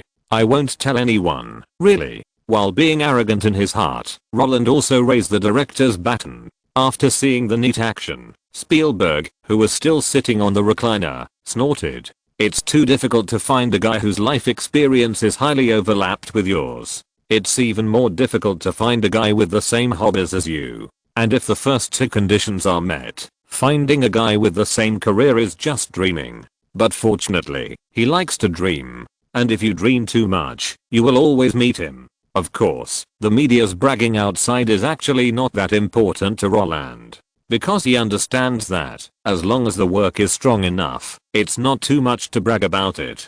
God no and God cap, aren't they just called out by their works? Instead of entangled in this, it's better to finish Jurassic. What if others don't believe that you love movies? Then use one record after another to physically convince them. And when Roland handed in his homework on time, he returned home and enjoyed dinner with everyone. That's right, in the movie Jurassic, the role of the children is only 10 minutes longer than that of the dinosaurs. So, after returning from Hawaii, Mary stayed up all night with Roland for more than half a month and finished the chase scene and then called it a day. If it weren't for the crew, Roland would have finished long ago. However, it didn't make much sense for him to finish the filming one day earlier or later. There was no academic pressure, no chores to deal with, and no need to go out for publicity. It didn't matter where he stayed. Just as he finished dinner, thinking about whether to go back and continue to work on the script, or take the 3 little Lalas out for a walk, to digest the food under James's gaze, and then come back to tell them a bedtime story, David put down his knife and fork, wiped his mouth with a napkin, and called him, "Roland, come to the study with me. I have something to tell you. Note, in reality, Aladdin is screened in selected regions. The so-called regional screening is to slowly screen it one state at a time, rather than all theaters screening it at the same time. Doing so can maximize the box office data, but the screening time is too long and the profit sharing period is too long. In fact, the most popular ones are award-winning films and Ang Lee. Chapter 111, Home Selling Incentive Plan for Cashing Out, Feedback from Geeks. That night, in the study, perhaps because he was in a good mood, Roland leaned on the sofa after entering the room and acted like Jedi. Not only that, he, who always liked to listen before speaking, spoke first this time for the first time. David, everything outside is hype. What the media spread is all PR. I'm not in a relationship, of course. She does like me. That's right. In Roland's opinion, David, a responsible parent, called him into the study late at night, and he was talking about nothing more than love between men and women. Maybe he would throw it to him like a traditional American father, of course. In order to avoid such an embarrassing situation, Roland decided to speak frankly. However, just when he thought that David would nod in agreement with his showdown and let him go, the bearded man who heard the explanation was stunned on the spot. That, Roland. Of course I know that all this is hype, and I didn't think of asking. Huh. Roland, who felt good about himself, looked sluggish. Didn't you think of asking? Did I misunderstand? Roland raised his eyes and met David's tacit understanding. His confidence was instantly replaced by embarrassment. He coughed and quickly changed the subject. Then what do you want to tell me? David understood the blunt words. How could he not see that Roland was very happy today? Not only that, but he was also amazed by his not so smart look. Although he really wanted to know what happened in the crew today to make Roland so happy, as a very tolerant parent, he decided to let Roland keep his own little secret. I want to tell you about the filming location of Home Alone. That's right, the reason why David looked for Roland was not for love, but for the filming location, villa, or in other words, money. At the beginning, in order for Roland to join the crew smoothly, David contributed the community that he was about to finish. Although the opening of the house for sale was delayed for more than half a year, the result was good.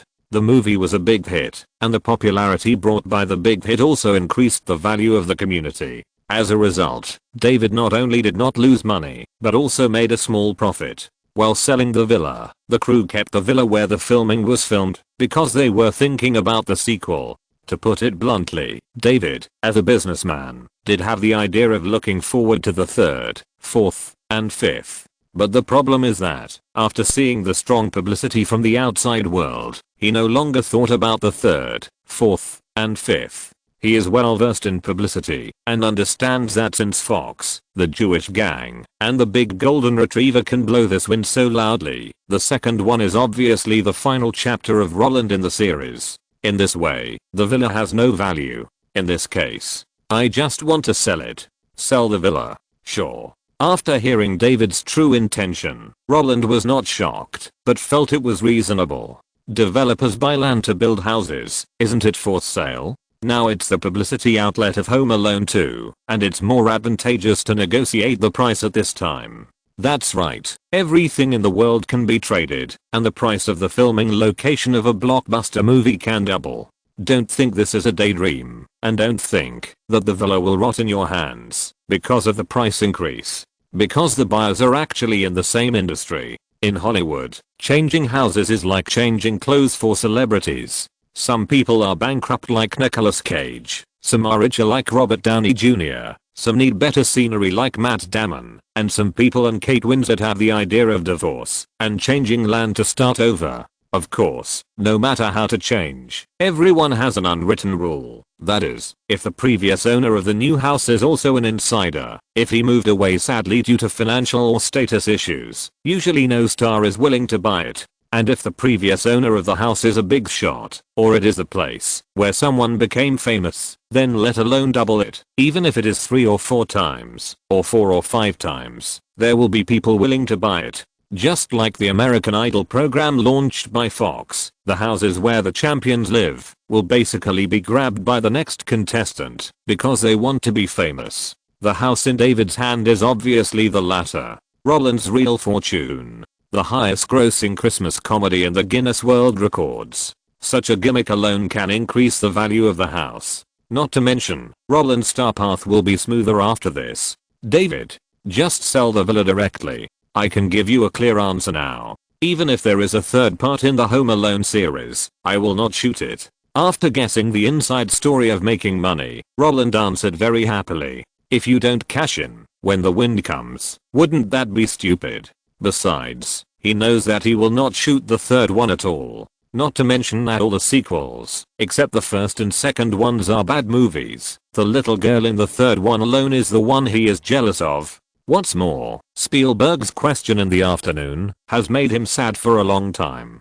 He has money, girls, and games, but what's the point of the remaining one if he doesn't have any pursuit? Roland has even thought about it. After the release of Home Alone 2, people will keep an eye on this series. As long as the third one is approved, it will be his time to show his skills. As a senior, no, as a senior with a background, it's not too much to provide some correct life guidance to the juniors. Hehehe. The neat answer made David look at Roland a few more times, especially while narrating. The hentai smile that gradually appeared on Roland's face made him feel that something was wrong with Roland. From the initial self-satisfaction to the current self-confidence. No matter how you look at it, he doesn't look like the calm guy he usually is. And David's scrutinizing eyes were also quietly captured by Roland, who was daydreaming. In order to avoid his beautiful dream being exposed in advance, he prepared to put his feet on the ground. If you are looking for me just to ask about the sequel, then I will go back first. Seeing that Roland, who was a little bit wrong, wanted to escape, David, who was still thinking about how to start the conversation, immediately threw these thoughts aside and shook his head and said, "Wait, there is another thing. It is related to your game company." Then you say. Roland, who had already stood up, sat back down again. Not only that, the urgency to leave also dissipated without a trace.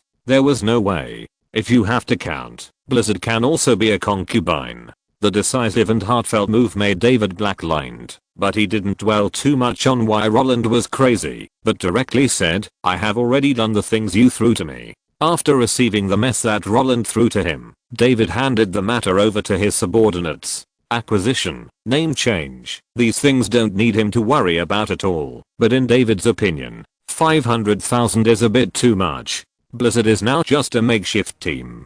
They have developed 2 games, released one, and the other is about to be released. With no popular hype and no outstanding performance, 3 people earn 500,000 yuan a year, which is 5 times the average annual income of an individual. In this case, Roland still bought it, which can only be said to be a deep love. Especially after the purchase, he still has to find copyrights and authorizations for these makeshift teams, which is even more. I don't know what you think. Anyway, I have done it for you. Blizzard is now 100% controlled by your asset company. The game copyrights of Marvel and the genre authorizations of Universal also belong to the asset company. Now you just need to sign a contract with your left and right hands, and Blizzard can use it. Also, the incentive plan you want has been completed for you. Yes, the file is here. Take it and have a look. Yes, in David's opinion, buying Mohammed's game company is simply a waste of money.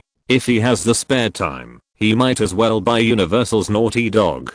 But in Roland's eyes, 100% equity will eventually cause problems. The 3 founders just became wage earners? This is a joke. Mohammed and the others are indeed young now, and they just want to make games, but as they grow older, and as batches of games come out, won't they think, now that I'm famous, if I go out and work alone, can I earn more? I had to sell the company to you, Roland, in order to make games. So after my name is well known in the industry, can I still start my own business? Or go to another place that is willing to give shares and continue to develop? No matter how much salary or bonus, it is just working for others. It just doesn't feel right to do it. After the passion of youth dissipates, all that is left is reality. Don't say it's impossible.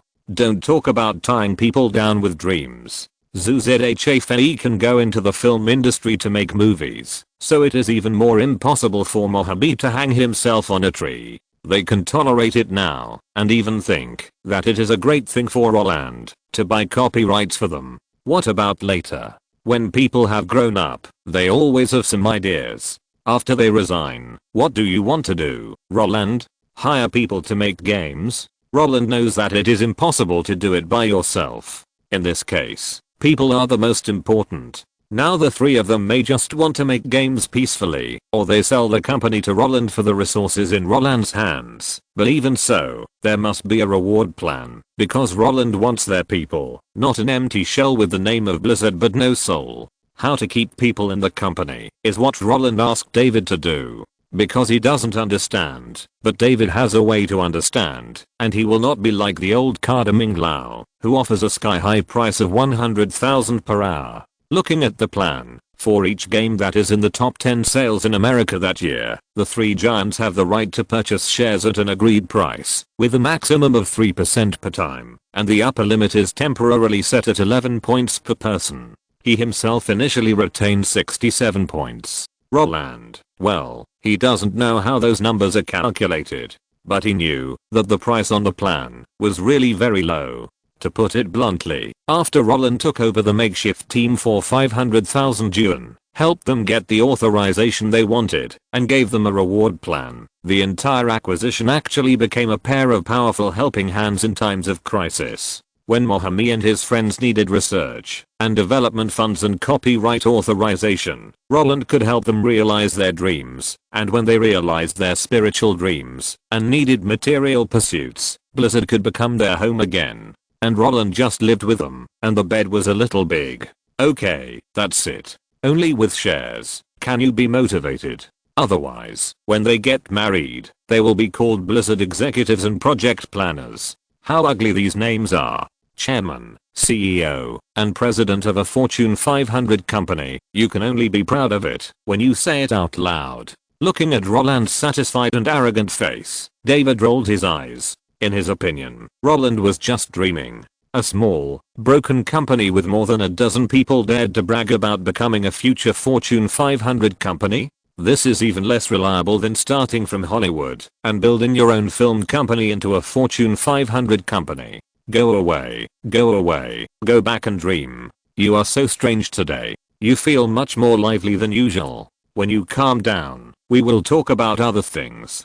David waved his hand, signaling Roland, whose brain circuit may be misplaced, to disappear from his side quickly. After seeing his action, Roland also smiled and handed the document back to the other party. Without waiting for David to speak, he ran away. The plan is there, and you should help me implement it. Capital is indeed very important, but Roland admitted that he couldn't get it. It's okay to let him talk about it on paper, but if he lets him march, that's it. Everyone will be led into the ditch by him. As Bill Gates emphasized, the product is not important at all. What is important is sales. Steve Jobs, who was ridiculed by him for not understanding technology, is also a marketing expert. Roland never thought that he could finish everything, and he didn't have the energy to do everything.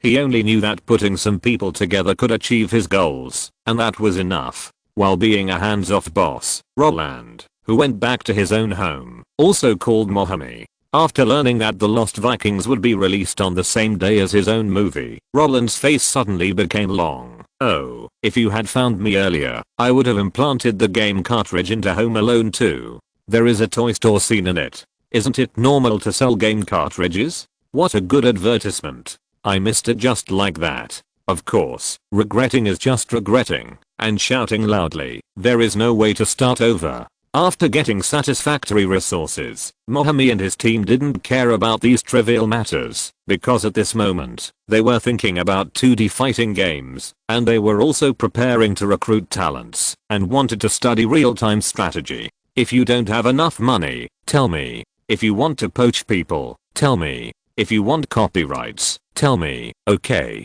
Although he didn't get any leverage, Roland just complained casually. He was in a good mood and swelled like a puffer fish, thinking he could float on the water. The joking words also made Mohammed on the other end of the phone laugh. Not only that, he also cooperated seriously. Then let's poach Yoshiki Okamoto. Sorry, excuse me, goodbye. If they were face to face, Roland would have kicked him. If you want to poach Yoshiki Okamoto to make a fighting game, then when you make an MMORPG, are you going to ask me to buy an EA? If so, what do I want you to do? You know, it's very easy to copy. After Street Fighter 2 came out, there were a lot of copycats. Even Wang Jing brought in Jialing Xia Dangbu, Shishing, Liu Jianming, Weizi, Sun Wukong, and Princess Jianing to make a movie called Super School Fighter, to pay tribute to Street Fighter, Dragon Ball, and Terminator. Of course, although it was entertaining and had good box office, many years later, people only remembered Zao's black and white.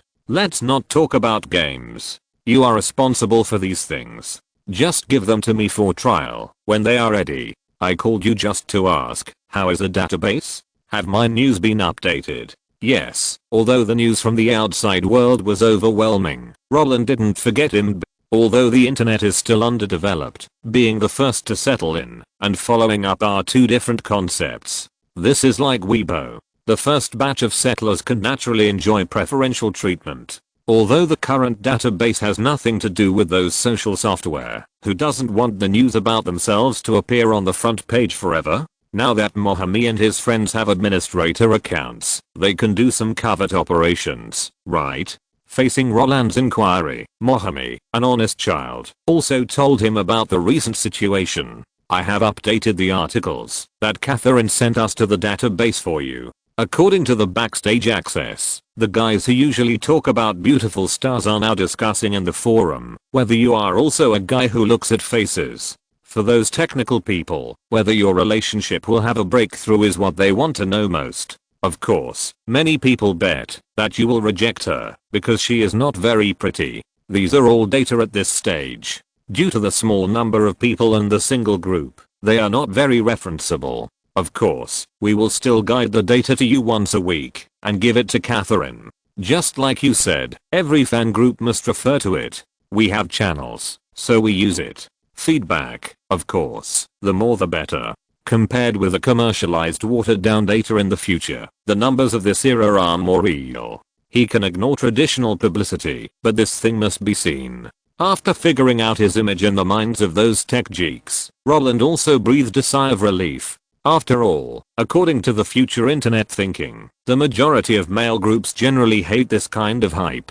And now, maybe because we haven't entered the era of news explosion, people's interest has not been exhausted by those junk news. In this case, he can look forward to the release of the movie with confidence. Note, houses of popular stars are super easy to sell. In many cases, it is the management company that takes over. They buy the house and rent it to tenants who have needs. Superstition. The most typical example is Jodie Foster. In 1989, she won the Best Actress award and sold a house worth more than $6 million for $9 million. In 1992, she won the Best Actress award again and bought a house worth $16 million in Beverly Hills with the money from selling the house. The houses of bankrupt stars depreciate instantly. The news says that they are being sold at a low price, but in fact, they are not being sold at a low price. Instead, the houses are worthless because they are occupied by bankrupt stars. I read the comments. Some readers said that the acquisition of Blizzard for $500,000 is too fake. I admit that this is copied from the model of Sony's acquisition of Naughty Dog. In the early 1990s, the founder of Naughty Dog gave the game Warriors Way to the vice president of Universal Interactive. Universal thought it was good and signed a research and development agreement with them. Naughty Dog helped Universal develop Crash Bandicoot. The problem is that the copyright of this kind of research and development belongs to the investor. Naughty Dog is equivalent to a foundry. So when Universal sold itself to Vivendi, they accepted the olive branch thrown by Sony and became a wholly owned subsidiary of Sony. After a few years, the founder left without shares. Since the 1980s, successful game developers have basically been acquired by wholly owned enterprises. This is also what the founder of Naughty Dog admitted after entering Facebook. If you want to make the game fun, you have to sell yourself, otherwise it is basically a foundry and no one is willing to invest. In late 1992 and early 1993, the database, IMDb, already had shooting footage, movie plots, etc. Of course, what they uploaded were all media news. Chapter 112 released. In his previous life, Roland had watched a documentary. When the National Master was filming Curse of the Golden Flower, there was an opening ceremony preparation team working next to the crew. Almost every few takes, someone would come to communicate with the National Master about the content of the opening ceremony. The seamless switching and the collision of inspirations that were completely unrelated really made Roland admire him. Although the movie could not satisfy the audience while contributing the prototype of Prince Jarvan IV, the whole movie also told people that no matter how big or small, there will always be a place. It was precisely because he had watched that documentary that Roland was curious about Spielberg's working status from the beginning. Jurassic Park and Schindler's List were works released in the same year. With such a tight schedule, no matter what the old man said, he would work overtime and start work on both routes, right? However, from the beginning of the filming in Hawaii to the subsequent exposure of the relationship, Roland never saw the other party mention this matter in the crew. When he thought that this guy was really as steady as a rock and could keep his composure, when Roland asked him that day, "Do you like me because of the same hobbies?" he realized that it was not that the old man didn't care, but that no one took the initiative to jump out and help him take the blame.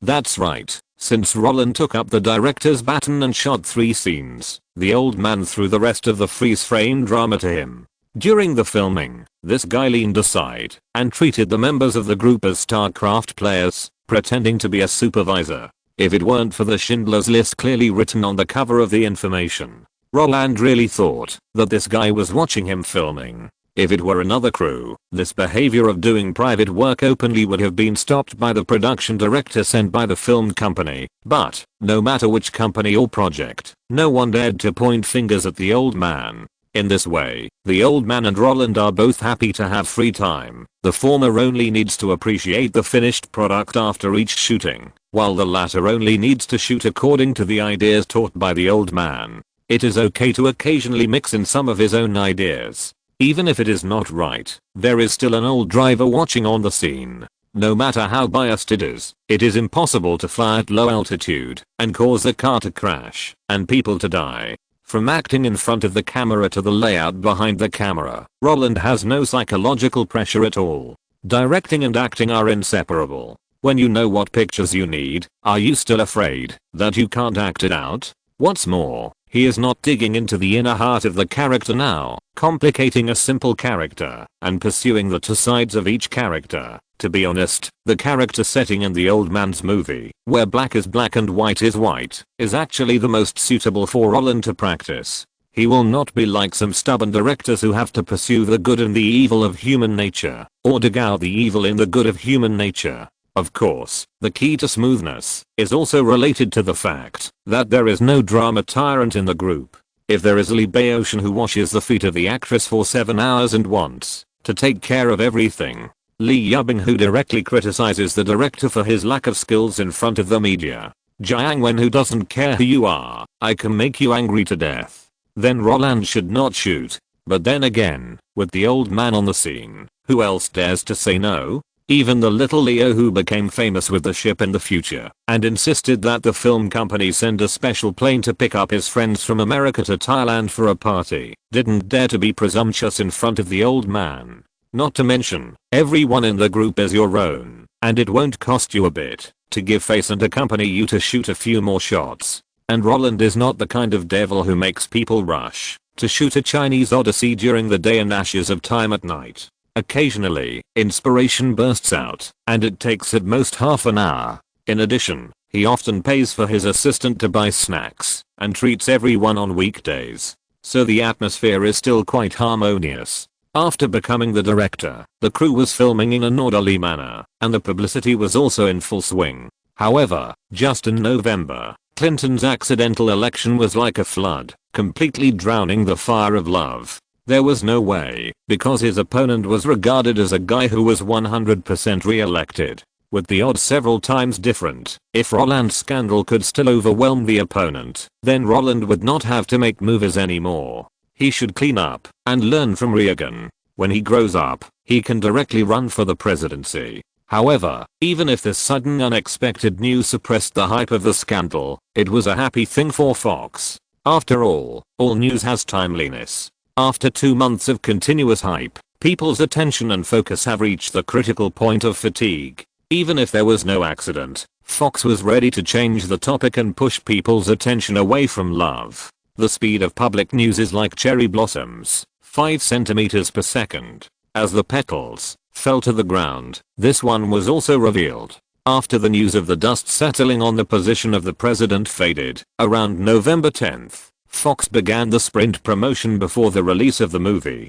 Joe Pesci, who was filming A Bronx Tale with Robert De Niro, took time out to accept media interviews with Daniel Stern, who was already a director and was preparing to film The Kid with the Golden Arm. As for director Chris Columbus, who was deeply tied to Fox, he and Robin Williams appeared on a talk show that Fox had already arranged and revealed some interesting things during the filming of The Crew. You read it right. The person who appeared on the show with Columbus was indeed Williams, who initially indirectly provided the Olsons with the news that Home Alone was being auditioned, and the reason why they were mixed together was actually because of the Jewish gang. The Jewish gang resources are shared. After the work sold well, director Columbus, who had worked with Roland twice in a row, naturally became the target of those A-lists. After getting the script of Mrs. Doubtfire and becoming a producer, Williams targeted Columbus, the hottest family comedy director at the moment. Since they knew each other, they had a phone call and hit it off. In addition, the entire movie was invested by Fox, so helping with publicity and distribution was actually a preview for future movies. With the appearance of Williams, Roland's entire growth chain finally surfaced. At the instruction of Catherine, Williams took the initiative to reveal the news on the show and told the audience about his origins with the Home Alone series, starting from helping a friend to inquire about children, to the accidental introduction of Roland into the industry, and then the coincidental encounter during the audition for Captain Hook. Every step of Roland's growth period was clearly portrayed in the show. After Williams and Columbus smiled at the camera and said that Roland was the most hardworking, diligent, and talented kid they had ever seen since they entered the industry, Roland's figure appeared on the front page of the next day's headlines. In fact, Roland had always been wrong about one thing. In his previous life, he had seen many things like the Queen of Hengo shoots movies 365 days a year without rest and insists on not using a double, still working with a high fever of 40 degrees, and attending commercial activities in various places, singing and dancing at 48 degrees, showing off her style on the stage, and a series of things that caused the collapse of her dedicated personality. So he was very disgusted with the behavior of establishing a personality or a fixed image. But in fact, there is nothing wrong with personality and image. What is wrong is showing off and lack of self-discipline. Who doesn't have a few masks in life? Facing superiors, subordinates, customers, and even in the circle of friends full of chicken soup philosophy, everyone is a master of Sichuan opera. There is nothing wrong with establishing a personality, but what is wrong is to love pretending too much, and exerting too much effort. Too much is as bad as too little. But if we talk about the facts that have already happened, the so-called backlash will not appear at all. Moreover, who are the guys who can stand up and say that Roland is excellent? Robin Williams, Chris Columbus, James Cameron, Steven Spielberg. When these people recall the filming process and find that Roland is really a troublemaker, won't his image or personality come out? And this way of doing it yourself and letting others talk is the safest. Because in the eyes of the public, this is a group of very prestigious guys in the circle, and then use their own reputation to endorse you. Roland doesn't need to open his mouth. The work has been done, and what he needs to do next is actually commercial mutual praise. People praise their own people. As long as you emphasize the factual basis, who can find fault? This is also the real reason why the Jewish gang rarely has problems with their image. For those who do well, we have behind the scenes footage to prove it, and for those who cannot be known to the world, we have Teacher Tony. As long as Sunfish Market giant Yix's brother who unprofessional commentator Dangley doesn't do anything, there's no need to panic. The last 2 weeks of sprint promotion passed in a flash. When the huge poster of Home Alone 2 was posted at the entrance of the theater, and the commentary display racks were placed on both sides, Thanksgiving also quietly arrived. As for why Christmas movies such as the Home Alone series, How the Grinch Stole Christmas, Elf, and the Santa Claus are not released in the real Christmas season, there is actually a reason for this. First, the real Christmas season is highly overlapped with the promotional months of the Golden Globe and Oscars. If they are squeezed into the release at that time, it is easy for the media from all sides to show their magical powers. You want to make money, and others want to win awards and make money. In this case, isn't it just you slap me, and I punch you? We are all businessmen, and we all want to make money. In this case, what are we two different categories fighting for? There are bubbles in your brain. It would be better to take a step back and have Thanksgiving in November so that commercial films can reap the box office and art films that are ready to win awards can be released in December, gaining word of mouth and singing songs so that no one will be delayed. Secondly, it is the real Christmas season, which is for children to play. Christmas movies, as the name suggests, are just big promises for children. If they are released before Christmas, children who believe in the existence of Santa Claus can look out the window and pray to Santa Claus in an imitative way, so that they can become as handsome as Roland. If they are released after the holiday, then the children will miss a day and have to wait another year. In this way, under the bombardment of media news, around 9 o'clock in the morning on Thanksgiving, the doors of cinemas in various places had just opened for a while, and those energetic children dragged their parents and rushed into the cinema. Unlike the 1990s, when the popularity was generated by Terminator 2 and James Cameron and Arnold Schwarzenegger, this year, people's target is Roland. As children flocked in, a magical rhythm song even sounded at the entrance of each cinema. Don't pay $998. Don't pay $888. Just $4.80. Take Roland home.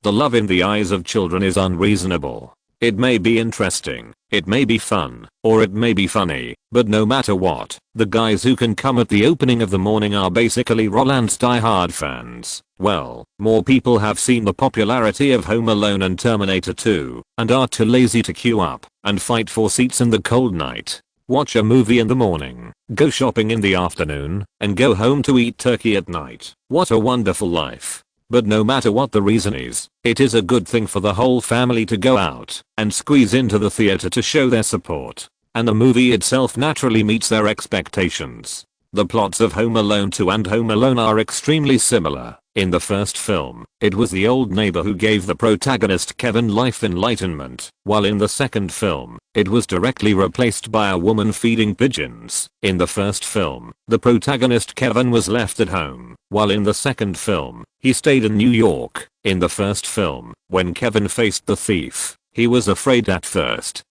and then thought about fighting back, and in the second film, Kevin's situation remained the same. To put it bluntly, this is actually like Wolf Warrior 2. I copied myself. Not only is the narrative process of the script the same as the previous one, but even the stalks in it are extremely similar. If you have to dig deeper, I'm sorry, the connotation of the whole movie is no different from the previous one. The only thing that has changed is Kevin's state of mind. In the first film, when Kevin found himself alone at home, he exuded a feeling of helplessness, but in the second film, when Kevin learned that he was separated from his family again, the independence that came from experience, preparation, and self-growth was the biggest change. From the initial fear of being suspected by the cashier when entering a store to the current freedom to play in New York City, the visible growth after 2 years has been able to satisfy the children's greatest fantasy. Of course, the most important thing is fun.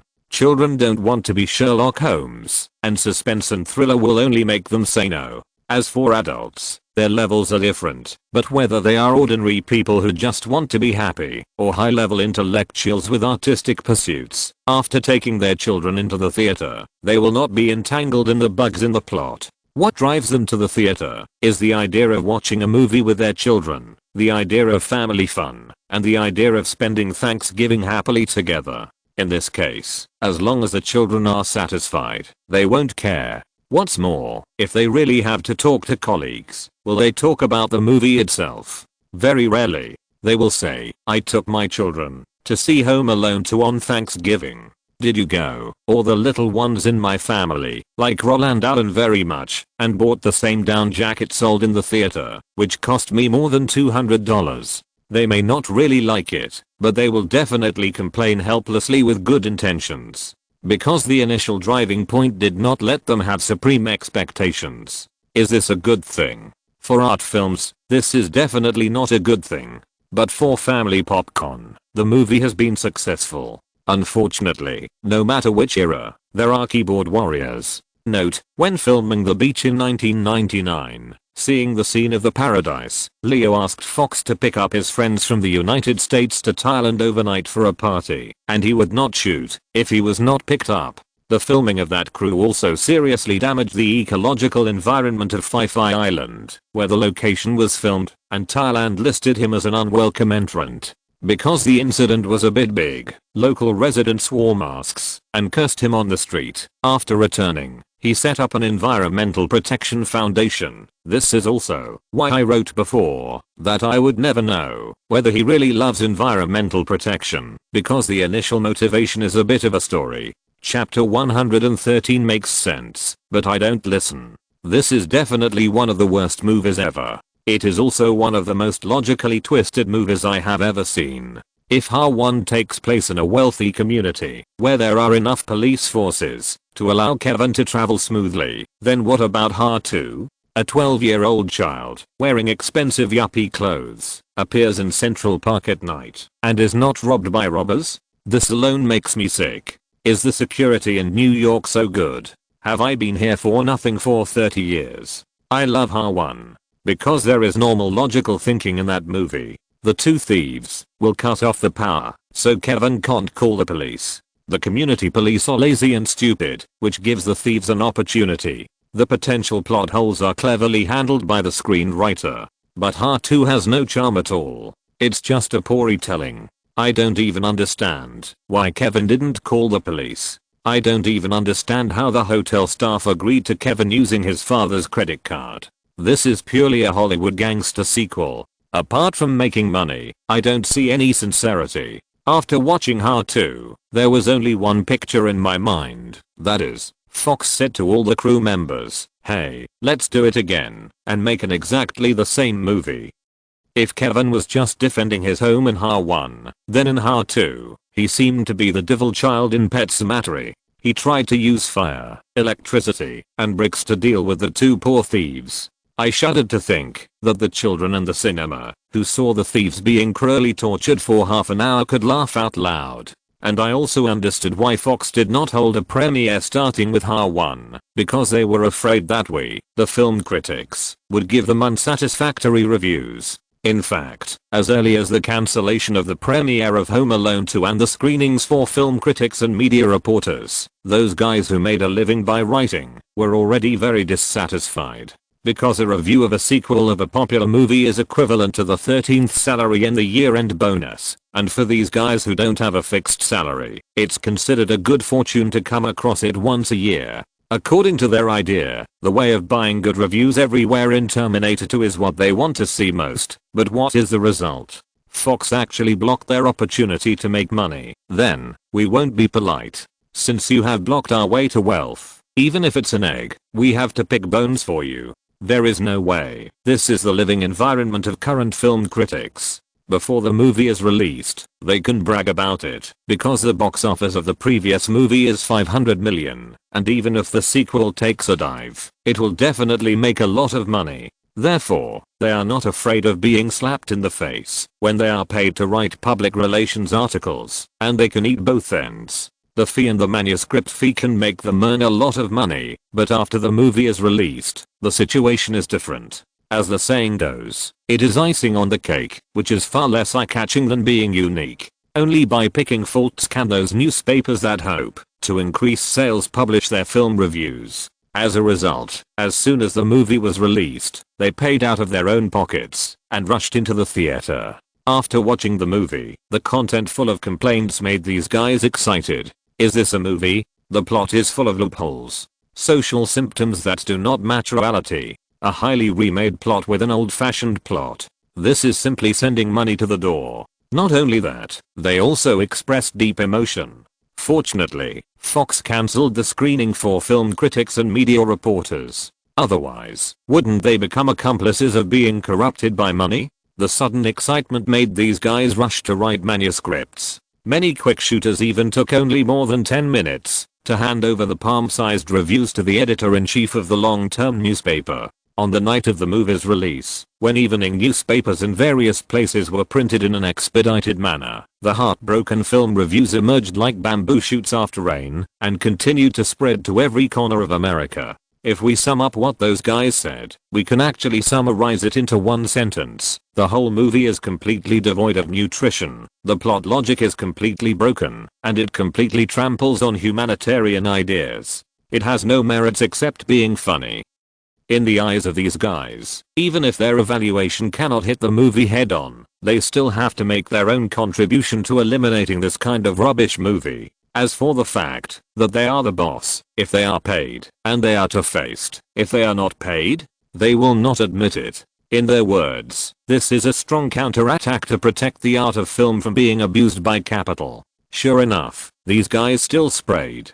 Roland put down the newspaper with a helpless smile. In fact, as early as when he conceived the script, he had expected that there would be such a day. There is no way to make money, this kind of thing, as long as you do it. Don't be afraid of being discovered by others. Film critics are not fools. Although most of the time, people in the circle hate them very much, but these guys are not blind. Although in the 3-minute short film celebrating the 60th anniversary of the Cannes Film Festival, Lars Till personally directed a good play of killing the critic. The content of the film is, when watching a movie, the critic sitting next to him kept pointing and criticizing, and Lars Till, who couldn't stand it, picked up an axe and chopped off the other's head without saying a word. When it was screened in Cannes that year, his colleagues at the scene applauded crazily.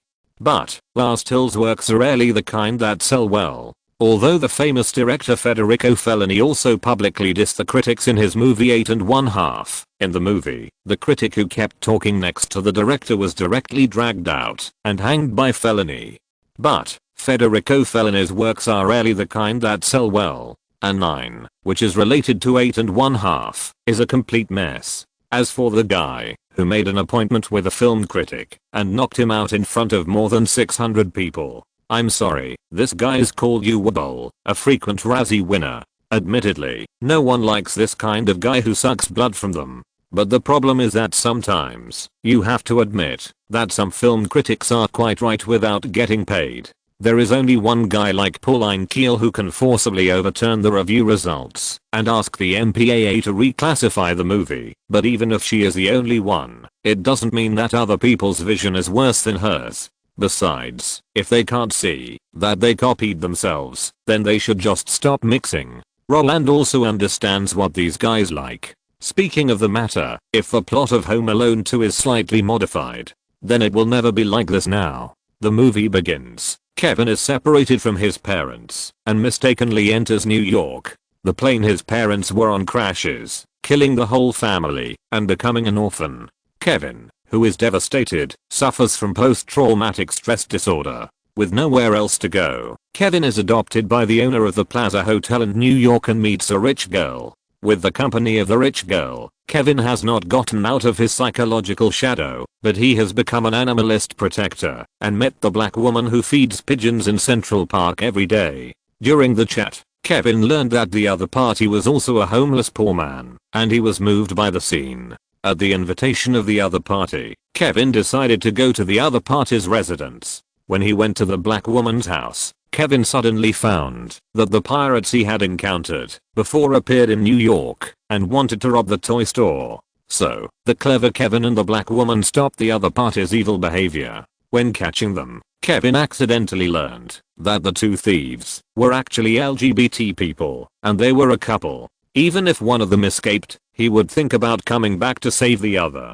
The reason why they kept stealing was that they were a pair of war refugees who were originally illegal residents and had no normal source of income. In addition, they had a paralyzed sister who believed in Islam to support at home, so they took risks. In front of this touching story, Kevin burst into tears. Not only did he get out of post-traumatic stress disorder, but he was kind-hearted and chose to let the two pirates go. The end of the movie. Under the cold moonlight, the world rang the bells of Christmas Eve. When Kevin looked at the back of the pirates and gradually disappeared in the dark night, a familiar hand also held his hand. If the script is written like this, would the critics dare to criticize it? If they dare to criticize it, let alone their mothers the next day, even their ancestors will be gone.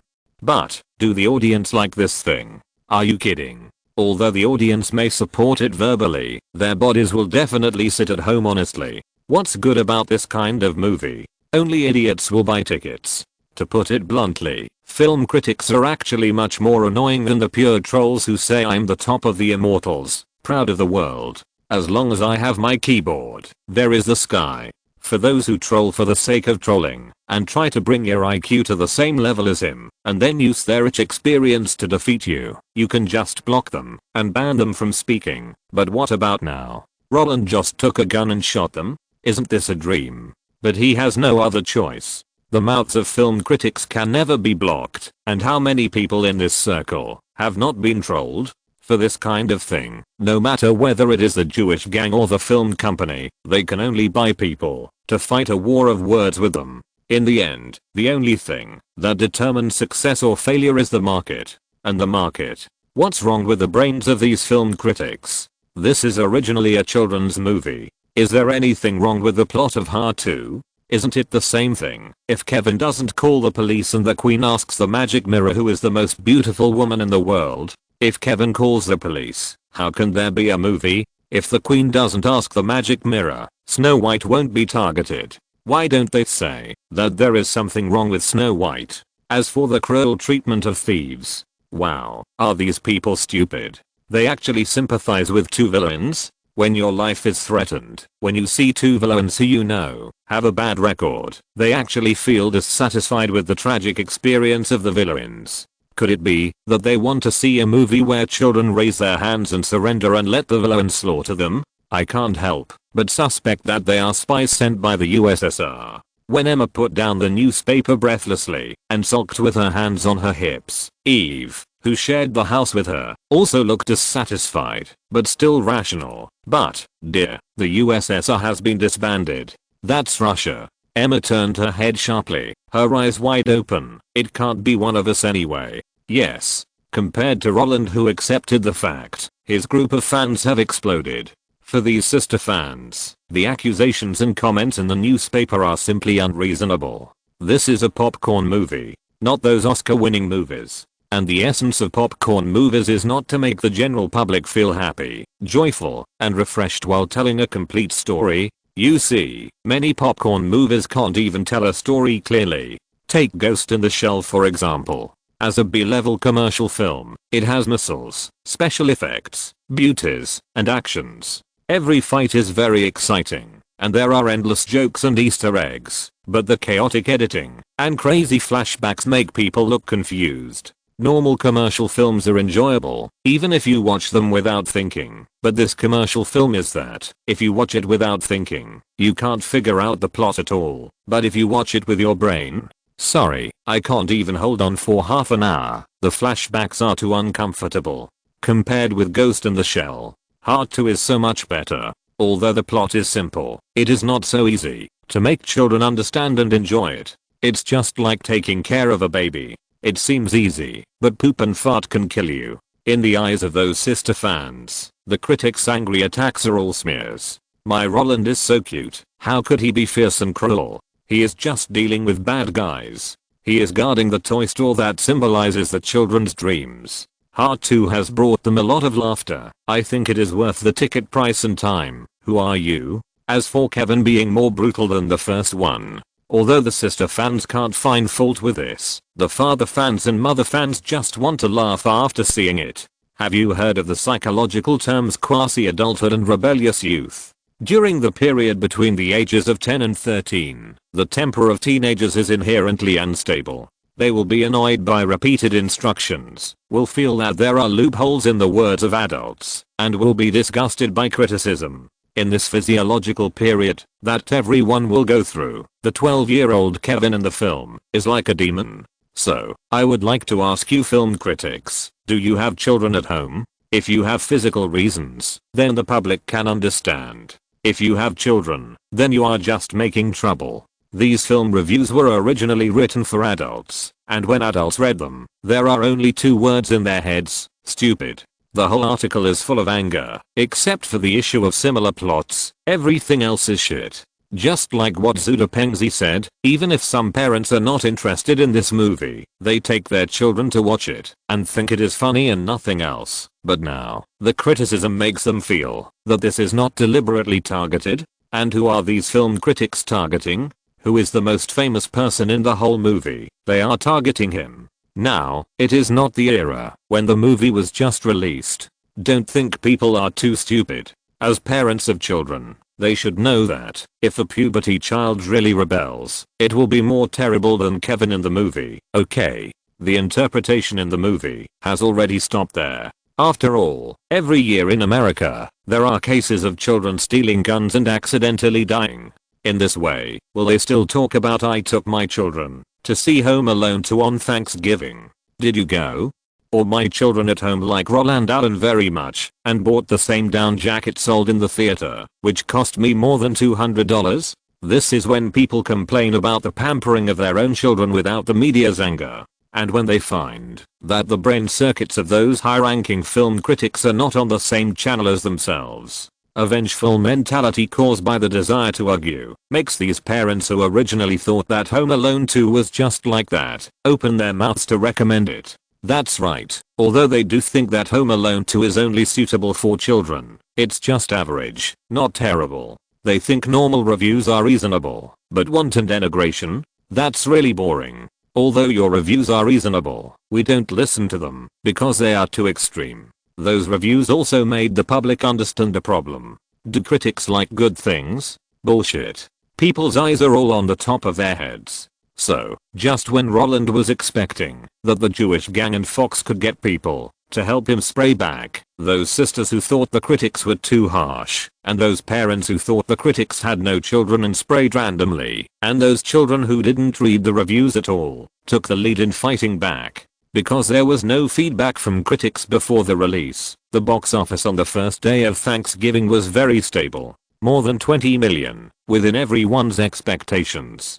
But, in the next 2 days, the reviews did not affect people. Or in other words, that kind of unbearable curse played a role in pushing in the opposite direction. After all, Ha and T2 were there. No one believed that Roland would take a bad script after such an epic start. When the box office of the first weekend came out, Lethal Weapon 3 also broke the record of the first weekend box office in America in 1992, 42 million. The movie paid back in 3 days. From then on, it was all net profit. Note, yuppies, in layman's terms, are very wealthy urban professional youths, just like the clothes of Leo in The Great Gatsby. You can tell you have money just by looking at them. The article does not mention the brand, which was only founded in 1999. It talks about the style, the dressing style of the materialistic society in the 1980s and 1990s.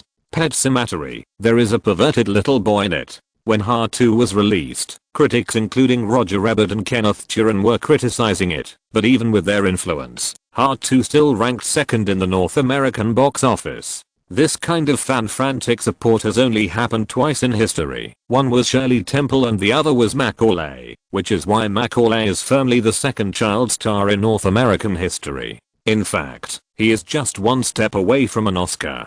Since the internet was not well developed in 1992, many passers-by did not know what was going on back then, but in 1999, when Fox released the Ultimate Edition DVD, people discovered that those critics were firing all over the map, using art films to measure commercial films. This also led to a very interesting situation. Before 1999, Ha was the most broadcast movie on TV stations in various countries, but since 1999, it has become Ha 2, including last year, when Canadian TV replayed Ha 2. Not only that, CBC once again cut out Chuan Django, citing the reason of making time for advertisements. Chapter 114, Willful Capital, Confused Sony.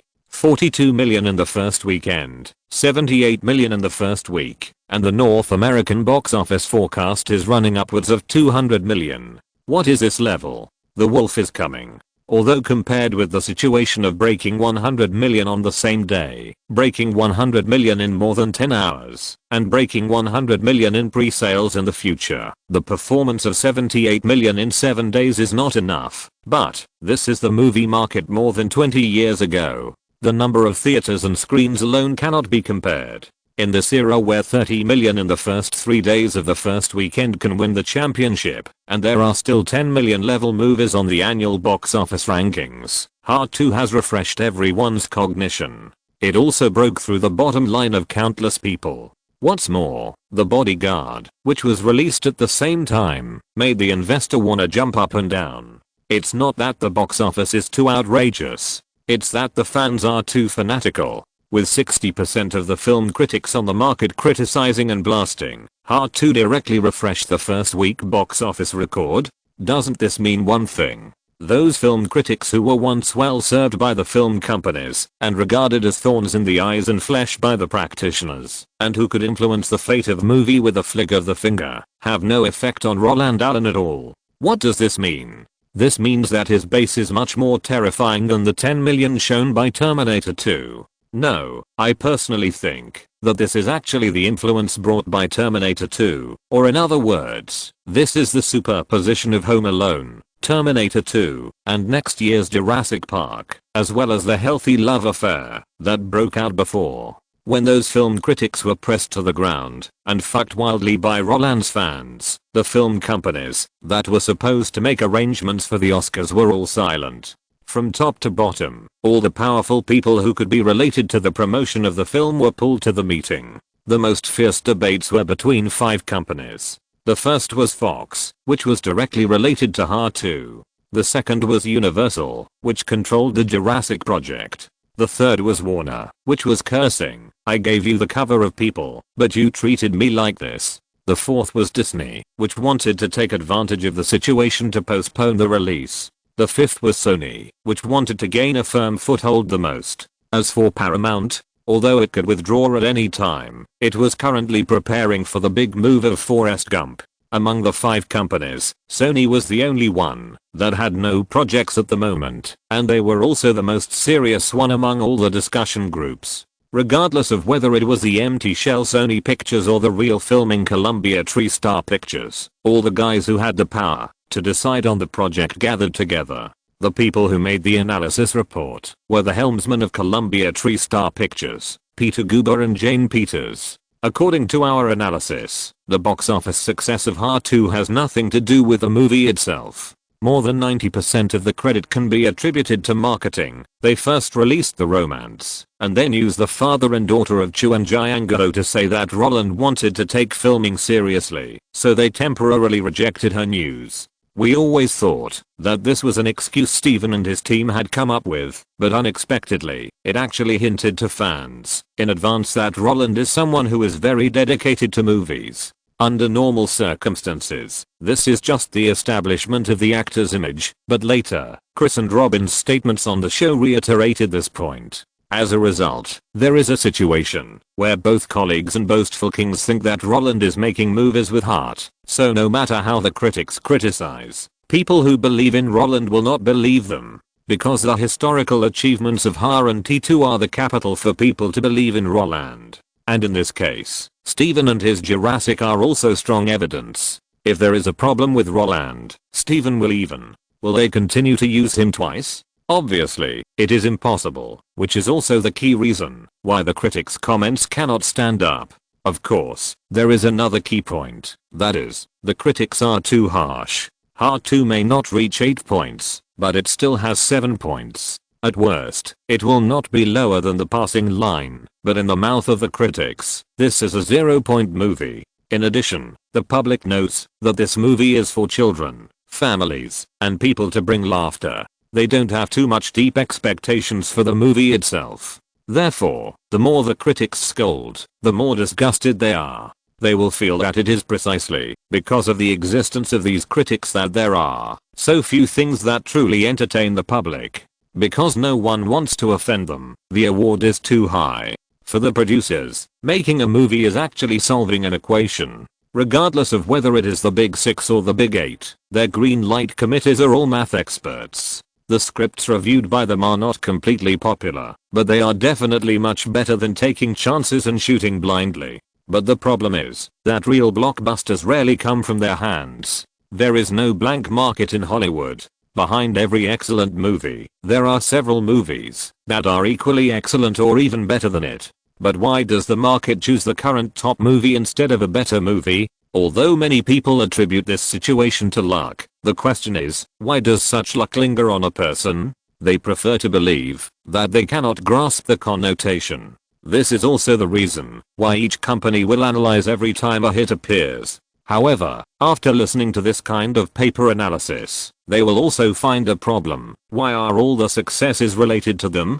Then I want to know, since you can analyze the principle of the success of HA2, can you replicate it? When Peter Guber and Jane Peters touted Fox's successful marketing and frantically pulled all the credit to the external hotspots, the Japanese who were sitting aside and listening with their heads down slowly raised their heads. As far as I know, there are only 3 guys who can make fans so crazy since the birth of Hollywood. George, who created Star Wars, Stephen, who created Indiana Jones, and Roland, who created Ha. Now as long as George releases the news that he is going to make another Southwestern movie, all film companies including us will give at least 100 million budgets, and the same goes for Stephen.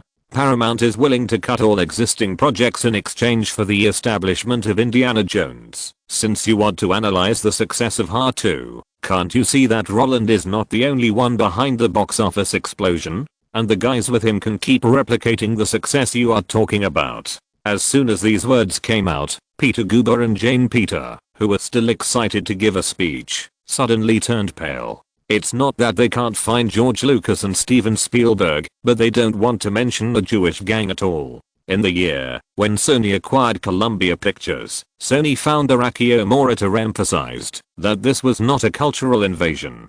They would use local talents to manage local business. Peter Guber and Jane Peters, who had produced blockbuster movies for Warner, were selected by them. But the problem is that these two people only know how to brag about themselves and are laymen in business. You know, when Spielberg was filming The Color Purple, he had specially informed Warner in advance. If these two dared to enter the studio when he was filming, the project would be aborted. In the case that a guy like Spielberg had to be strictly guarded, you can see how awesome the debuff on them was. When they knew that there was a shadow of the Jewish gang behind the Ha series, these two guys would never talk to Nobuaki Ide about each other. That's right, the guy who was listening in the Sony conference room was Nobuaki Ide, who would become the president of Sony in the future. The reason why he came here, when the founder Akio Morita emphasized autonomy, was not for the Ha series, but for Roland Allen, who had a surprising fixed plate behind him, and Spielberg, who had already proposed a copyright transaction method. Ever since Roland drew up that Nintendo could not get cheap that day, the transaction had already begun to be negotiated. Sony was not only not surprised, but even very happy about Spielberg's idea of using game copyrights to increase the stakes in the global distribution company, because this approach meant deep binding. After 3 consecutive years of losses, Sony has been trying to find a way to make the film company profitable. Now that the other party is willing to get involved in the film project, if they refuse, wouldn't it be pushing the opportunity to make money outside? But during the negotiation, they encountered a little problem. Well, okay, it's the fingertip universe. Sony is willing to sell the shares of the global distribution company to Spielberg, but they also hope that they can get the investment rights of Spielberg's next 5 films. Not only that, they also want to tie Roland in with the blatant misappropriation of filming funds for apprentices in Captain Hook and Jurassic Park. According to the results of the meeting at Sony headquarters, the operating capacity of the global distribution company is maintained by a series of hit movies, and instead of investing in those bad movies, the film company might as well invest the money in Spielberg and Roland Allen's movies. Investing in them is much safer than investing in other projects. Since the top has spoken, the tone of cooperation is naturally set. But the problem is that when they are studying how much shares of the global distribution company should be sold to Spielberg and how much the game copyright of Jurassic Park should be priced, and then asking for how much investment in Spielberg and Roland's several movies and how much cash to bring, Hard to exploded at an inopportune time. This is so embarrassing. Originally, according to their idea, Roland's box office influence should be made 40% to 50% of Spielberg's, and then converted into an equal amount of cash. But now, 78 million in the first week of the film's opening. This is already Spielberg's level. In this case, if they negotiate with half the price, people will definitely kick them out after seeing it. It is true that they ask for a sky-high price and pay it back, but asking for a 40% discount is more excessive than your mother doubling the price when buying vegetables, right? Talents all have tempers. And there are only 3 such talents in the whole of America. In this case, if the discount is too harsh, isn't it telling the other party that I'm here to insult you? Sony actually regrets it, because the internal process is too cumbersome. Otherwise, they can completely complete the cooperation negotiations before Hard 2 is released. But if he didn't seize the opportunity, then that was the only way. In this way, Norio Oga, who pushed Sony to acquire Columbia Pictures, and was regarded as one of Sony's 3 pillars, pushed his own man Nobuaki Idoi over. In his opinion, as long as Nobuaki Idoi could get the home game consoles that Sony needed, and the film projects that had been losing money for years, he would be able to push him to the top in the future. But unfortunately, after listening for a long time, Nobuaki Idoi didn't hear any constructive opinions. While Peter Guber and Jane Peters were looking black, he also understood that these 2 guys were actually just stirring up shit. And Sony Pictures Entertainment at the moment was a pile of shit. I don't want to listen to the analysis report of Hard 2. Tell me, if we want to sign a long-term cooperation contract with Roland Allen, what price do we need to offer? Let's take 5 movies as an example. Nobuaki Idoi knocked on the table. As a guy who was airborne temporarily, he just wanted to complete the industrial tasks above. And the work style of not talking about projects, but only talking about quantity directly shocked the guys present. It is true that this kind of quantity contract is very popular in Hollywood, but most of the time, it is the film and television giants who open it to the production companies below. How much money I pay you a year depends on how many movies you produce. As for what you shoot, I don't care, but I need to sign a minimum return with you. If it is not reached, you pay for it yourself. And there are some who sign people individually, and the most famous ones, well, the circle is so small, and you can't get around those few. To be honest, with Roland's appeal, signing people is definitely no problem, but Peter Guber and Jane Peters looked at each other, and both saw the worry in each other's eyes. Because Spielberg once asked them to get out in public, which made them lose face. In this case, who wants Roland to be signed by Sony? But they don't know that Sony wants them to cooperate, so we can calculate the price. But well, let's put it this way, the first week box office reflects the appeal of the star. This data can only tell us that, as long as we can let the public know that Roland has such a movie, no matter what type it is, no matter how high the threshold is, there will be a stable group of audiences who will go to the theater to support it. But we also know that box office appeal is like a credit card. It has a limit. Hard to looks luxurious, but it is actually cashing out illegally. It is overdrawing people's credit for Roland. Although it still brings joy to people, compared with Har and T2, there is still a big gap.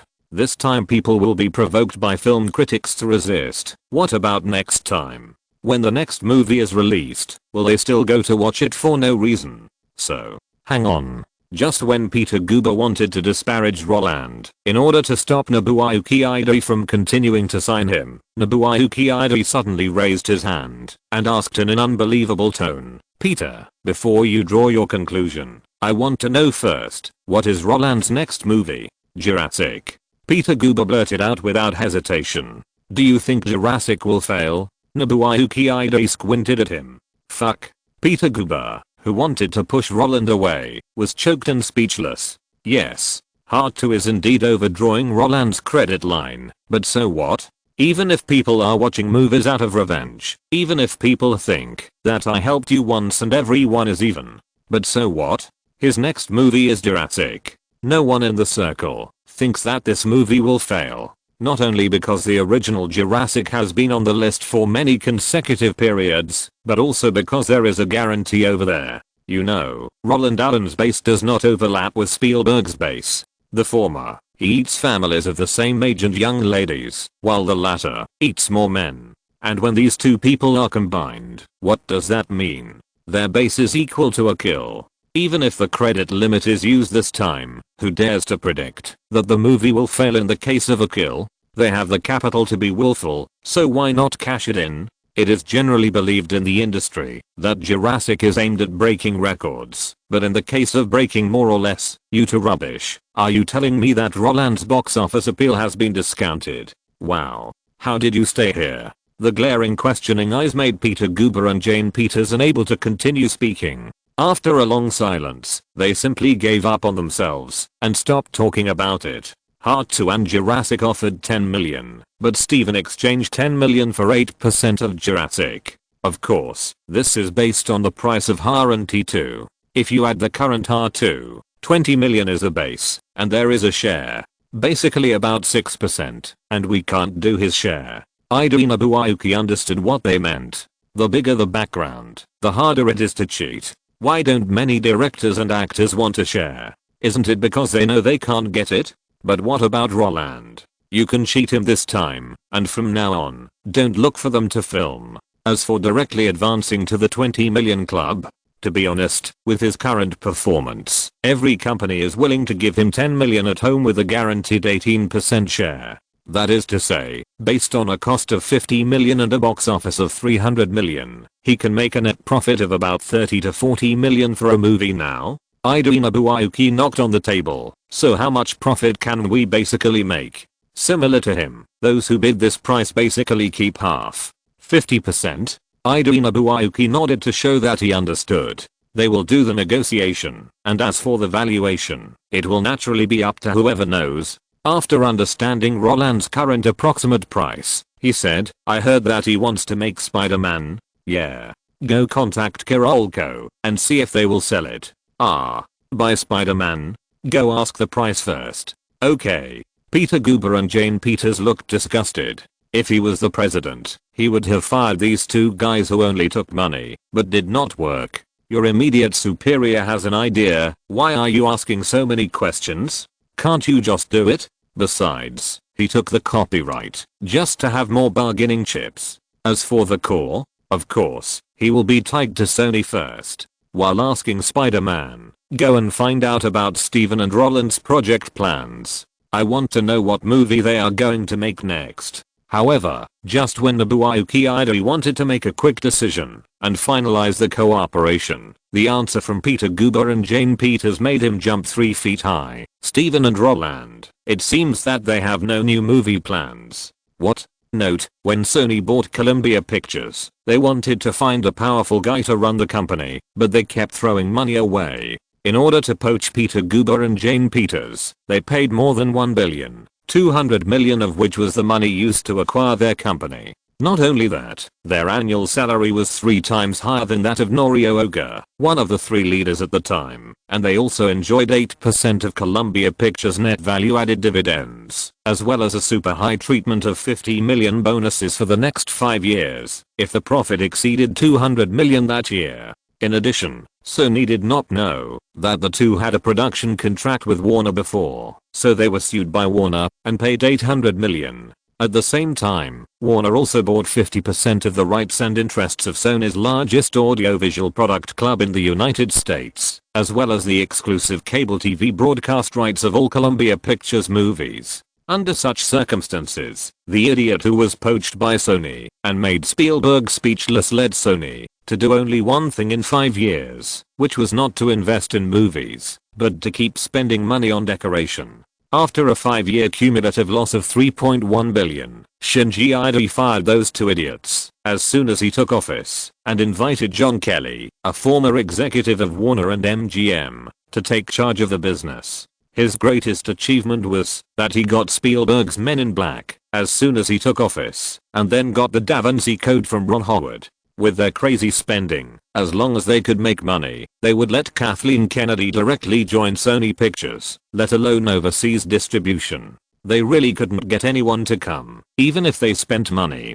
Chapter 115, Self-Sacrifice, Physiological Changes, Quantum Mechanics. Leaky, your brother is here. As soon as the loud call came out, the sound of footsteps came from far away and quickly approached. The little lolly with shoulder-length hair came out of the classroom, looking around with big watery eyes. When her sight caught the familiar figure, her already happy face raised a smile, grinned, opened her arms, and rushed directly to the guy who squatted down, and shouted in a baby voice, "Roland with a peer." Roland caught the little gun. Smiling and raising his head, while nodding to the teacher beside him, he also asked casually, "Leaky, have you been good today?"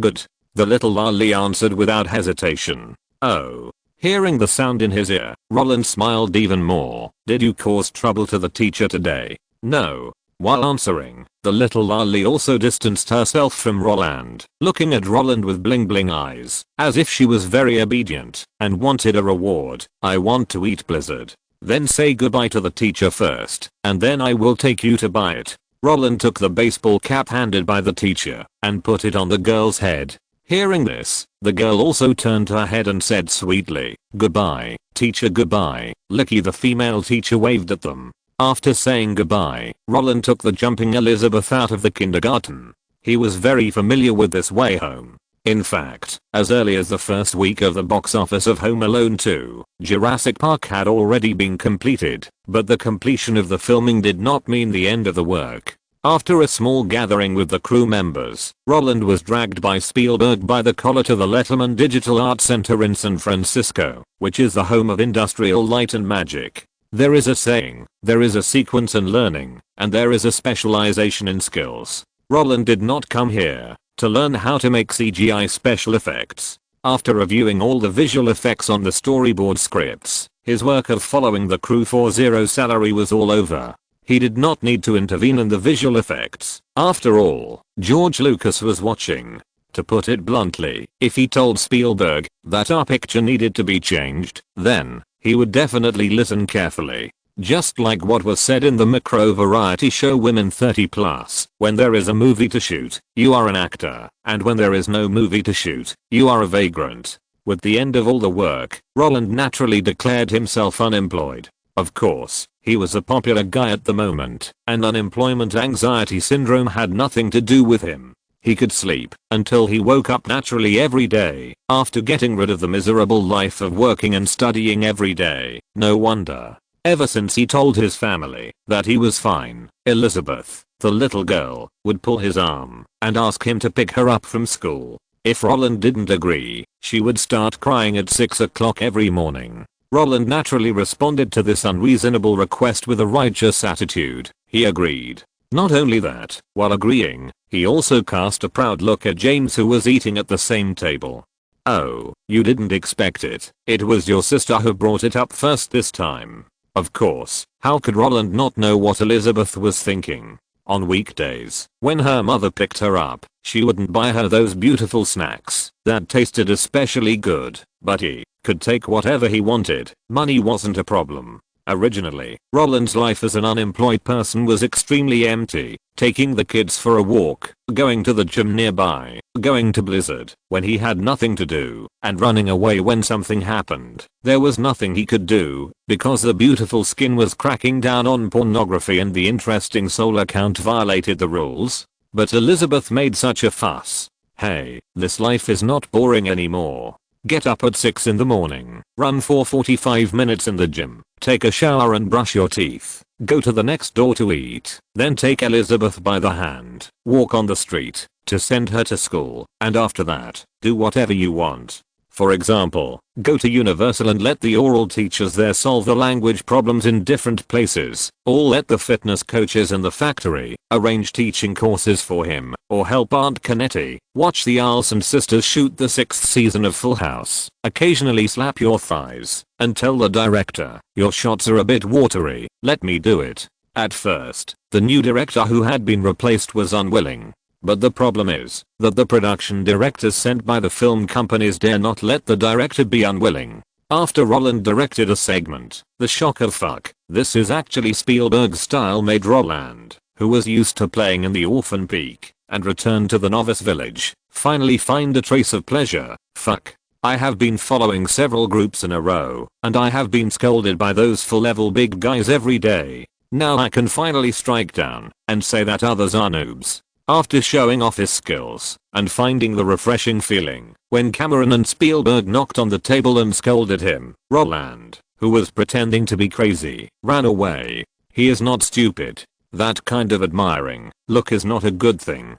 What if the new director quits? Then he, who started the trouble first, will have to take the blame. After playing for a while during the day, Roland would go to pick up Elizabeth and go home on time. Of course, compared to the above days, Roland's favorite is actually the new program after dinner. Leaning on the sofa, Ashley and Mary looked at each other on the left and right. Elizabeth sat in her and then held Andersen's fairy tales and told them stories. In the picturesque kingdom of Arendelle surrounded by the sea, there lived two lovely and beautiful little princesses. The elder sister is Elsa, who is born with the ability to make ice and snow, and the younger sister is Anna, who is an ordinary person. Although the two of them are not the same, they love each other. Elsa's ability can bring endless fun to the sisters' daily games, but as she grows older, her ability becomes stronger and stronger, and she almost took her sister's life. Yes, after opening Andersen's fairy tales, Roland shamelessly told the three little kids that Andersen was just a pen holder. How could he understand what a fairy tale is? The story of the Snow Queen is not written correctly at all. What curse? What grandmother? They don't exist at all. Okay. This is a story full of citrus fragrance. Such words made James, who was lying in the corner and observing secretly, raise his eyebrows. After Roland finished telling the story, he kissed the three little ones on the forehead one by one, and then let them play by themselves. Roland, who was feeling relaxed and was going home to do things, was blocked by James, who followed him at the door. Wow. Roland, please don't lead my sisters astray here. What are you talking about? I was clearly telling them Andersen's fairy tales there. Do you think I'm deaf or blind? You just said that Andersen was a novelist. Oh, that's just an exaggeration. Besides, is the dark fairy tale like the Snow Queen really interesting? If you don't believe me, go ask Lizzie and the others. Who is better, the story of Elsa and Anna, or the story of the Devil Queen? Roland's tone of let's speak with facts almost choked James to death. My three sisters are on your side now. If I go to them to seek the facts, isn't that crazy? After seeing the frustrated little silly face, Roland directly put his arm around his shoulders and went into the house together. If you have anything to say, go in and talk. Don't stand at the door, otherwise your sister will see us, and they will definitely think that you are bullying me again. God of conscience. It is obviously you who has been bullying me, okay?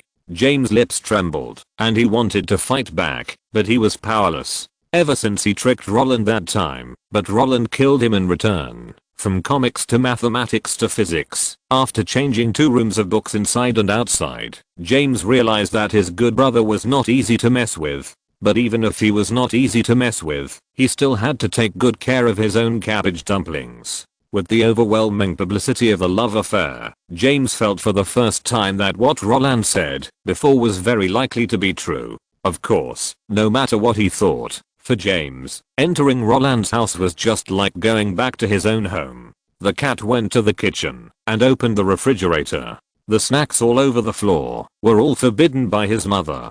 He took out a bag of Lay's potato chips and a can of Fat House Happy Water. He didn't care whether Roland would eat or not. He just drank it first. Burp. After swallowing a can, all the resentment in his heart was gone. Looking at the guy beside him with his arms around his chest, looking at him with a smug look, he was already trying to lose weight, but with no effect. He sighed and said, Roland, why do I feel that you are different this time? After filming Home Alone, you were preparing for Hook and Terminator 2. After filming Hook, you were preparing for Home Alone 2 and Jurassic Park. What about now? You don't seem to be planning to do anything. Although James didn't finish his words, how could Roland not hear that the second half of the sentence that was swallowed by the other party was you have always been stubborn with my sister? That's right. Since the filming of Jurassic Park was completed, Roland didn't ask anything and didn't care about anything. He didn't think about continuing to accept scripts, and the reason was very simple, because the movie shot in 1993 had to be released in 1994. And what was 1994? It was said to be the year God wanted to watch movies. Well, actually, it was because 1995 was the 100th anniversary of world cinema, and according to the Oscar selection rules, 1994 was on the list, and it happened to be selected in 1995. So, these people in Hollywood were trying their best to shoot. But no matter whether it was God who wanted to watch it or a commemorative tribute, Roland didn't want to join in the fun. There were Forrest Gump, The Shawshank Redemption, The Lion King, Pulp Fiction, Legends of the Fallen, True Lies, Interview with a Vampire, Ed Wood, Natural Born Killers, Speed, The Mask, The Chase. These gods were fighting, and one movie a month could occupy the entire year's schedule. So what was he doing?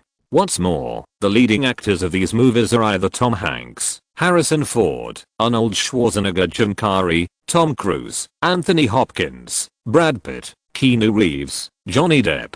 Either they are Super A, or they are guys who are constantly running on the road of Super A. With such a lineup, no one wants to compete with Roland, and Roland doesn't want to compete with them. In this way, Jurassic Park is his last film work. At least it was the case before 1995. However, after James heard Roland's words, the potato chips in his mouth burst into fragrance instantly. I didn't expect it. You're afraid one day too? Go away. Roland was immediately unhappy when he heard this. What do you mean by afraid? This is clearly a strategic shift. Steven didn't plan to make a movie in 1994. We are going to leave the opportunity to pay tribute to those who need it. For ordinary years like 1993, 1992, 1991, and 1990, we'll just give it a try. I don't believe you. You're such a bad old man. James didn't believe Roland's nonsense at all. Give the opportunity to others? Give it a try yourself? You gave it a try first, and won the championship for 3 years. How can others survive? With Ha winning the championship and T2 winning the championship again. Ha 2, which has been released for a month, successfully won $200 million box office in North America. Although the explosive viewing mood overdrew the subsequent life of the entire movie, it didn't matter, because it had exceeded the second place Batman Returns by more than 40 million. And the Aladdin in Roland's previous life memory? Sorry Dick Mouse just released the movie. No matter what, even if Aladdin has the potential to surpass Ha 2, Roland will definitely not be able to escape the title of Triple Crown in the next few months. In this case, will he be afraid of the extreme lineup in 1994? Haha. James just took Roland's words as a joke. Seriously, are you really going to take a break? James narrowed his eyes, a little suspicious. Looking at the face full of disbelief, Roland shrugged helplessly and stopped talking nonsense. Well, haven't you noticed that my voice has been a little hoarse recently? A little hoarse. Yes, can't you hear it? After Roland said a few more words, James finally reacted. Are you in the voice change period? That's right. After going to the language teacher at Universal a few more times, Roland learned from the other party that his voice had changed. His voice was hoarse and his range was narrow. After comparing the sound effects in the later stage, he found that his voice was almost an octave lower than the tone in the edited film of Jurassic Park. The language teacher who taught him how to make sounds didn't have a good way to deal with this physiological change. Of course, if he was in this state, it would be fine to film a movie. But after thinking about it, Roland decided to forget it. In his memory, filming during the voice change period was actually very troublesome. In order to avoid being inconsistent, movies with live sound recordings all needed to be dubbed in the later stage. Edward Furlong in Terminator 2 that he had intercepted was troubled by this problem. Moreover, unlike other guys who were looking for opportunities and resources, even if he didn't shoot for the time being, he would meet the public after this physiological change was over. Roland would not be at all in the least bit disappointed. You know, Jurassic Park was released in the summer of 1993, and it was pushed back a year, which was only the summer of 1994. The longest time for the voice change period was that long, and if he waited a little longer, he could directly shoot Spider-Man. It's not like Roland didn't have any projects. He took a break for a year or two, so what was he afraid of? Moreover, he felt that this voice change period came at a very timely time, just in time for him to avoid the Battle of Gods in 1994. After listening to Roland's explanation, James, who was still chewing potato chips, suddenly felt that the food in his hand was no longer fragrant. Resting at home for a year or so? How can this be possible? Aren't you going to pick up and drop off my sister to and from school for a year or so? And then tell them some weird stories every night? It is said that it takes 3 months to cultivate a good habit. You are already 18 months old. When you go to film, my sister Elizabeth will be 6 years old. And then she cries every day to listen to your stories. People are ruined by you like this. Hooala. James clenched the bag in his hand. The way he looked at Roland was like looking at a class enemy. Roland. Huh. Don't you have anything else to do? Not for now. Our teacher said that if people stay at home all the time, they are likely to develop mental illnesses. You have to go out more. Don't I pick up your sister from school every day and tell them stories? Your circle of friends can't be narrow. Then when she has a break on vacation, I'll take her to Mohammed's place to play, or go directly to Steven's house to teach her how to play games. Steven has a lot of game consoles anyway. James held his breath. You can't give up your work. For example, have you written the script for Spider-Man? Oh, are you asking that? Roland had actually seen through James's thoughts a long time ago, but he just didn't say it out loud. After being blasted by film critics, I already had an idea for the script of Spider-Man. Ah, so fast? You spent a year thinking about it and couldn't figure it out. What kind of logic does a comic book movie need? When indecisive, quantum mechanics, style jumps, virtual world, explanations don't make sense, time travel, don't understand color matching, cyberpunk, not enough imagination, parallel universe, old-fashioned pictures, pursuit of retro, unclear, Laudrillien. What do you think? Does it make sense? When Roland looked at the fat boy with a teasing look, James was stunned. Why did he feel that Roland was here to stay? Before, when he was tinkering with the script of Spider-Man, he couldn't say a word for a long time, but now, why is he talking so much? Is the power of love really that great? Note, the original soundtrack will not be used during the voice change period, because it sounds unstable, and it is all done by myself in the later stage. Laudrillien is Cthulhu. If you're listening to this novel on a channel other than Fanfic World, it means they downloaded and uploaded it without effort. We cordially invite you to visit our channel, Mundo Fanfic Novelos. There you'll find the original version of this story and you can explore many other novels of various genres. We're waiting for you to immerse yourself in a world of incredible novels. Chapter 116. Embrace the fans. Recharge plan. Cherish your feathers. People's choice. The power of love is certainly not that great, and Roland is just complaining about the weird things in the film industry. Ever since he read the review of Ha 2, Roland remembered something. In his previous life, no matter whether it was Star Wars, Jurassic Park, Titanic, The Lord of the Rings, Pirates of the Caribbean, or Avatar, the academic community didn't like them. Or, these commercial and entertainment-oriented films would never be accepted by the critics. What they favored were always more meaningful and thoughtful art films. As a result, a special routine for biopics to win awards emerged in later generations. Why? Isn't it because, as long as you plagiarize historical facts, you can directly use the best costumes and props? In addition, the guys who are rushing for awards have good acting skills, so just match them up, and OT will be there. In this case, is it meaningful for critics to review commercial films? Yes, but it doesn't make much sense. Just like Star Wars 8, The Last Jedi was widely praised by film critics, but it turned over in the audience's reputation, and Star Wars 9, The Rise of Skywalker was criticized by film critics, but the audience still guaranteed the popcorn certification. In most cases, film critics and audiences are in opposition.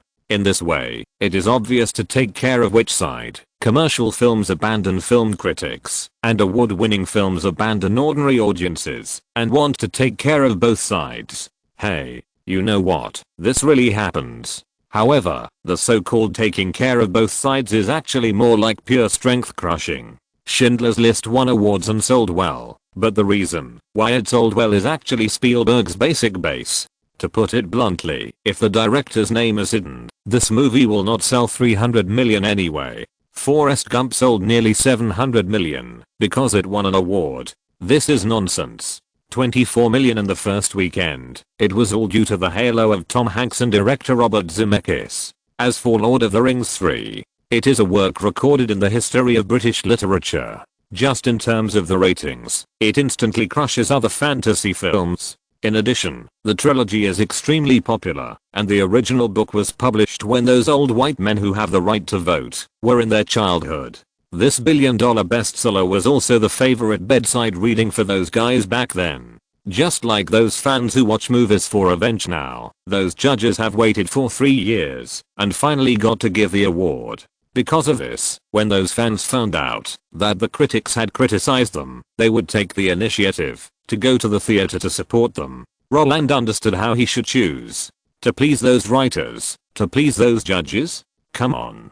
The audience who supports him is his root. As long as there are enough audiences who like his movies, those writers will eventually like them too. Instead of pleasing them, it is better to use their strength to crush them. In this way, the script of Spider-Man is naturally to add logic as much as possible, while retaining the excitement. As for meeting the requirements of those film critics, this kind of superhero movie can never be suitable. Of course, Roland and James's talk of rest is true. Roland is not going to take any roles before his voice change period. But in terms of the schedule, it is just a lie. Staring at Elizabeth all day long? What a joke. He can learn from Spielberg and take time to tease them before and after dinner, but on weekdays, Roland still focuses on recharging, or in other words, he has discovered his own shortcomings. After being trained many times by those guys, who can transform the producer-centered system into the director-centered system, Roland has felt the charm of creating the world. At the same time, he also understands that, while his overall view is constantly improving, his acting skills can no longer keep up. When directing the children's scenes in Captain Hook, Roland was at ease. After all, those children did not act as well as he did. But in Jurassic Park, when he touched the scenes of the adult group, he saw that those actors could quickly get his ideas and fully express the emotions he wanted in each scene. The professionalism of just stopping at the right point made him feel a sense of crisis. To put it simply, Cameron and Spielberg helped Roland with the word of mouth. It's okay to be a director just by word of mouth. Just like Quentin, just tell the royal photographer which movie or which picture I need next, and you copy it for me directly. That's it. But turning word of mouth into reality is a problem. Roland can indeed change his career, but he is so handsome. Wouldn't it be a loss for the audience if he changes his career? To put it bluntly, most of the time, directors are average looking, because those who are handsome will be preferred as actors. How glorious it is to be on stage. Wherever you go, there are girls shouting that they want to give birth to a baby for you. Although the throttle has been completely stuck under the gaze of a certain supreme god, the sound of cheering alone is comfortable to listen to. Therefore, unless he is really unable to do it, Roland really doesn't want to turn behind the scenes. In this case, it is very necessary to find a teacher to make up for the acting class. If it were other actors, they would not have enough time to make money, so where would they have time to recharge? You can enter the 20 million club just by relying on your face. What else do you need to improve? If you are criticized, then pull out the words of Isabelle Huppert, the queen of French art films who won the 3 major international film festivals. I never prepare, I know how to shoot. When I joined the group, she billed herself as a personal experience experientialist who dedicates her life to acting, and said that she was in the crew and fought the enemy with real swords and guns. If you think I didn't act well, that means he doesn't understand art. Of course, Roland admits that he can't learn the Frenchman's tough way of devoting himself to art. He believes that, if he really does this, he will really have no movies to shoot. For this reason, after learning that he has entered the voice change period, Roland contacted Tom Hanks. That's right, although he vowed that he would not interfere in the year when the gods fight, the opportunity is at hand, so why not use it? After communicating with the other party and making sure that he can follow the Forrest Gump group throughout the whole process, Roland is now so relaxed, compared with the guy who can say, why do you want to act? Why can't you let the role be myself? The acting teachers in any school are all scum. Acting is actually based on talent. Roland doesn't expect himself to be as fierce as Hanks. As long as he can steal 30% or 40%, he will wake up happily. There is a bottom line. No matter how bad it is, the audience can't feel out of the play. At the very least, he has to smoothly eat and live in those commercial films. If he can't do this, it's better to quit while he's still young. Of course, Roland admitted that, while he was learning, he also had the idea of showing up in Forrest Gump. Spider-Man does have a guaranteed popularity, but he himself also has to maintain it. For child stars, disappearing for a year or two is very fatal, because the guys in the circle will not wait for you to grow up. But what if you use Forrest Gump to show your face? No matter what, after discovering him, people will have an idea in their heads. Roland Allen has not retired, he is just learning and improving, and working hard to bring everyone a better self. As for doubts, the performance of Forrest Gump can overwhelm all doubts. Roland is not making a lot of money in the crew of a failed drama. This alone can give people who like him more expectations. Abundant resources allow Roland to maintain the most popular popularity in the best way and strive to be the best version of himself. In the case of a mountain higher than another mountain, Roland does not have to worry about being arrogant, because the guys who are more arrogant than him, although they are extremely arrogant in the outside world, are still down to earth when doing things. And when these guys can teach him hand in hand, Roland, who can feel the vastness of the sea of clouds, can know his own insignificance. The practice of burning real money is much more enjoyable than listening to lectures in class. It is better to burn a million wrong ones than to listen to the correct ones 100 times, because the former has no feeling, and the latter directors will jump up and blow Roland's head. Of course, this is not a masochism, but the more mistakes you make, the more you can remember. When you are beaten up a lot, when you are learning, you can beat others. When you do it yourself, while determining his own development path, and not telling James, Roland also talked with Gennady about the future projects of the Olson sisters. At first, Roland thought that this guy who wanted his son to be successful and his daughter to be a phoenix would do his best to let his daughter get into the film industry, but who knew that when they were communicating, the style of the picture that came to him was completely different. Movies?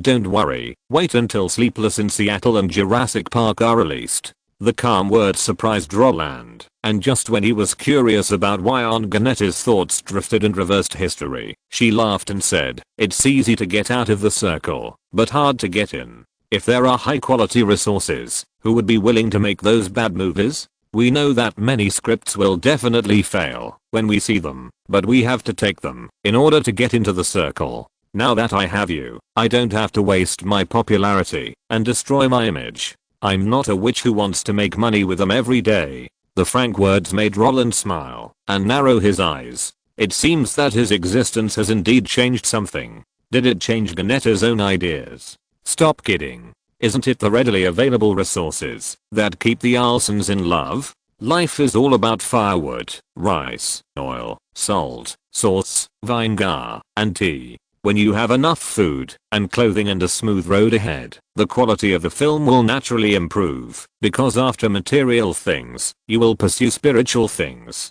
And when compared with those great gods, it is natural to see the reason. Guys like Hanks and Ziroli have no shortage of money or fame. Only in this case, can you pursue excitement with peace of mind. Art is just burning money and pursuing art when you can't even have enough food. Who are you telling it to? You can't even meet your own material foundation, and you still talk about building spiritual civilization for others? Who believes it? What's more, which guy who spent all his money to make a movie dares to touch his chest and say that the movie in his hand is not for winning awards and becoming famous? And in the end, isn't it still the popularity that is converted into material foundation? And Gennady, this guy who wants his daughter to become a phoenix, has obviously passed the link of material needs. They were not short of money, and now they had Roland as a resource. This way, they would not have to destroy their daughter's reputation. Since Gennady was going to see the market feedback first, before seeking projects for the Olson sisters, Roland did not get involved.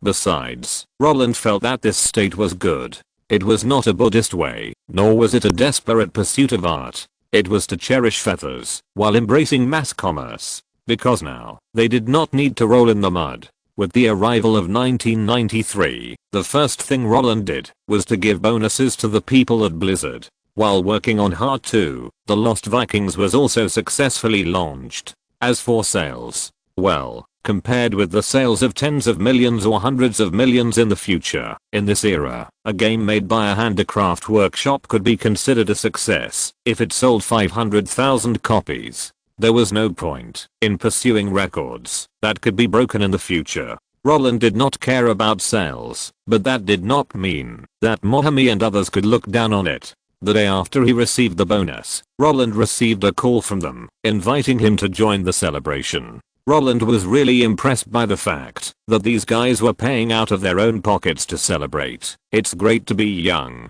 And he didn't join in the fun. My voice has been a little hoarse lately. I went to see a doctor, and he said that I've entered the voice change period. During this period, it's best not to eat irritating things. So, I won't join in the fun, so as not to be jealous. Is that so? That's such a pity. What's there to be sorry about? You work hard to develop real-time strategy games. When you have developed the engine and the game and it sells well on the market, I will pay for you to go wherever you want to celebrate for half a month. I've been waiting for you to say that. We will definitely develop the best-selling game and plant the company flag on Mount Everest. Okay. Don't talk about the company flag. You can dig a hole on Mount Everest and plant me there. That's fine. Roland felt helpless at the joy of Blizzard.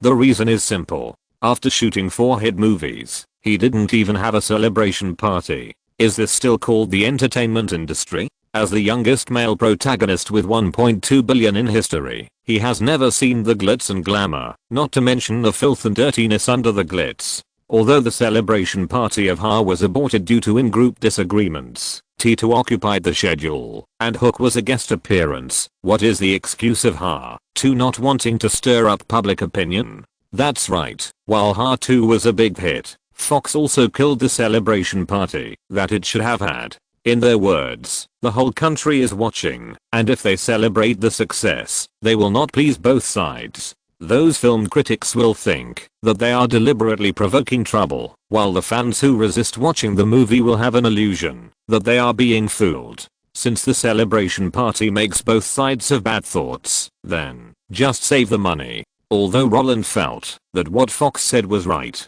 but he felt that saving money was the bottom line. A celebration banquet would cost at least $1 million, and all this money was paid by Fox. But now, they saved money by not having to hold it, and the saved money was not given to them. Isn't this stingy? When Roland thought of Fox's stingy behavior in the future, he suddenly felt a little emotional. This is what a capitalist is. He will never spend money where he can save. However, although there was no celebration banquet, there was still an award. Of course, this award has nothing to do with the Golden Globe or the Oscars, but the People's Choice Award.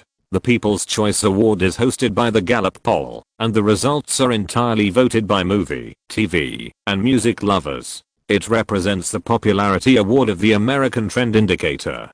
To put it simply, it is similar to a awarding. However, if awarding is a wild award that is held separately for film and television, can be held 3 times a year, and tries every means to give away the trophy, then the People's Choice Award is much more worthy. After all, Gallup relies on credibility to make a living. If they don't want billion, their main business will be ruined.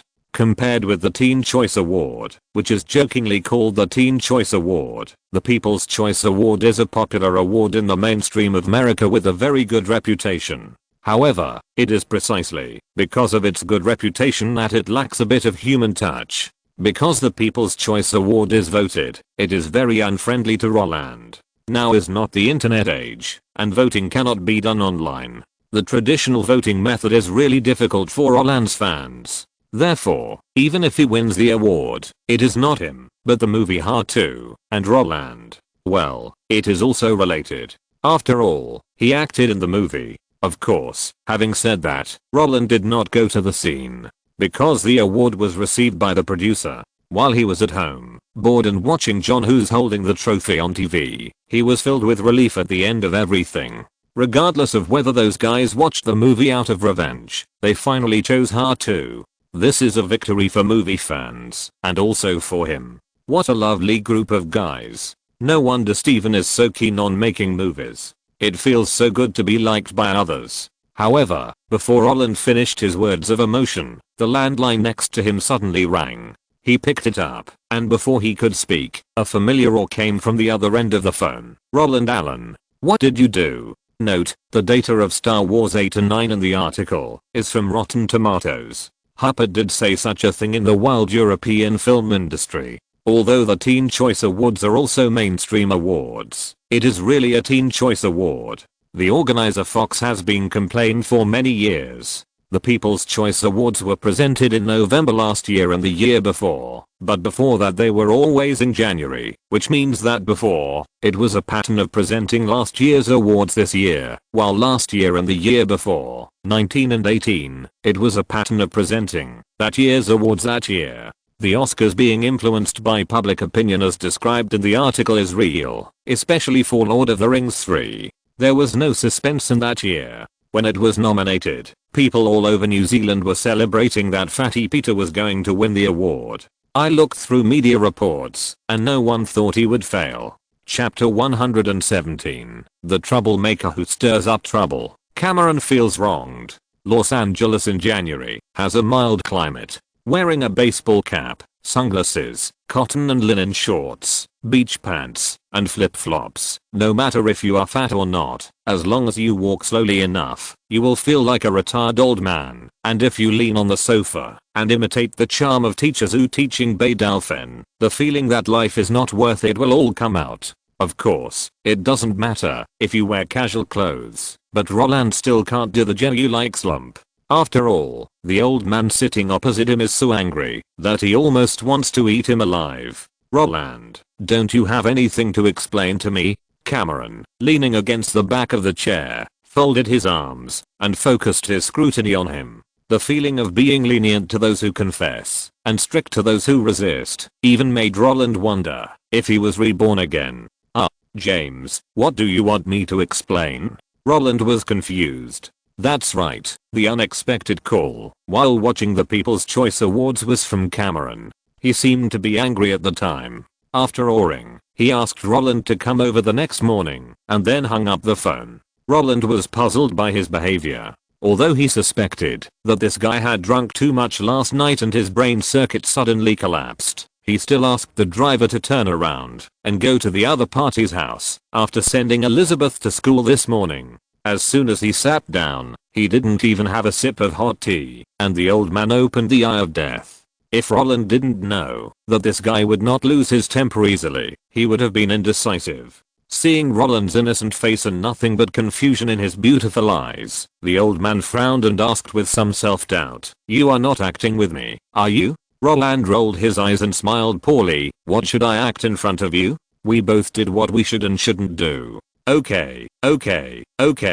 After hearing what Roland said, James, who was still playing the good guy, quickly raised his hands and signaled him to shut up. "Okay, it seems that this was indeed not done by you. It wasn't me." Regardless of whether he said this or not, Roland knew that he was the one who was wronged. "You know it wasn't me. Why don't you explain it to me? I came here with a lot of questions in my head, and I have to know something when I leave." If Roland didn't change his expression or heartbeat when facing the questioning just now, then now, he shrugged his shoulders and spread his hands, which means he was wronged and miserable. After seeing the old man pretending to be upset, he knew that he was wrong, and clapped his hands and denied it. "You can't say that. Even if it wasn't you, this matter has something to do with you. I'm asking you, Sony offered $4 million to buy the copyright of Spider-Man from Kirolco. You really don't know? What?" Hearing this, Roland, who was about to continue talking nonsense, was directly possessed by young Master Yang and almost jumped up.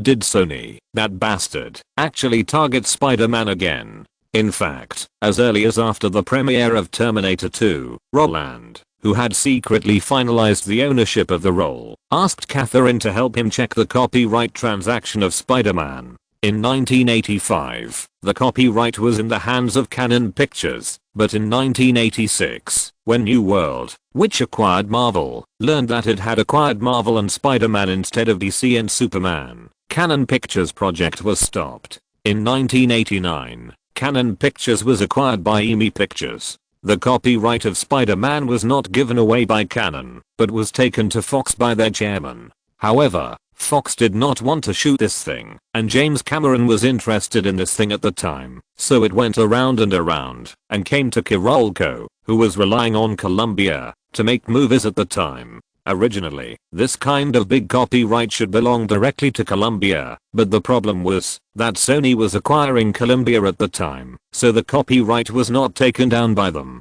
As for why this situation occurred, it was actually very simple, because Marvel had specified in the copyright transaction that if the company to which the copyright belonged was acquired, the copyright would automatically return to Marvel. If it was not Carolco who bought it, but Columbia, then when they bought it, it happened to coincide with Sony's acquisition period, which was equivalent to wasting money and not getting the copyright. After learning all the procedures, Roland became wary of Sony. There was no way, in the past, they made a living by this thing, and when he knew that the other party was interested in this copyright in 1989, he would not be able to watch the other party take it away, right? Not only because he wanted to shoot it himself, but also because this thing was valuable. And now, Sony wanted to buy it? Not only was Cameron a little annoyed, but even Roland was a little anxious. Sony was a pixie who could only eat and not spit. Things that he targeted generally could not escape.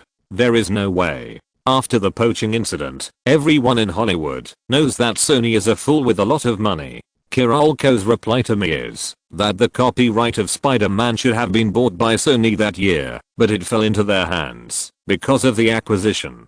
Since they want to acquire it now, they are willing to sell it, as long as the price is satisfactory. I didn't think so much at the beginning, but when I asked who was the guy who led the transaction, I found that something seemed wrong, because the person sent by Sony to negotiate the price was Mike McDavoy. You should know who Mike is better than me, Steven's first agent. Carolco and Cameron are in the same boat, so after receiving the acquisition invitation, they told Cameron directly. According to their thinking, Cameron can shoot anywhere, and it doesn't matter at all. Perhaps, after the copyright is sold, Sony will pay more attention to the movies they make. Cameron didn't think there was a problem at first, but when Steven's first agent took action, the situation was different. The moment Cameron learned the name, there was only one word in his head. Kudo. He smelled the smell of being kicked out by force again. Don't say it's impossible. If this project falls into Steven's hands, how can he still have a share? He even suspected that in the end, it would become a global control mode with Roland starring, Steven directing, Catherine as producer, and Lucas bang bang bang bang giving them special effects. On one side, they have their own production team and streamlined production, and on the other side, they are completely in the dark and have to find someone again. In this situation, no matter which film company it is, they know who to choose. So, Cameron was incompetent and furious. As for shouting like Ren Hengzi, if fate is determined by heaven, I will break it. Come on, push it back 20 years. The ship and Avatar are pulling each other. In the era of hype rampant, Steven is still the first choice of the film company, not for anything else, just because the record of the producer and director's box office is still tightly held in his hands. He can pull the crew with his eyes closed. This is really unmatched. After listening to Cameron's complaints, Roland felt something was wrong. James, wait a minute. You mean, do you think we have to control the project? What else? Is it Sony itself that wants it?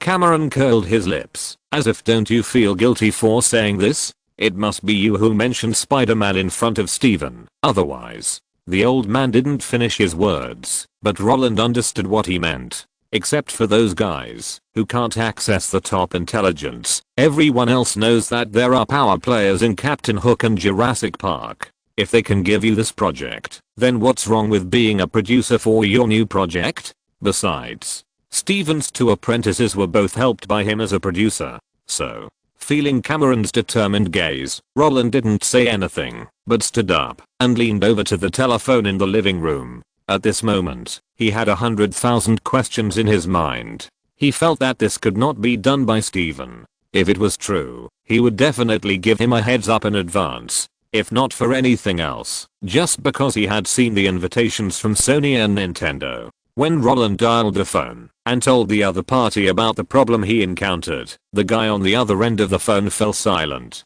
After more than 10 seconds, he said, "I'll call back," and then hung up the phone. About half an hour later, the ring rang again. When I picked up the receiver and listened, the other party said directly, "Are you at James' house in Malibu?" "Yes." "Then come to my house. I'm in the north of Cologne, and he's in the east. Hey, just ask him to take you here. It's a 15-minute journey." Steven's words were unclear, and Roland was also confused. As for Cameron, knowing that Steven dared to meet him, the nameless fire that had erupted last night had almost died down. But no matter what, he still felt unhappy before the truth came out. So, when he took Roland into Steven's house, as soon as he sat down, he asked in a sarcastic tone, "Did you mistake Spider-Man for Jurassic Park? Or did you mistake Marvel for?" The attitude of "why are you stealing my things again" made Spielberg smile and shake his head. "James, this time it's really not our problem. They are using you." Even in the internet age 20 years later, it would take half an hour for ordinary people to sort out such a confusing thing, but for Steven, he just scanned his face and made a phone call to ask, and the matter was clear. And when he asked, he realized that the two Sony troublemakers were still stirring up trouble. "Those two guys know your temper and the Jurassic Park thing. If I take Spider-Man away after I got Jurassic Park first, you will definitely jump out and curse. As long as the two of us quarrel, the possibility of the Spider-Man project being aborted is much greater. Once the project is aborted, the chances of winning over Roland will drop sharply. As long as we don't enter Sony, there is a high probability that their positions will be kept. The previously mentioned Columbia Pictures helmsman Peter Guber and Jane Peters are not good at anything and have nothing left. But in terms of fanning the flames, they are first class. Although I don't understand why the boss above must have Roland, the goal is nothing more than money. Even if they don't know the specific situation, whether they like the Jewish gang or not has nothing to do with the specific situation. Because they understand that, if Roland is really pulled in, they will face the same situation as when they were in Warner, being sidelined. In this way, ruining the Spider-Man project has become their means of self-protection. Your boss wants to buy Spider-Man? Sure. We'll ask for you. Since you want to win over Roland, let's ask the guys from the Jewish gang to come forward. So, Mike McDavoy, who is still in Columbia TreeStar, was pushed out. Let the guys from the Jewish gang ask for the price and stimulate Cameron, who had failed before. As long as Cameron jumps up and gets angry, then they will be safe, because no matter how much Steven admires Cameron, he can't swallow everything under the questioning in broad daylight. This is not a question of shame, but a question of status being challenged. Steven lightly revealed the matter today, and more people will cause trouble in the future. Because they will think that James dared to provoke with a movie T2, so we can do it too. Although this kind of childish behavior seems very childish. But don't think that there is no fool among the guys who do what they do. You know, during the 5 years when they were fanning the flames at Warner, they only contributed 9 of the top 10 films in the North American box office that year. It seems that a score of 9 over 50 is already very good, right? Hey, Sony also poached them because of this report card. But if you go deeper, you will find that among these, 2 projects were directly produced by Steven, 2 projects were led by Mel Gibson, and 2 projects were from Tim Burton. Of the remaining 3, only 2 were related to them, because the last one was also from the Jewish gang. In this way, it becomes 2 over 50, a 4% excellent rate. This is the operational answer sheet given by the senior management of the 2 projects. The reputation of Who Has Bad Movies was fanned by this. As for using Cameron, that's even simpler. Who in the circle doesn't know that Cameron is a fearless psychopath? If Mel Gibson dared to curse Jews when he was drunk, then Cameron, but he dared to roll up his sleeves and fight with Steven. Of course, the harder he cursed, the more fiercely he fought. In his case, it was actually a reflection of a good relationship. The better the relationship, the more serious he will be. You should know that in 1968, Cameron watched 2001, A Space Odyssey alone. While loving science fiction movies, he was also confused by the psychedelic shots in it. After walking out of the theater, he vomited crazily on the side of the road. He swore in his heart that he would make a movie to disgust Kubrick in the future. He actually did it. After filming True Lies, he invited Kubrick to watch his movie. Although he did not disgust him in the end, he successfully became a teacher in front of him and told Kubrick that 2001: A Space Odyssey could be done better if it was released now. After 26 years, Cameron has not forgotten to act cool in front of his senior. This kind of grudge-bearing nature is naturally the best thing to use, but no one expected that after learning that the Jewish gang wanted to steal his project again. Cameron actually went to Roland first. Cameron is not a fool. Although he was very annoyed, he also knew that he had to pick the weak persimmon. Roland, you are the soft persimmon. I have taught you. Do you dare to talk back? What? You have talked back during the filming of T2? Forget it. You are awesome. After he finished listening to Steven's narration, this thick-skinned guy didn't even feel ashamed. He coughed directly, and his eyes swept over Roland. I know I'm innocent, and changed the subject very naturally. He didn't think that the guy who wanted to roll up his sleeves and beat Roland just now was himself. You want to leave Universal and go to Sony. Well, after Steven took over the topic and made it clear what happened, Roland thought that he would be able to hear an apology after being cleared of the grievances. Unexpectedly, this guy didn't say a word. However, even if he had complaints in his heart, Roland was not angry because the things in front of him were more interesting. He understood what Steven said just now. Although the other party didn't mention his deal with Sony in front of Cameron, Roland knew it. In this case, he would not speak freely about Sony's attempt to win him over. Regardless of whether it was a secret or a white lie, Steven had to do it. Not only because the other party could take it, but also because it was good for Roland himself. When Roland could figure it out, Steven would not admit it. Impossible. I can't handle those two people in Sony. When I saw them, I wanted to punch them. It's just that Sony wanted to win Roland over. What? Aren't you angry now? Not angry? If those two guys were at the scene, Cameron would have rushed up with the coffee table, and after such a commotion, giving the copyright to Sony. Haha. He felt that no matter whether it was him or Steven, the movie couldn't be made. Once the movie project was established, just wait for those two guys to add fuel to the fire.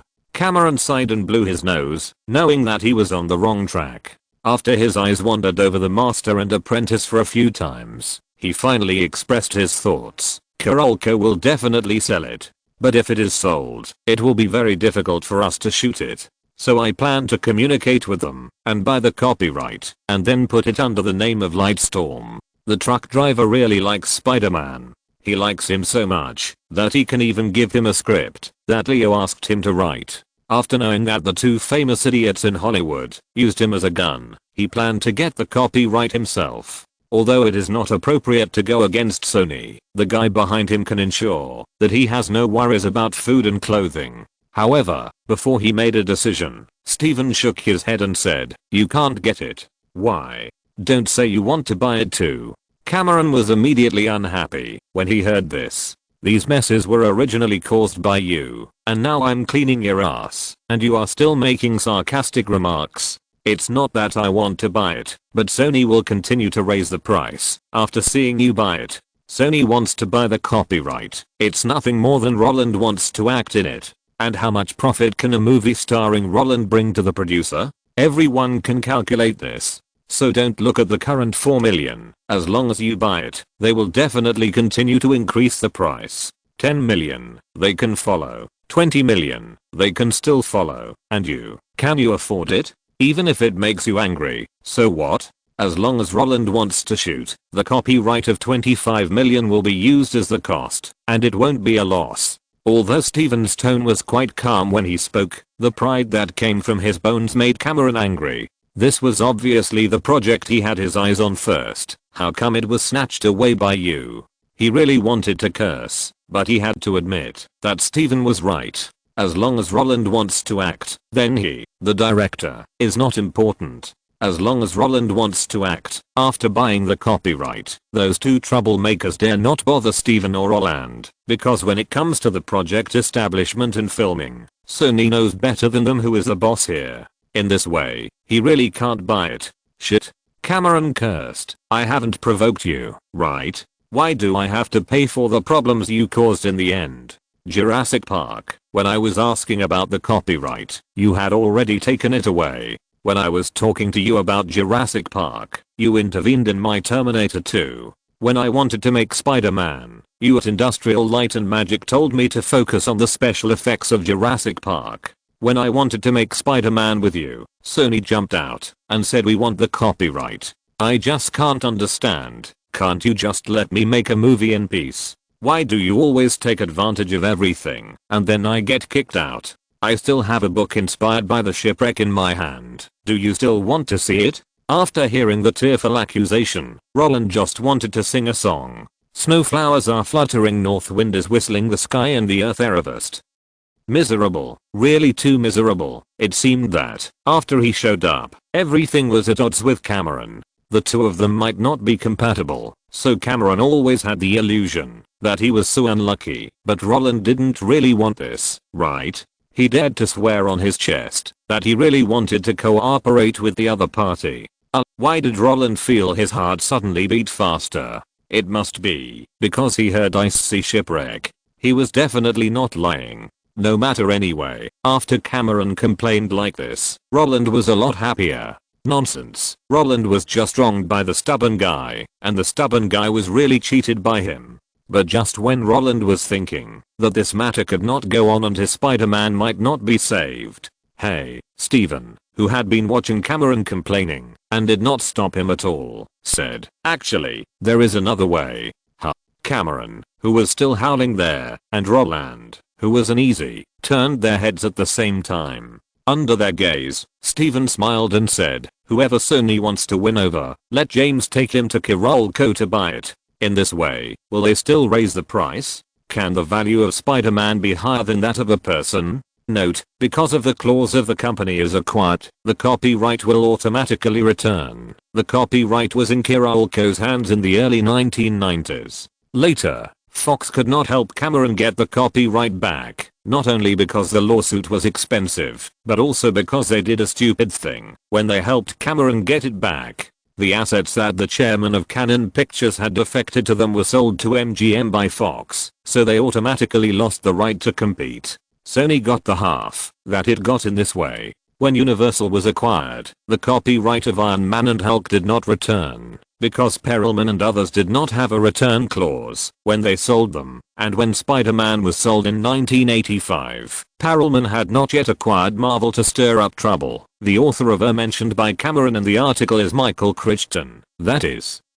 He is the author of Jurassic Park. In 1989, Spielberg wanted to make this TV series, so he contacted him. This is why he was able to get the copyright before Jurassic was published. He bought it when the manuscript was in progress. Cameron is vindictive to his friends. This has been confirmed by the governor and Leo. After the success of Avatar, he said in an interview with People that after the filming of True Lies, he went to Kubrick to watch it. He did have the idea of showing off. The shot of the missile hanging on the terrorists was the most amazing shot, he thought. As for wanting to make the other party vomit once, it was purely a joke. The ship is the inspiration of the ship. According to Fox's Anniversary News, as early as 1991, they approved $500,000 to let Tire and go for inspection. Chapter 118 Big deal, bad idea. If we push back 25 years, Spielberg would not have asked such a question. No matter how noisy the Avengers are, Spider-Man's value is always higher than the other party. But people of this era don't know. If we have to list them, Spielberg is a living example. In 1973, when he learned that Warner was going to make Superman, he wanted to try it because he was very interested in superheroes. However, he couldn't reach an agreement on the salary, and he was confident that Jaws would definitely be a success, so he missed the whole project. George Lucas also wanted to try it at the time, but because the offer was too low, Lucas felt that the money he spent on Superman was not as good as tinkering with Star Wars himself, so he took the initiative to withdraw. When the stalemate came, Marlon Brando, who finally starred in the film, was even more amazing. Not only did he receive $3.7 million in salary, he also asked for 11.75% of the box office dividend and required that his filming time should not exceed 2 weeks, and he said that he would not memorize a single line. Although Jaws and Star Wars eventually won over Superman, when they were penniless, they would rather tinker with their own movies and were too lazy to bargain with Warner, which gave us a glimpse of their attitude towards superheroes. And Brando's lion's mouth also reflected the whole circle's contempt for the theme of superheroes. Not only that, Tim Burton's first Batman had a budget of only $35 million. To put it bluntly, most of the money was given to Jack Nicholson. They like the superhero genre itself. But at the same time, they feel that the influence of superheroes on the box office is not as strong as their own inspiration.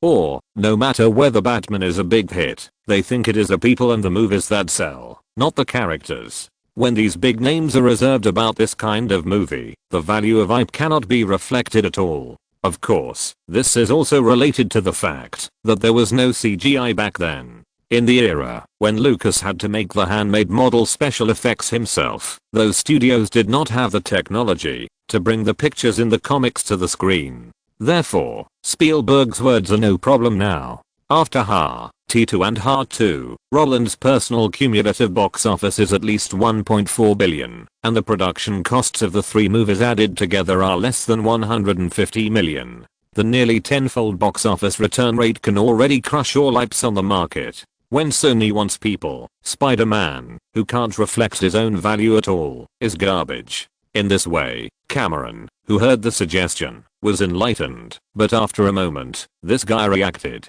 Hey, they are still targeting me. Look.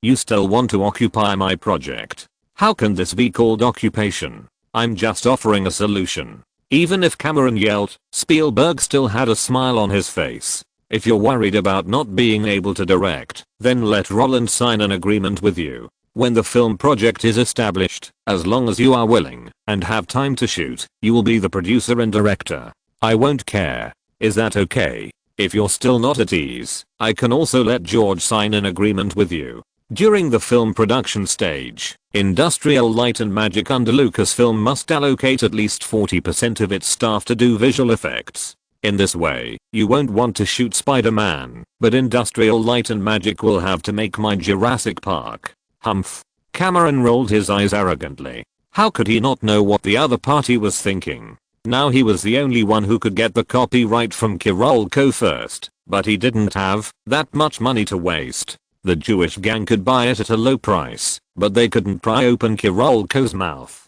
In the case of cooperation between the two parties, the project would really belong to them. The priority shooting agreement is actually a guarantee. No matter what the situation is, Cameron is the first choice. As for visual effects, he just laughed. The reason why he wanted to set up his own visual effects company is because Industrial Light and Magic is so disgusting. They don't care about other people's projects, but they keep squeezing in their own projects. Although 40% is high, when it really comes to being made, it must be that everyone in the company is supporting this film. Then it's settled. I'll contact Kirolco and tell them that Roland wants to buy it. After the matter is settled, I'll tell you the signing time. Although he looked unhappy, Cameron was still quite active because he understood that when the Jewish gang took over the things, at least the investment funds and technical support would not be worried. Roland, you have money, right? I'll try my best to negotiate it down to $4 million. Oh, no, you are richer than me. As the other party patted his butt and turned to leave, Roland, who came to his senses, felt that everything in the world was a little unreal. Am I dreaming? What can be sold for $5 billion in the future, but you can only get it for $4 million? Or did you get it from Sony? He pinched his thigh hard, and the pain that went straight to his head made Roland grimace and take a breath of cold air. When Spielberg, who had just returned after sending Cameron away, saw his confused expression, his previous smile disappeared and was replaced by a face full of anger. Those two guys are really disgusting. No matter which company they go to, they can mess up everything. Although he just laughed happily. In fact, compared with Cameron's copying of the coffee table, He had seen the power of those stupid guys and wanted to stab them a long time ago. Those two guys deliberately want to destroy our cooperation with Sony. If we really make a deal, they must go away. With mutual contact information, half an hour can actually understand a lot of things. And Spielberg can't just make a phone call. Cameron was here, so he wouldn't say anything. Now that he's gone, he didn't hold it in. After a long chatter, Roland finally understood what these guys were thinking. According to what was discussed last year, it was naturally a simple deal, but when Sony wanted to tie it up, things were not so simple. Compared to game copyrights and movie copyrights, people are the most important, and when Spielberg and Roland had no movie plans, the whole deal was actually infinitely close to bankruptcy. But no one wants the deal to go bankrupt. So I called and asked, do you think the Spider-Man copyright is so easy to buy? Sony only allows you to star, starting at the age of 15, for the next 5 years, at least 3 films, at least 30%, and at most 50% of the investment in each film, and put their logo in front of the film. Only then will they let go. Sony is indeed rich, but they are not fools. They were cheated by Warner before, because they were new, and didn't understand the situation. Now, of course, they want to make as much money as they can. What's more, the overseas distribution left by Columbia Pictures is a huge treasure. If they let Spielberg get involved easily, then they can't do this business. They want to pull Panasonic together, because Panasonic has money, and can help them, and Spielberg does it, because they can make money. But you want to eat alone, and want our channels? Get lost. They have been sucked once, and it's impossible for them to be sucked a second time. So I promised them for you first. Because Spider-Man is indeed a good thing, that fits your image. You won't blame me for giving up the investment amount without authorization, right? Faced with the old man's serious questioning, Roland laughed directly. If half of the investment of Perpetual can be exchanged for the right to speak for overseas distribution companies, this business will definitely be a net profit. Compared with the distribution channels, the value of the movie itself is almost negligible. Because if they want to do it, they can't just make this one movie. Besides, isn't it normal to attract investment for a movie? Sharing the risk, that's what you taught me. Lucas's Star Wars, Indiana Jones, your Jurassic Park, Back to the Future. As long as we have the copyright, the decision to shoot or not is in our hands, and if we find a rich investor first, the whole project will be easier to get approved, because the rest of the investors will be easy to find. Such words made the old man nod happily. Unless it is a project like Avengers or Star Wars that is sure to make a big profit, no company would be stupid enough to take all the investment of a movie. What's more, the significance of Spielberg's Amblin is not to invest money to make movies, but the company holds the copyright, and then approves the project and finds others to invest. To put it bluntly, when he only publishes the rights, and invests a small part, the producer's share plus director's share plus copyright share, can take up to 28 points. Since I can take so much without investing a penny, why should I spend money? It seems to make more money? Don't be ridiculous. The production cycle of movie is very long. It is not that you shoot it today, it will be released tomorrow, and the theaters in all countries and regions will give you money the day after tomorrow. The normal operation cycle is 2 to 3 years. In these 2 to 3 years, they can do more things with the cash in their hands, collect more copyrights, instead of leaving it there and waiting for dividends. Moreover, with more investors, the risk is also smaller. This risk does not refer to the risk of failure in film creation, but the troubles in a series of links such as production, post-production, review, publicity, and distribution, which will be reduced a lot. Take Titanic for example. Fox and Paramount made it. In this case, when the movie is released, it is equivalent to one less opponent, because no one wants their project to lose money. In the case of one less opponent, it is actually equivalent to being able to earn more. In his previous life, when Spielberg established DreamWorks, he also used the money of Microsoft, Samsung of South Korea, and Chase Bank. Even if those people withdrew their investment, they used the money of the group of rich people in India. As for the rich people in those film companies, they are not fools. Take Gemini Man for example. Paramount took on 35% of the $140 million investment, while the remaining 35% was borne by Skydance, which was invested by Penguin, or Oracle Sun. The remaining 25% was borne by our Momo's Fuxing Pictures, and the last 5% was borne by 40 Thieves. As for Dark Fate, Paramount, Fox and Skydance each invested 30%, and the remaining 10% was still from Penguin. Don't look at those film companies shouting about losses every day. The real money-making projects calculated by the Green Light Committee will not be allowed to be invested by others, but there will always be guys who want to squeeze in. So, Roland didn't think about investing himself at the beginning. Holding the copyright is nothing more than getting the right to speak. When everyone sticks together, they can get something for nothing, so they will never accumulate funds. Isn't it better to invest in other projects with higher returns? There is no need to confront those investors. Besides, many of those investors are going for derivatives, such as discs, radio broadcasts, and online on-demand. These things can bring them endless value. Otherwise, companies like MGM can't sell at high prices. This is the charm of copyright, which allows you to make money without doing anything.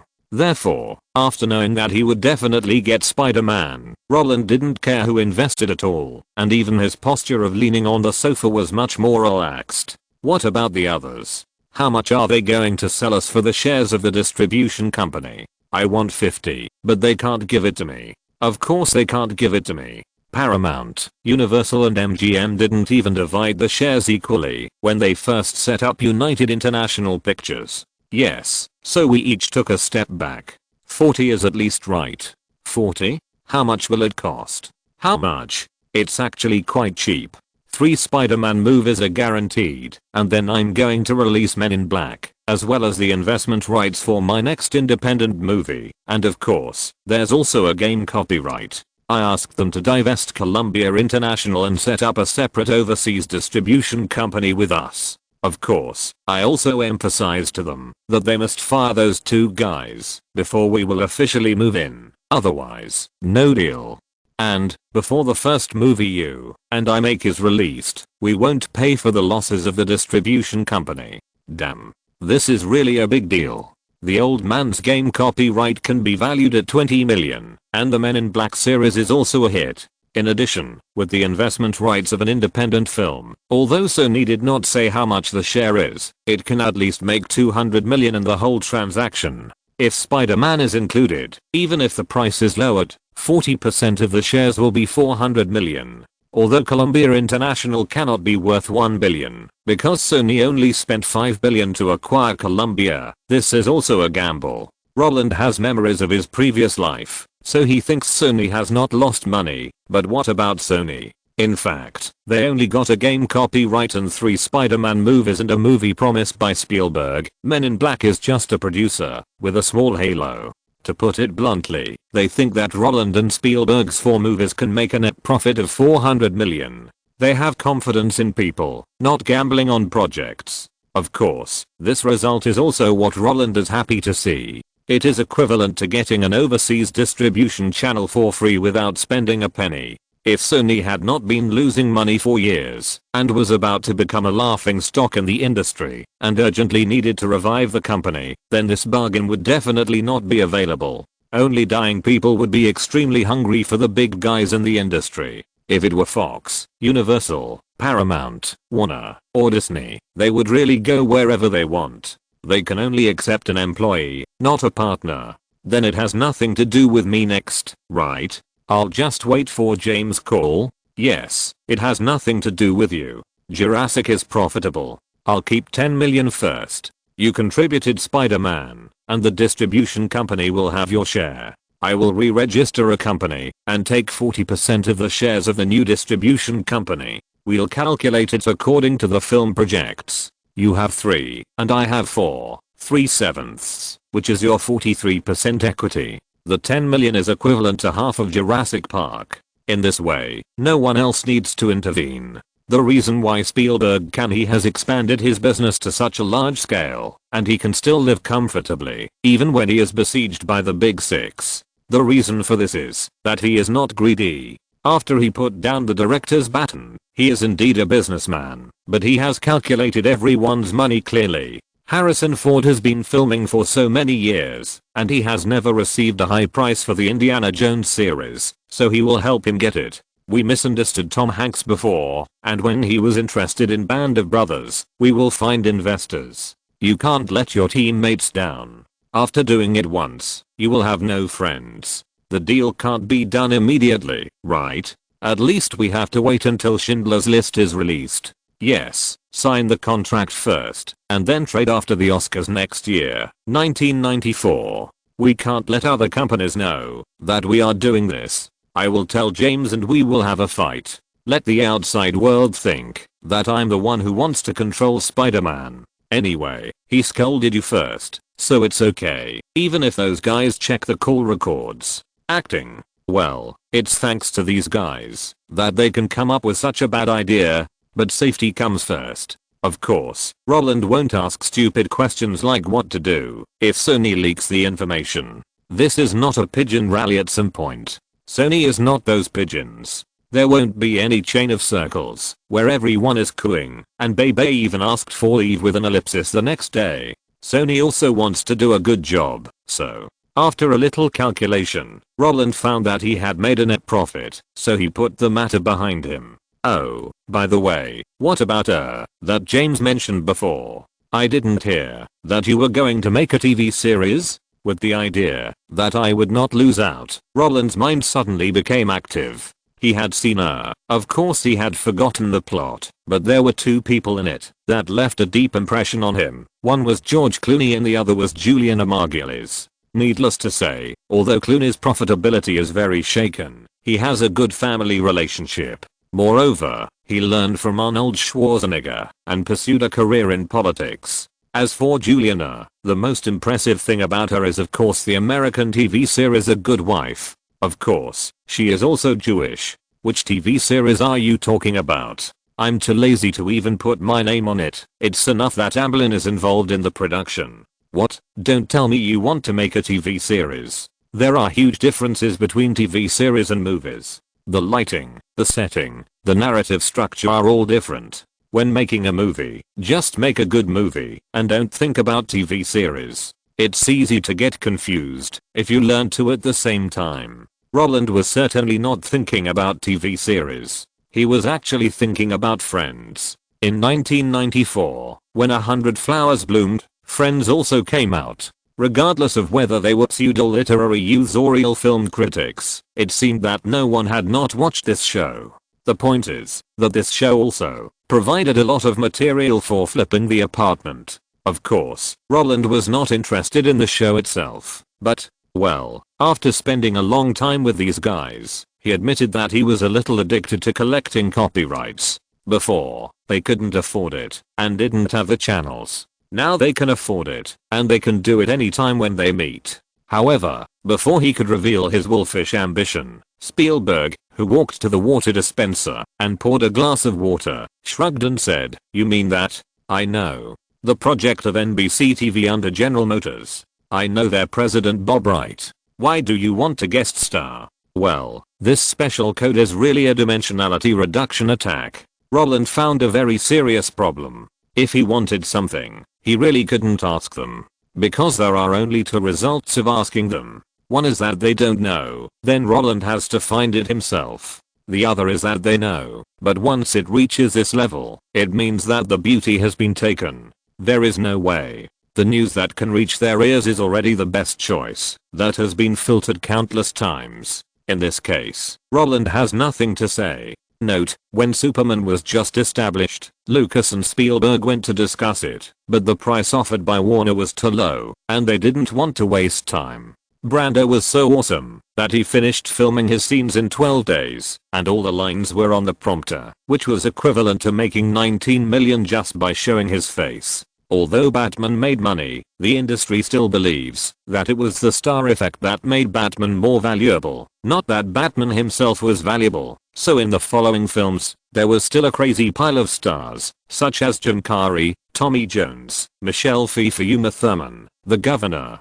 Clooney, whoever was popular was invited. DreamWorks took a total of $800 million from Paul Allen of Microsoft and the Lee family of Samsung at that time, and Chase opened a $1 billion quota for them. The three of them had a total of $100 million for music, animation, and live-action movies. Hollywood makes movies by hoarding copyrights. There are a lot of old scripts in the library, and the film company's own investment is also raised by the film fund. To put it bluntly, the routine of the Jewish gang is to do their own projects. The film company and Wall Street collude to set up funds. If they make money, everyone is happy, and if they lose money, the leaks jump off the building. The information about Gemini Killer and Dark Fate comes from Penguin.com, which is the news released by their editor after review. Chapter 119 3 Years of Harvest, Future Goals, Burying Jade and Incense, and Exhibiting in Berlin. After returning home, Roland went straight into the study without greeting anyone. The amount of information he received today was quite large, and he had to sort it out carefully. What exactly did he do in the past 3 years? Needless to say, he could not forget the movies he made, and the resources he had in his hands made him very happy. First of all, the company David registered for him, after plucking the bear's hair. All the funds were used to buy Berkshire stocks, a total of 10,800 shares. Due to the low turnover rate, the cost price per share was around 9,220. Of course, this was not the point. The point was that the current price per share was 12,100, which means that he did nothing. Since he received the net profit after tax last summer, his assets have increased by 23% in half a year. In addition, there is the copyright of the Avengers. If today's event is counted, then he has actually collected all of them. After deducting these two items, there is still 8% of the Jurassic Park dividends that have not been paid, as well as Blizzard, which is a wholly owned subsidiary, and will have to give up its equity in the future, plus a real-time strategy classification license. It is no exaggeration to say, I have become a billionaire in just 3 years. Looking at the piles of contracts taken out of the safe, a sense of accomplishment, that you reap what you sow arises spontaneously. You know, in January 1990, Roland was still thinking about how to survive in Hollywood without a backer. Unexpectedly, 3 years later, in January 1993, he already had everything. Of course, it's a bit exaggerated to say that he had everything, but when he thought of the 43% equity that Spielberg mentioned today, Roland's inner feelings finally couldn't be suppressed. 43% of 40% is equivalent to 17.2% of the equity of the overseas distribution company to be established. Although overseas distribution in this era is a money-losing product, otherwise Universal, Paramount and MGM would not have joined forces to share the distribution costs, but Roland knew that with the development of the internet, this thing would become more and more valuable, even more valuable than the Berkshire stock in his hands. If he does nothing now and just eats and waits for death, by 2019, the stock in his hands will be worth more than $3 billion. What about the 17.2% distribution company? For the film companies at that time, this was the lifeblood. And the lifeblood was obtained so easily? Although even Roland himself was amazed at how smoothly all this went, he understood that this was actually the result of a group of people playing games together, and he just sold off the expected future earnings and exchanged them for a pile of garbage at the moment. It was just that with foresight, he felt that he had made a fortune. As for why Spielberg would share the equity, that's even simpler. After several consecutive movies, Roland could no longer wash off the Jewish gang mark on him. If he played with everyone, all projects would be easy to develop, but if he jumped out, what's the point of holding the equity of the distribution company? What's more, Ronald Perelman and Carl Icahn, whom Roland touched through Cameron, were all Jews. Although the limitations of this circle would directly define Roland's identity, he didn't care. Now is indeed the best time, with gold everywhere. But in the case of class solidification, who can eat those things without a background? Like in many novels, investing in Penguin, as soon as you are reborn. When Omar started his business, his father drove a Mercedes-Benz to manage his business. Let alone if you invested $1 million US, even if it was 10 million, they would give priority to the son of their fellow villager, Little Superman. and the yellow kangaroo, whose market value is expected to reach 100 billion. Its father dared to say that the tunnels and bridges in Fujian province use cement produced by itself. Do you really think it copied Facebook? Without his father throwing money behind him, he couldn't even pay the salary. To put it bluntly, sometimes success is not because they did something right, but because the people around them can help them to eat the results of doing the right thing. Otherwise, why did Wang An refuse to join forces with Bill Gates? Isn't it because his mother and IBM are his real backers? So, when Spielberg was not worried about him jumping, Roland himself didn't think about turning against him. He also felt that when the other party gave him 40% of the distribution company, it might not be without the intention of guarding against others. The old man didn't tell him about DreamWorks, but would Roland forget it? Among the three giants of DreamWorks, Jeffrey Katzenberg, who is in charge of animation, knows the value of the distribution company, and David Geffen is a guy who bought a house on the Forbes billionaire list. If they knew that Spielberg had shares of Sony's overseas distribution, they would definitely try to get the old man to integrate the shares into DreamWorks, but the problem is that Spielberg will never give up such things. In this case, giving some to Roland can better keep this thing, because before on the TV show, the one who will be promoted to the leader in 11 has made public the relationship between Roland and Perelman and Iker. Regardless of whether it is true or false, at least there is a backer who can confuse people, and Roland has the shares. Spielberg has more initiative, and if he holds it alone, it will eventually tear it apart. As for Roland's judging others by his own heart, if the three of them really love each other, they will not just pay money. There are a lot of copyrights in the company under each person's name, but they are just unwilling to accumulate these and share them. After accepting these priceless things with peace of mind, Roland wanted to sing a song to the sky. Blue sky. Well, the sky in Los Angeles is still so hot. Although there is Hollywood in the south and Silicon Valley in the north, the air quality is not very good.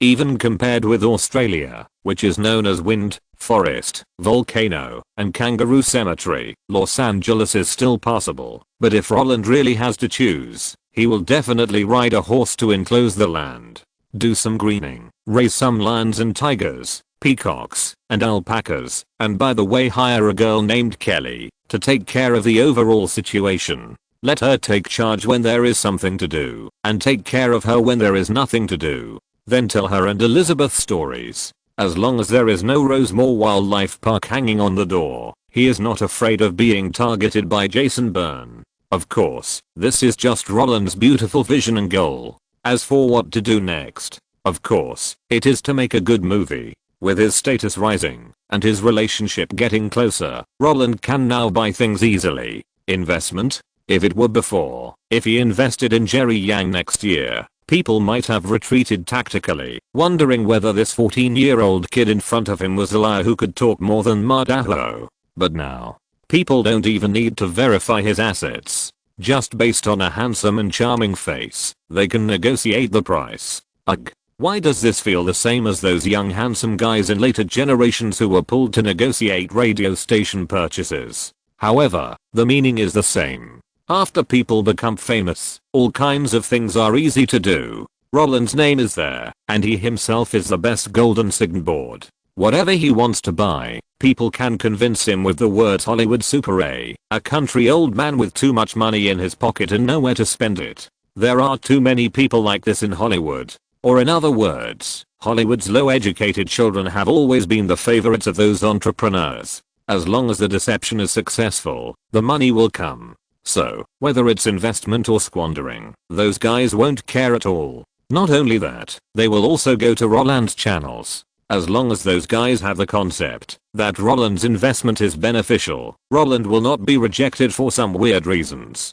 Just like Chuang Mi's tinkering with technology companies. We don't know whether he was deceived or for the household registration. As for filming, Roland will be unemployed for at least half a year. Tom Hanks is filming Philadelphia Story, which will be completed in February. Although Forrest Gump has been finalized, it will not start filming until August. During this process, Roland can indeed join the crew of Schindler's List, but this kind of thing is just a matter of thought. He didn't ask, and he knew that the old man would not take him. Schindler's List is the old man's hard work. Not only did he prepare for 10 years, but he also took out the information his father had collected for a lifetime. The child actors in the film are all descendants of Schindler's Jews. This may not be a pure biographical film, because the old man knows how to shoot it, so that more people can see what happened back then, but it is definitely a commercial film shot seriously in Cameron's words, because only when more people see it can more people be moved.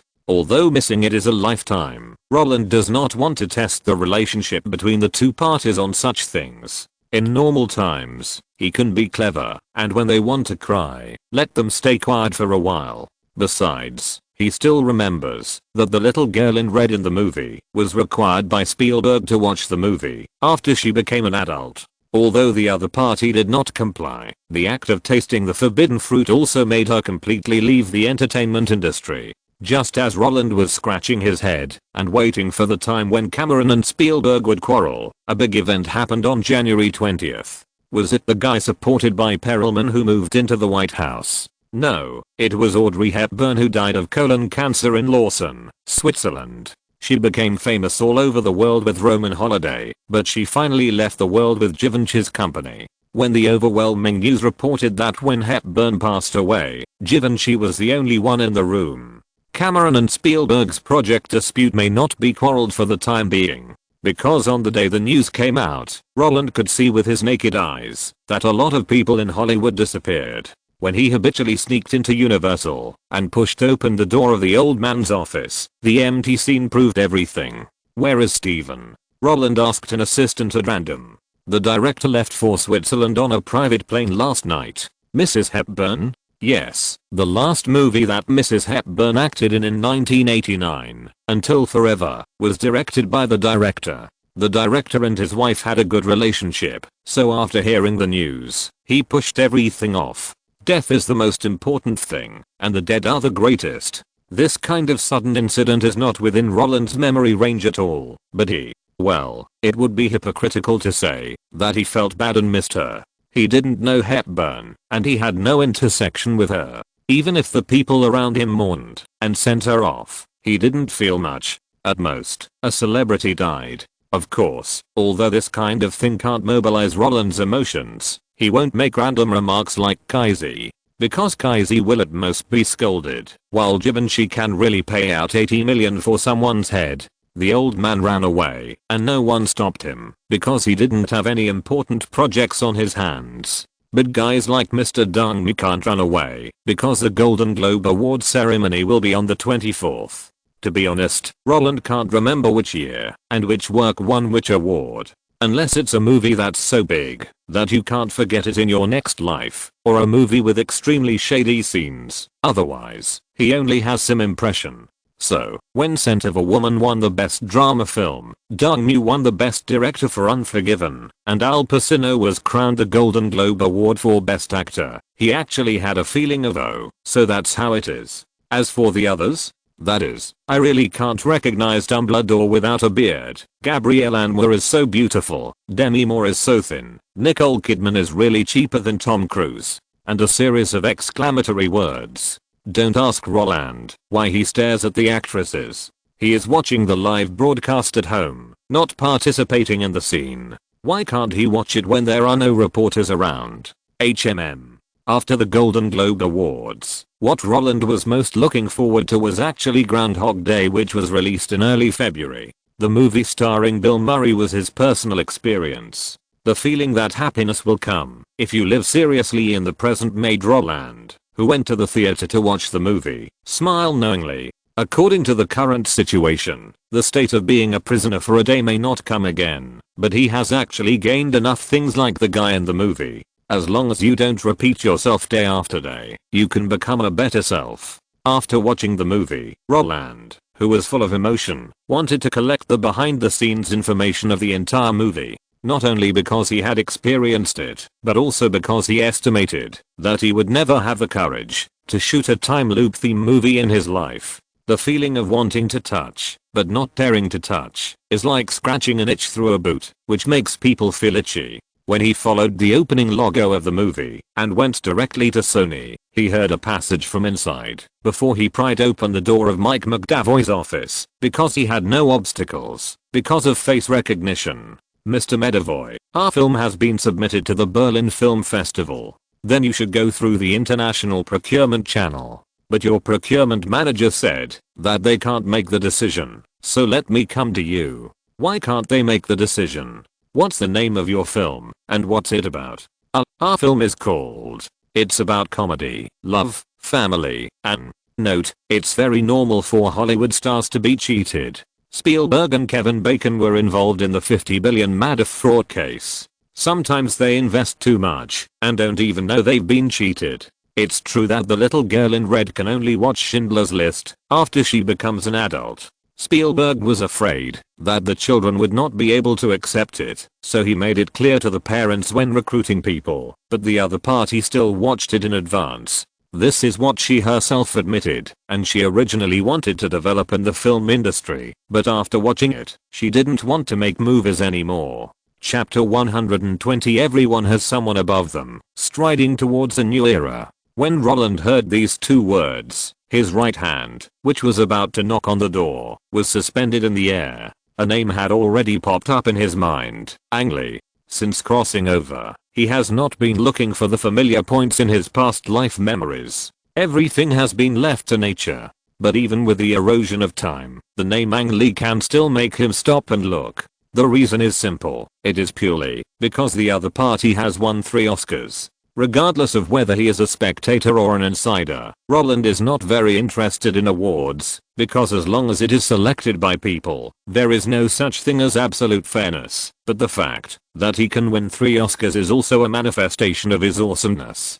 The point is that the 3 movies that won the awards have excellent box office, which is even more rare. So, when he heard the words with a sense of promotion, he stopped. He wanted to continue listening to what the guy inside would say. In the office, the guy who looked like the father of the national husband, but with brown hair and a bald spot on his forehead, frowned at the 30-year-old man with glasses in front of him. He wondered if he had heard it wrong.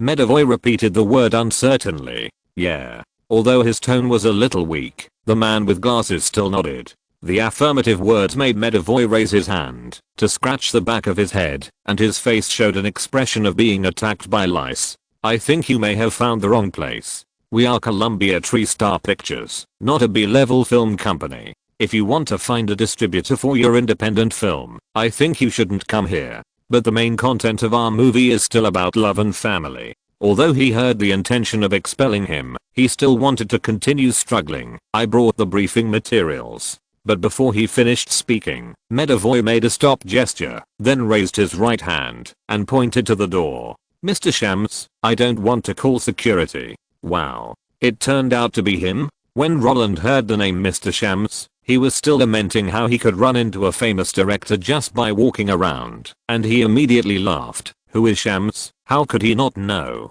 This guy, that's Ang Lee's exclusive producer. James Shams. 20 years later, the famous Good Machine company managed by him, which was renamed Focus Features in 2004, was called the new Miramax by the industry. As an Oscar-winning machine, his achievements are extremely impressive. 2 Oscars for Best Director, 1 Oscar for Best Foreign Language Film, 5 Best Actor, 1 Best Supporting Actor, 1 Best Supporting Actress, plus various small awards and countless nominations. In short, his existence is a face for low-cost independent films for Universal Pictures. After all, these achievements were made by competing with the Weinstein brothers since the millennium. And now, he actually ran into him? Roland's face showed surprise. Although he knew all these achievements well, he did not show any intention of greeting. Not only was it bad to eavesdrop, but he also had nothing to say to the other party. So he turned and went into an empty office nearby, and when the footsteps faded away, he jumped out. Mike McDavoy was an old acquaintance of Roland. When filming T2, this guy often came to the studio to hang out, and naturally saw the scene of Roland and Cameron arguing with each other. When filming Hook, every time Spielberg asked him to deliver film, he knew that Roland had overspent again. In this situation, where 2 powerful directors could not knock him out, as Spielberg's former agent, He would not hold back on Roland's request. When he learned that Roland wanted to copy a copy of the behind the scenes information of the movie Groundhog Day, he directly picked up the phone and threw these brainless things to his assistant. After he gave the task, Roland, who had already read the briefing materials that Shams had left at the scene, asked with a smile, "Why would an independent film producer like this come to you to sell his movie? Whether to purchase overseas movies should not be the responsibility of the purchasing department. As the general manager of the project, why would you care about such a trivial matter?" After saying this, McAvoy, who was already unhappy, rolled his eyes and said to Roland casually, "I can't help it. My friend asked me to help take a look. I can't refuse, right, friend? The briefing materials are clean. There is no one I know. What friends do they have that can find you?" Although Roland did not meet the other party, he still wanted to gossip. There is no way. The Oscars are something that no one can't play, and the fact that a Chinese like Ang Lee can win the award can further prove how deep Shams's background is. Now, even McAvoy said that he was asked by a friend to help take a look, and this kind of favor is not something that ordinary people can give. In response to his inquiry, McAvoy smiled and shook his head, saying, "Oh, yes, you may not know these things. Steven and the others would not be bored to tell you these things. Anyway, it's okay, then I'll tell you. Look at the list of producers of the wedding banquet. Isn't there a guy named Dolly Hall? She was an unknown actor before, and then she turned to behind the scenes. The first movie she made was Vengeance of the Venomous, and then she became an assistant director at Troma.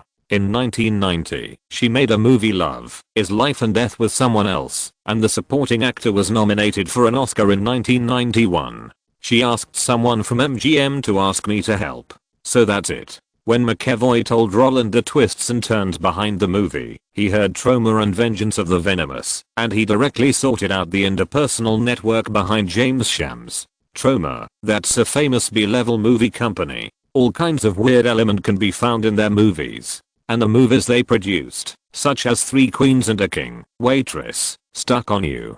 Just by looking at the names, you can tell that the speed is so fast that the wheels can be thrown off. Of course, starting out by making porn movies is not the point. The point is that they can't make money by making such movies. When they found that these blonde girls in bikinis were not selling well, they switched to horror movies. Venom is the representative work of their company. Of course, although it is called a horror movie, Venom is more like an anti-hero movie like Venom. After the success of the movie, they fell in love with the crazy mixed genre of blood plasma, body parts, naked women. As they became bigger and bigger, their influence also surpassed the movies themselves. Quentin Tarantino publicly admitted that he was a fan of Troma, and Peter Jackson, who made Over the Top, said that his inspiration came from Troma's madness. Because Troma has so many fans, many civilians who really like movies will regard this place as the starting point of their careers. Samuel Jackson, Angelina Jolie's ex-husband Billy Thornton, Kevin Costner who won the Oscar for Best Director and Best Picture for Dances with Wolves, Oliver Stone, who was a disciple of Martin Scorsese, and John Avildsen, the director of Rocky, James Gunn, the director of the Guardians of the Galaxy series. They all came from Troma. Even Brad Pitt borrowed the power of Troma. Troma is a real novice village in Hollywood. A poor guy can try to rise after 2 years in it. As long as you don't use the resources like the gods and leave, the guys who have made a name for themselves will take care of you. Because everyone is a civilian. So you are from Troma? I understand. Why can the wedding banquet appear in Sony? This question is like why Roland can't sit here. If we must divide Hollywood into a whole, apart from the small factions like the Australian gang, the second largest force is actually the Troma, which represents the common people, and the largest one is naturally the Jewish gang. So Ang Lee opened up the American market with the relationship of the Troma faction. Roland originally came to get the information of Groundhog Day, but he didn't expect that this sudden gossip would make him full. Although such things are not important to others, it is quite meaningful to Roland. Is it because he found James Shams, who can snatch food from Miramax, the fixed villain of American entertainment novels? No, Roland has no intention to understand the guy who can spray even a small steel cannon. Some people are willing to lean on the upper level and are willing to show themselves like Harry and Meghan. What can he do? What really made him remember James Shams and the trauma faction was actually the Hong Kong martial arts instructor. That's right, while Roland was smiling, countless kung fu movies had already appeared in his mind. In fact, as early as when he was filming T2 and Hook, Roland discovered something that he didn't expect. Hollywood didn't have any action directors at all. How to shoot an action movie. The director drew the action on the storyboard, asked the actors to learn it one by one, and then filmed it one by one. Through post-editing, the scene became tense and exciting. Because of this, before 1995, Hollywood action movies would be full of punches and flesh, not because they didn't want to be elegant, but because they were frozen, and it was not easy to be elegant. As a result, such a situation appeared. T1, the governor drove a car against the wall. T2, the governor's candidate against the wall. T3, the governor himself against the wall. T4, the governor pinched people against the wall. T5, the governor hit the wall with his head. T6, the governor turned into a pile driver and kept hitting the wall. Although T800 is set like this, he is the devil's Terminator. He must have an absolute sense of power, and he can't do those fancy things, but this is also related to shooting according to the storyboard. The actions are all dismembered. How can you make them coherent? Just like a movie Flashpoint, it can make the guys on YouTube scream. In the case of freeze frame shooting, the action of Captain America trying to strangle Ultron can be done. You want him to float, but he can't float. So when Roland saw Schwarzenegger, Williams, Hoffman and other guys dancing alone, or in pairs on the set, he was just like Cheojet, with a confused face, and asked the soul-searching question, what are you doing? And this is actually the real reason why Roland couldn't write the script of Spider-Man at all. Because he couldn't design freeze-frame actions, he didn't know how to write each fighting scene at all, and there was no channel for plagiarism, not to mention that Roland looked down on this low-level action shooting method at all. He wanted a Hong Kong martial arts instructor to save his life. He didn't want to turn the graceful Spider-Man into Tim Burton's Batman.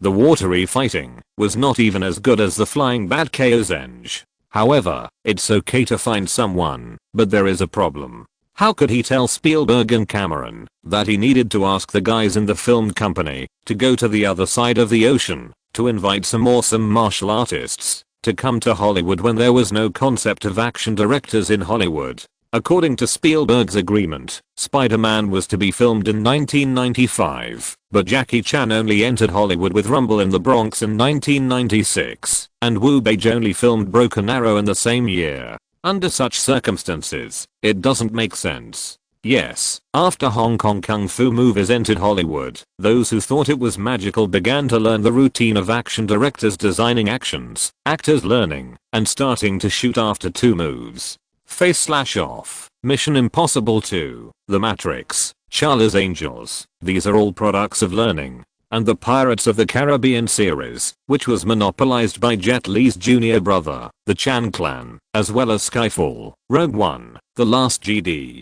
Kingsman, and Aquaman, are all works by martial arts directors stationed there. The most typical example is the handsome stormtrooper in The Force Awakens, played by the northeastern brother Yang Liang. He was also the guy who fought Ethan and Superman in the bathroom in Mission Impossible 6. He also took down the action director in Wonder Woman 2. If Roland didn't care when he knew there was a martial arts director who could be used, wouldn't he be stupid? If you want to do it to the best of your ability. Peter Parker's Spider-Sense candy bullet time. In this case, Keanu Reeves, it's not your turn to show off this time. I, Roland, will definitely be the big boss in the new era of action movies. Just imagine, in the era when Rumble in the Bronx did not appear in North America and Broken Arrow did not appear, I would have already broken away from the set shooting and ran wildly on the road of Hard Bridge and Hard Horse Liu Jialian and the imaginative Cheng family team. In the case of Hong Kong martial arts directors plus Industrial Light and Magic plus Super 8 plus Cameron, that unlucky guy will become a director. How can other guys compare with me? Just look at my taillights and follow me to eat dust. Alas, the feeling of being surrounded by top resources is so plain and boring. Before, He really couldn't find a good way to explain to those big guys who taught him bit by bit. How the hell did I know that there were a bunch of talented people in Bruce Lee's hometown? But now, isn't the channel right in front of him? Among the producers, in addition to James Schamus, there is also Zhu Ligang from Taiwan. Zhu Ligang is indeed not from Hong Kong, but he is very familiar with Enlightenment Pictures, which occupies 40% of the Hong Kong cinema market. Ang Lee had no money to shoot Crouching Tiger, Hidden Dragon, so Zhu Ligang immediately went to Enlightenment boss Jiang Ziqiang to get investment. Chow Yun-fat, Michelle Yeoh and Yun Wu-ping were also found by Jiang Ziqiang. In this way, Russian nesting dolls can be played. Martin Scorsese is Oliver Stone's teacher. Oliver Stone is a senior of the Troma faction. James Schamus is from Troma, and is also a good brother of Ang Lee, and Ang Lee's boss is Zhu Ligang. Zhu Ligang is Jiang Ziqiang's good friend, and Jiang Ziqiang. Oh, this 6 degrees of separation theory is really useful. This is just like Roland asking David to help him pluck the hair of a bear, and then directly putting the blame on Perelman. This is just like Roland instigating Spielberg to set up a distribution company, and directly putting the blame on Cameron. This is just like Roland buying a game company, and then putting the blame on Spielberg for his hobbies. Something that can't be explained? Then just find someone who can explain it, and push it to them, right? Brother K has deployed a super aim, and he still has to shout that Lu Wei didn't cheat. And now, Ang Lee, look at this pot. It's black and heavy, just like the award, big and thick. After taking the Groundhog Day information handed over by the beautiful Black Silk secretary, Roland pushed the information in front of Medavoy. Mike, I want to ask you another favor. Huh? You don't want me to buy this movie for distribution? Is it difficult? Buying it is no problem, and distributing it is no problem, but you have to give me a reason. I like it. Okay. What?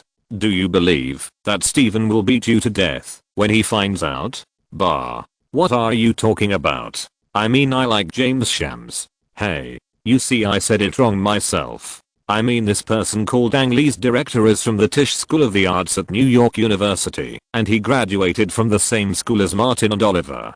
Plus, you just mentioned Troma. Give him a chance. Wow, how come you like to give others a chance just like Steven? How dare you say that in front of Steven? Just ignore me, but you can buy it. But I told you in advance that this kind of film can't be released on a large scale, and the production cost of the whole film is only $750,000. So, okay, don't calculate that for me. If you don't want to buy it, I'll pay for it, and then let Columbia Samsung distribute it. If you're afraid of losing money, then I'll take 8% after deducting the fees. If it's not enough, I'll make it up to you. Do you want to do it? Yes. When Roland saw the guy who was so upright, his eyes flashed with contempt. Isn't it just because he's afraid of losing money? Is it necessary to be so stingy? Note, after the golden age, there is no such thing as hitting the jackpot in Hollywood. Troma is also a faction. Although they are all small budget films, they still have people at the top. Brad Pitt was brought up by Kevin Costner. The waiter was chosen, and he worked hard. It was all toxic chicken soup.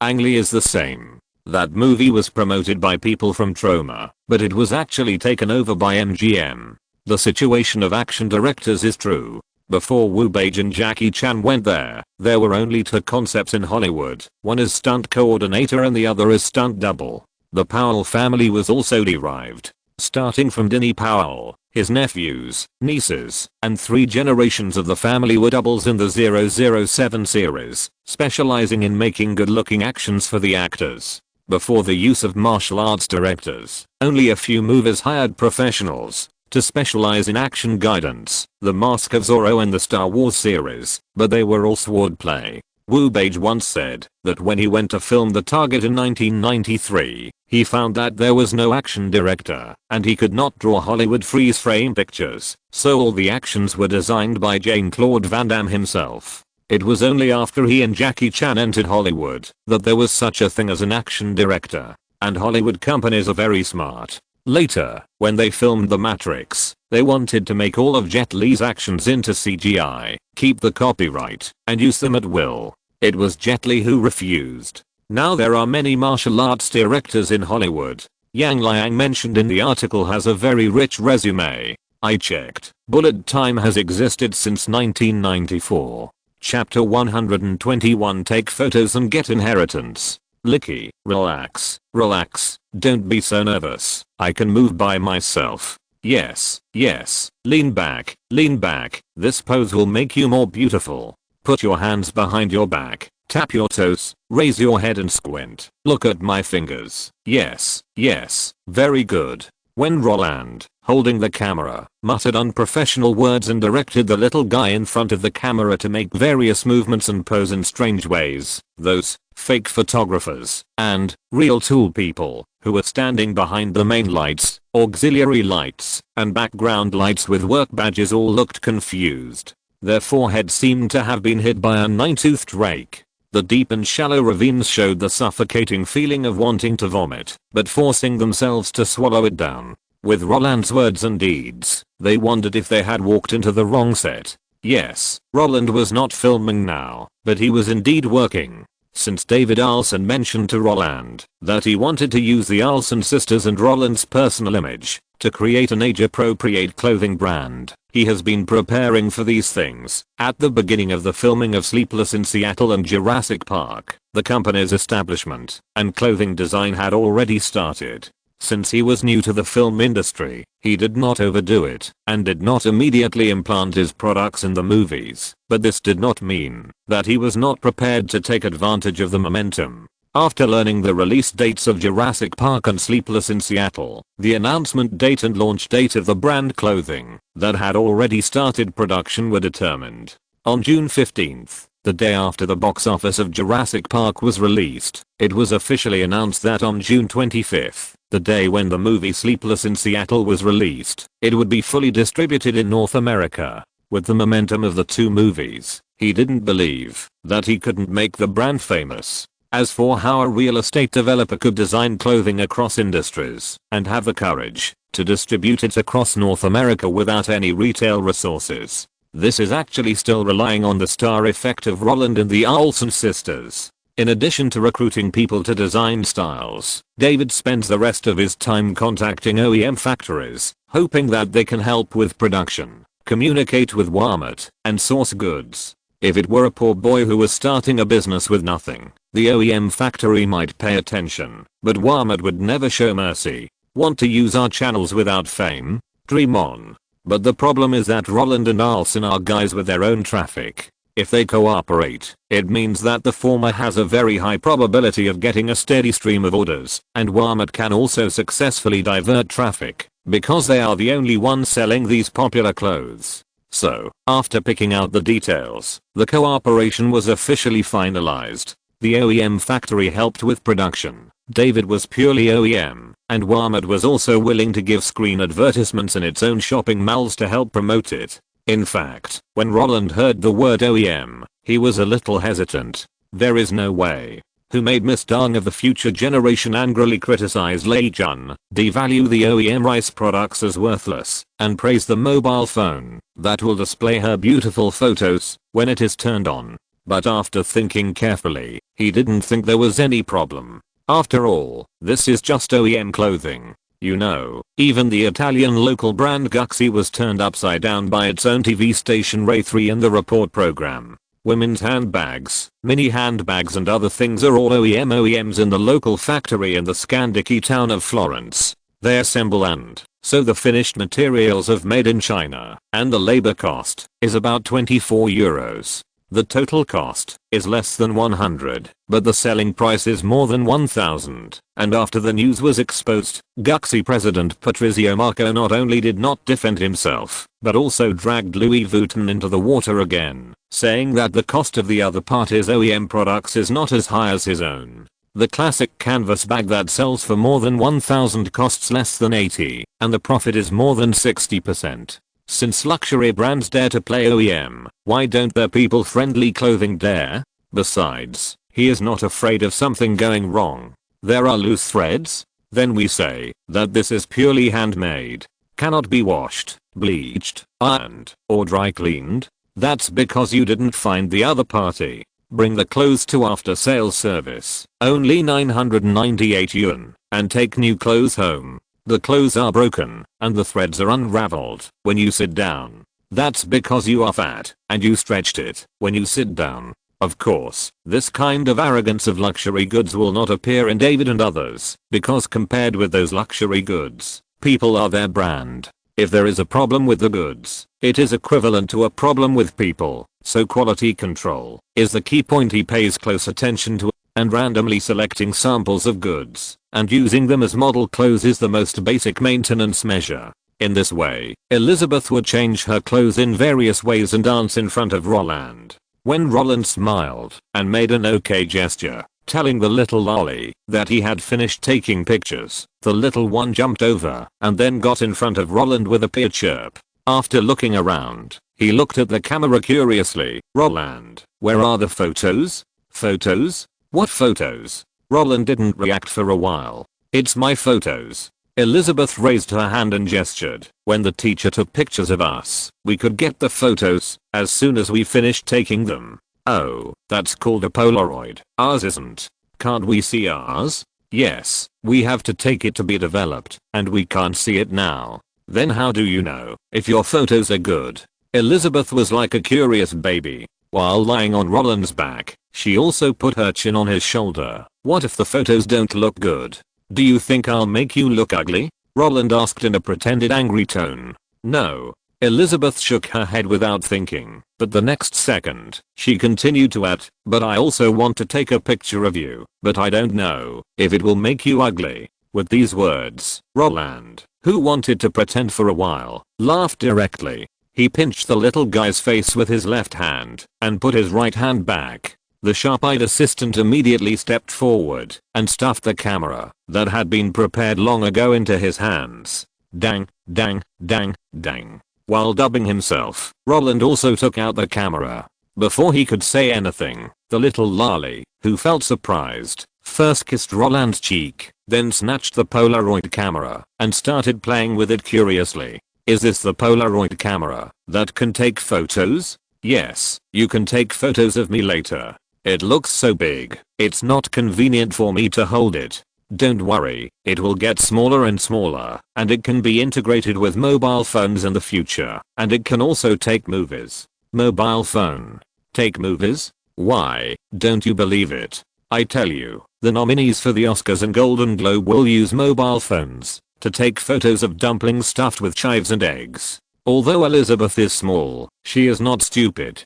Even if she sometimes behaves in a cute and silly way, it is also an instinctive expression of curiosity. After discovering that Roland was talking nonsense, she rolled her eyes at Roland, then pulled his arm and pushed him into the dressing room. "Go change your clothes quickly. I want to take a photo of you." With a bang, she closed the door. This sound made Roland smile and shook his head. Elizabeth with a baby voice is so funny, especially when she was lying on his shoulder and looking around like a mouse. Her curiosity was so cute, and when the little one wanted to pat him alternately, she first patted him and then played excitedly, which made Roland very satisfied. Just as a great man said, education should start from childhood, and under his deliberate guidance, Elizabeth Wanda Olson has gradually been on the right track. In this way, it won't hurt to let her pat him. While collecting his thoughts, Roland also looked at himself in the mirror and took off his clothes. Since the physiological reaction of the voice change period appeared, Roland, who entered puberty, has grown rapidly. He is now 5 feet 4 inches tall at the age of 10 and 39 months. His grown face surprised him even more. If I used 2 words to describe it, it is cool. If you have to describe it in detail, it's the whole face, with a high degree of folding, narrow face, sharp face, and angular, and then add the big back-like blonde hair. Even if the whole forehead is exposed, no one will say that he is big. And if you find a reference, it is 10,086 times more handsome than Luke in the 40-year-old middle-aged photo in Growing Pains.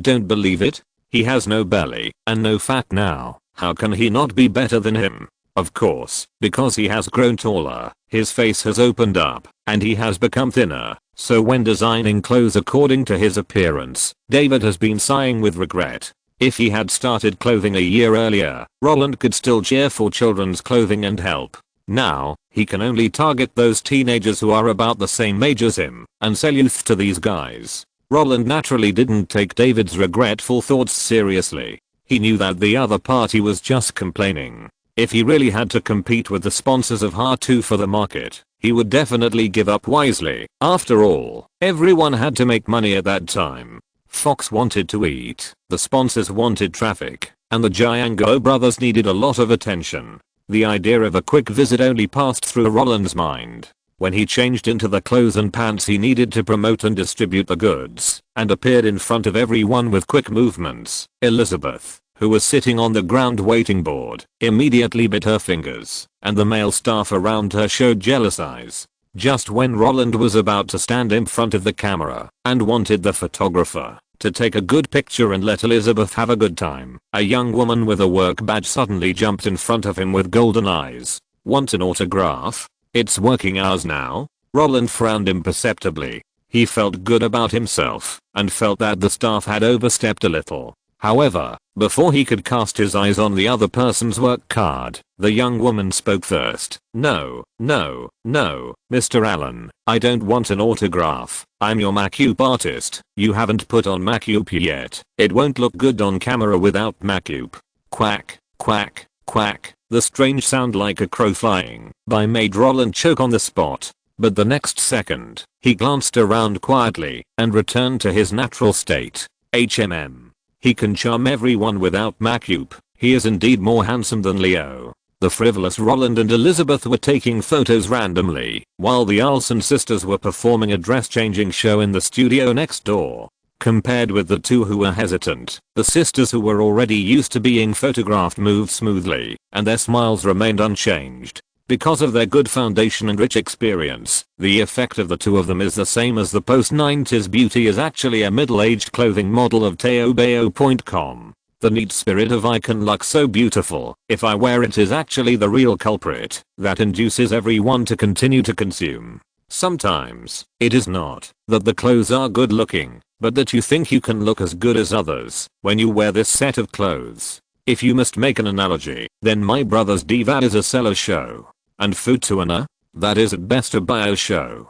With the bonus booth of the Empress, My Brother can't lose. From 9 o'clock, the shooting lasted until more than 12 o'clock, and all the clothes were worn by them. There are actually not many styles, and there is only one theme, that is, summer coolness. In fact, Roland wanted to take advantage of the popularity of dinosaurs in a fair and square manner at the beginning, and cooperated with Universal to shoot an advertising video in which a little doll in the future beats the Tyrannosaurus Rex, and finally the black tiger took out the cotton wool directly from the doll's heart, so as to thoroughly promote his own brand. Universal deeply agrees with his idea. Global, we can't do anything if we don't agree. Your master has done a lot of things like going to the parent company and slamming the table to ask who agrees and who disagrees. And in the end, everyone agrees.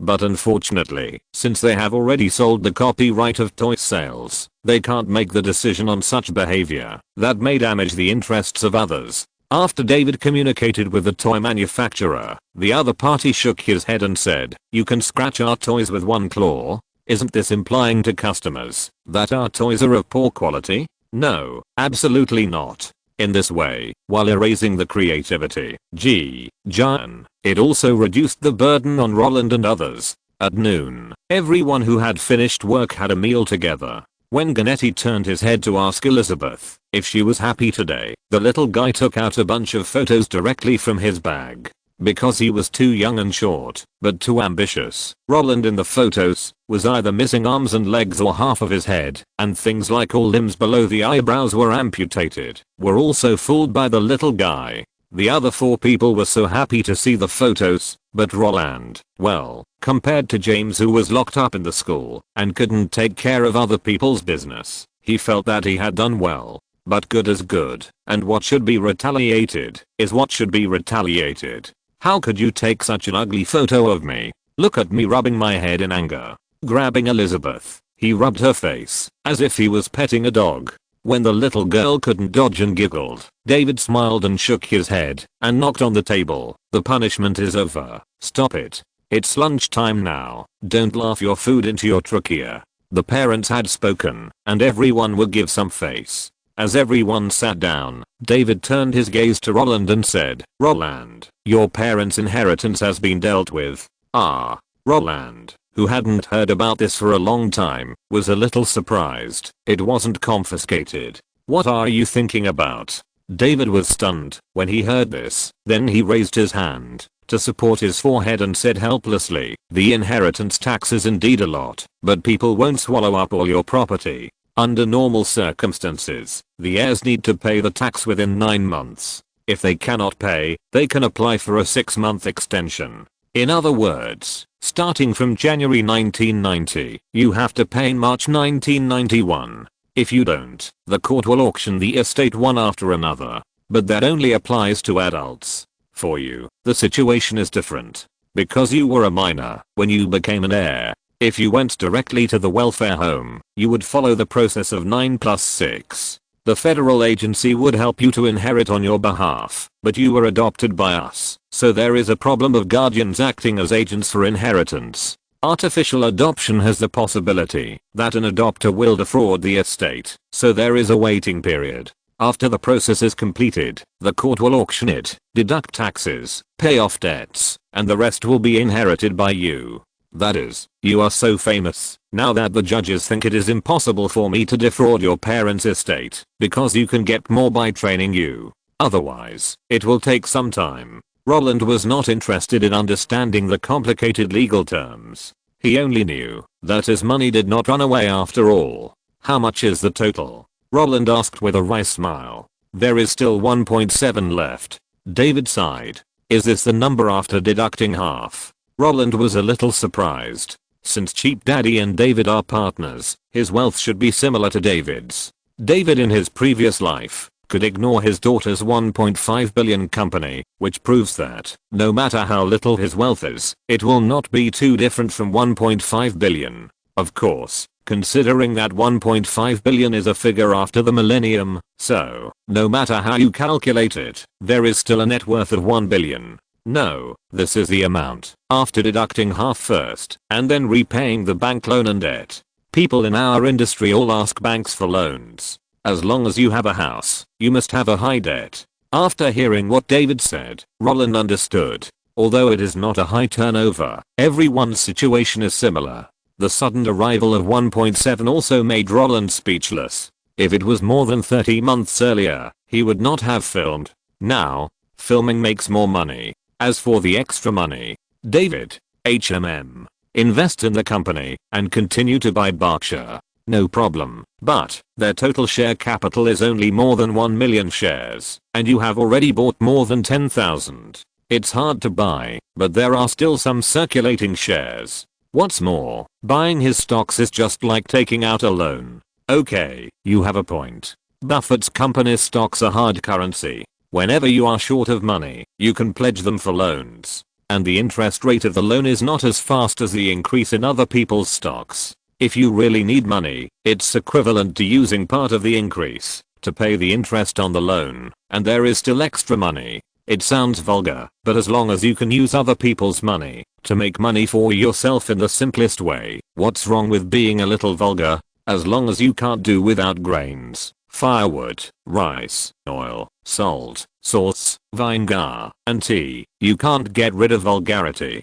Taking a photo, the net worth more than doubled. These two small things really can't have much impact on Roland. If you put 170 million in front of him, he might be as excited as Wang Boyu. But as for the numbers, I have swum in the sea of books of the rich. This little money, okay, I still can't pretend. After all, this extra is more than half. After March, nothing big happened in April. In mid-May, the American Secretary of Defense announced that the era of Star Wars is over. No matter how angry he is, this fictitious plan can't make the Russian bear crawl out of the grave. On the 24th of that month, the news that Farewell My Concubine won the Palme d'Or at Cannes came out. Two films of the same genre were released in the same year, which put all the pressure on Venice. If Venice chooses another film of the same type, then there will be something interesting to watch. Unfortunately, these things are not very important to Roland. He takes oral classes and fitness classes.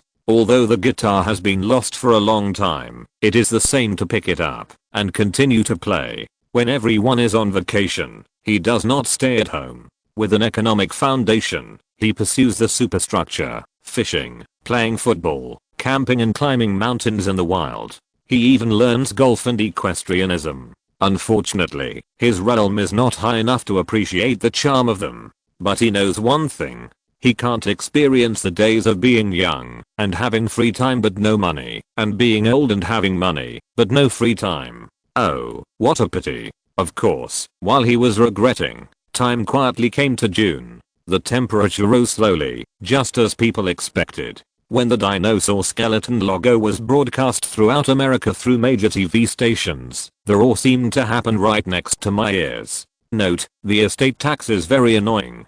Normally it is 9 plus 6, that is, after the heirs are determined, the estate tax must be paid within 9 months. If there is no money, it can be extended for up to 6 months, that is, 15 months, and there are special loans to help people solve the problem. However, I read the 1968 Uniform Code of Succession and found that there is a problem with intestate succession and estate management. If the heir is a minor and has no relatives to adopt him, when he enters an orphanage, the court auction will be used. But if he is adopted, a guardian will be involved in the inheritance. The problem is that, since the signature of a minor has no legal effect, the adoption of a child with a large inheritance will involve the problem of defrauding the inheritance. I have googled the cases, and some said that this money cannot be defrauded, and only a few hundred yuan is given every month, and it can only be inherited when one reaches adulthood.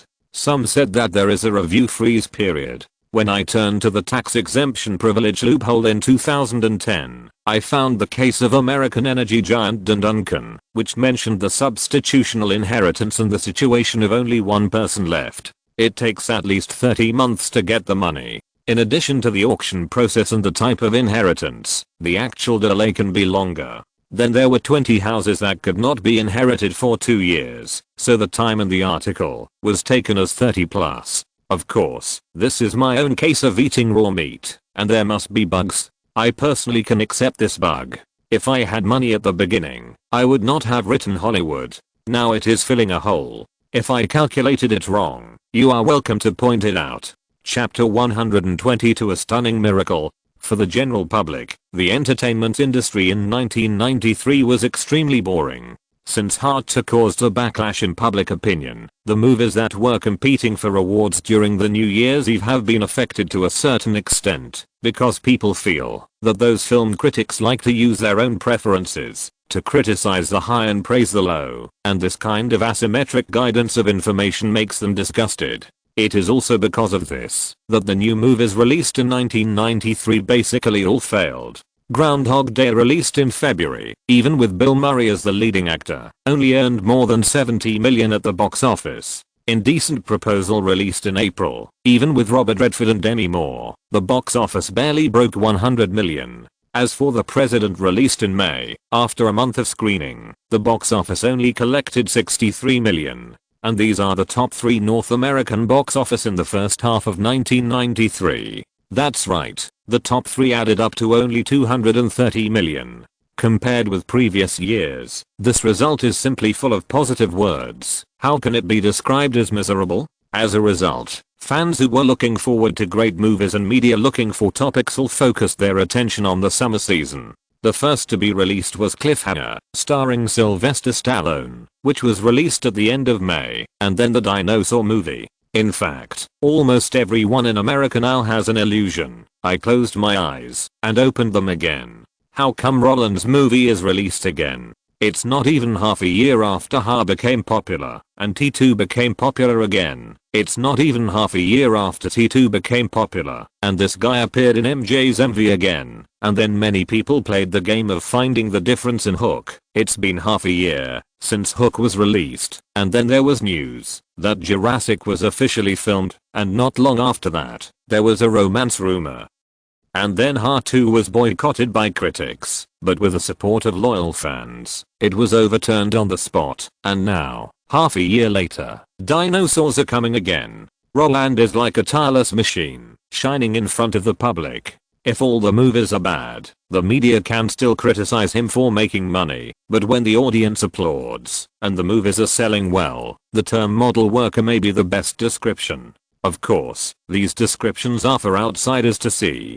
Compared with the eagerly waiting public, Hollywood is shocked by the falling out between James Cameron and Steven Spielberg. Who doesn't know that Cameron likes Spider-Man? And now, the copyright of Spider-Man has quietly fallen into Roland's hands. Coupled with the exaggeration of the grapevine, it is said that Spielberg felt that Cameron was not good at making this kind of movie, so he snatched the copyright away. It is also said that after Cameron learned that Spielberg was going to snatch the copyright, he called Roland to his house and beat him up to vent his anger. It is also said that after Spielberg learned that Cameron had beaten Roland, he asked Roland to call Cameron to his house, wanting to have a real-life fight with him. Cameron was not to be outdone, and fought back on the spot, but accidentally injured Roland's butt, causing him to be unable to get out of bed to film in the short term. In order to make up for his mistake and block Roland's mouth, the two reached an agreement and helped Roland get the copyright. In short, no matter how the news spreads, Roland is always the unlucky one. However, even if Roland is portrayed as extremely miserable, no one will feel sorry for him, because everyone knows that the copyright is in his hands, and anyone can shoot it.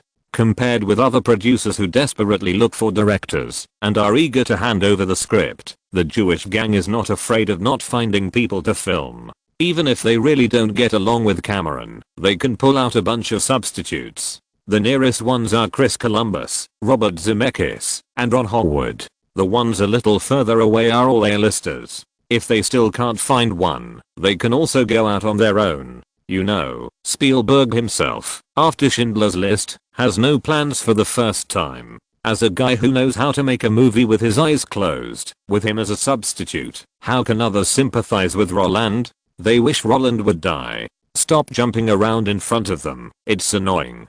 But they were unhappy, and they couldn't stop Universal, which was in a coalition, from advertising the 30-second trailer for the Super Bowl final, the spray-painted logo on public buses, the huge patterns on landmark buildings. Although Spielberg had a firm grip on the IP of Jurassic, Universal, which had a fixed investment share, also spent a lot of money. After all, it was too rare for a director and starring actor to be able to hit all ages. Now, for every 1% of people they influenced, they could earn at least millions more at the box office.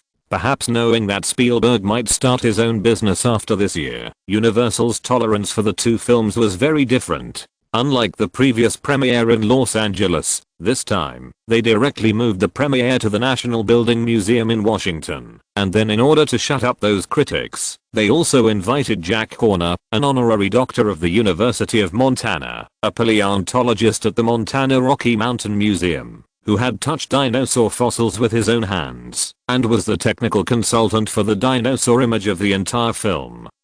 To the scene. Hey, didn't you say that R2 was illogical? We don't need you to criticize Jurassic Park this time.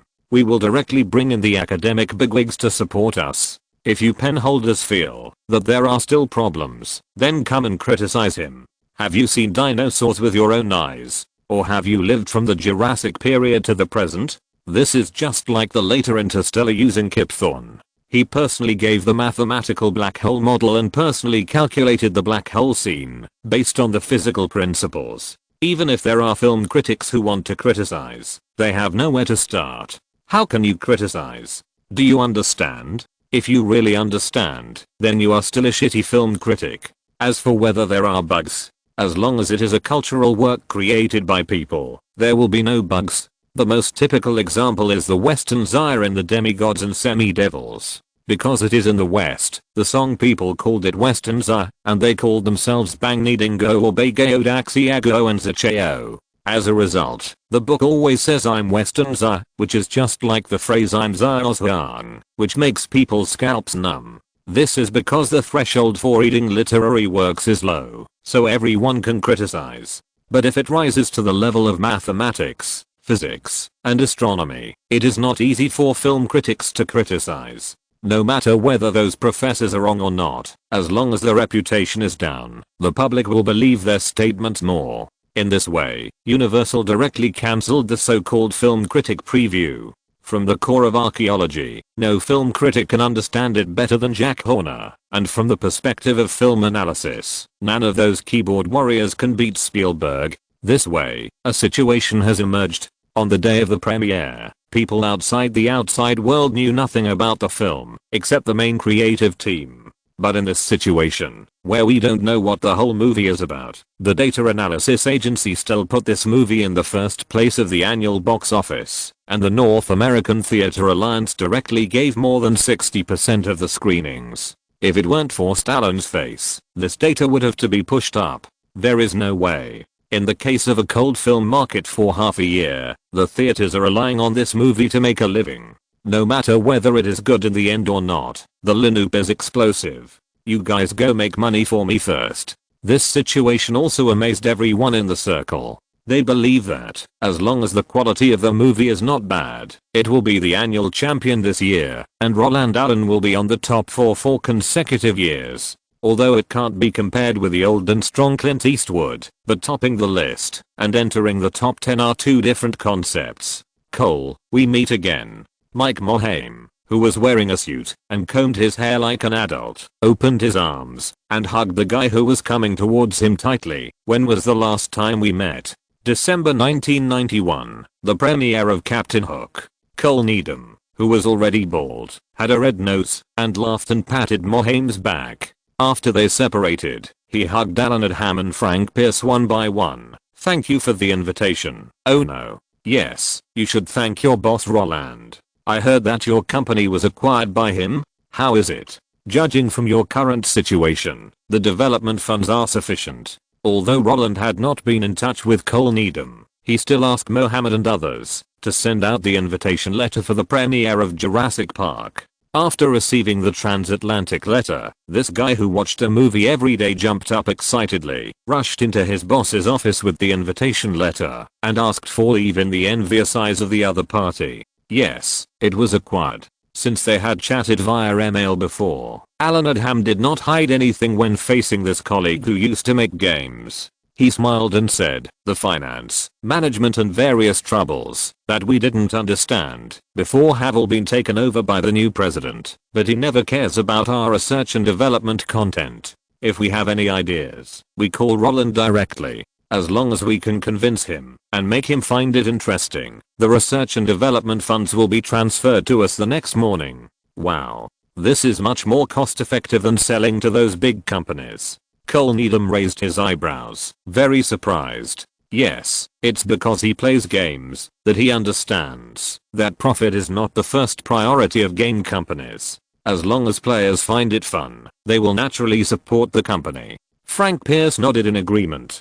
Don't you think it's great? How about you quit your job at HP and come with us? Even though our company can't compete with HP, we work for our hobbies. Oh, forget it. Although Cole Needham was tempted, he knew what he liked. I used to write games because I needed money to buy storage devices to store data. Unlike you who like games, I like movies. Then you can also quit your job at HP and move your things to HP. It's much more convenient to watch movies in California than in the UK, right? If you spend more time with Roland, maybe you can go to the studio to watch them. Aren't these what you've always wanted to know? While queuing for ticket checking, the three Blizzard giants were constantly instigating Cole Needham to move his movie database from the UK to Los Angeles. In their words, eating the big guys is addictive, and working in a place where the boss says you can do it yourself, as long as the public thinks the game is fun, then you can do it. The kind of life where you turn on the computer and bury your head all day can make people feel extremely fulfilled.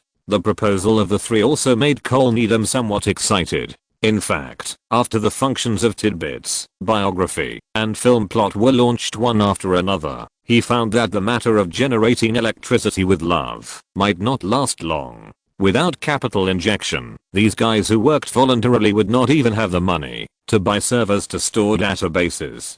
Before attending the premiere, he even thought that after returning, he would talk to the universities that cooperated with HP to see if he could rent a school server for free. He didn't want his interest to die, but if all interests in this world become big, they would burn money.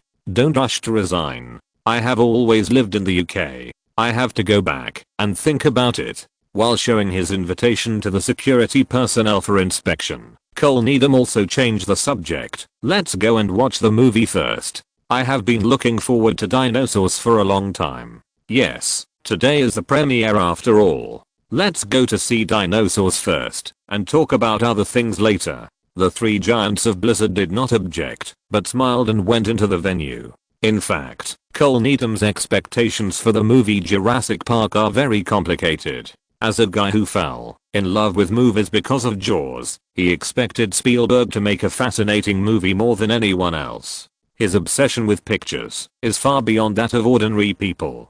The villains that can be shaped in T2 made him see the hope of film revolution. Because of Roland, after meeting the master he had been thinking about day and night, he included Roland's personal movies in his collection. But to be honest, after watching Hard 2, he was a little disappointed with Roland. The script that was called a tribute, but actually plagiarized, really made him unable to love it. But he could also understand that under the kidnapping of Capitol, Roland and his group of guys did not struggle on the old jokes, but refurbished the jokes.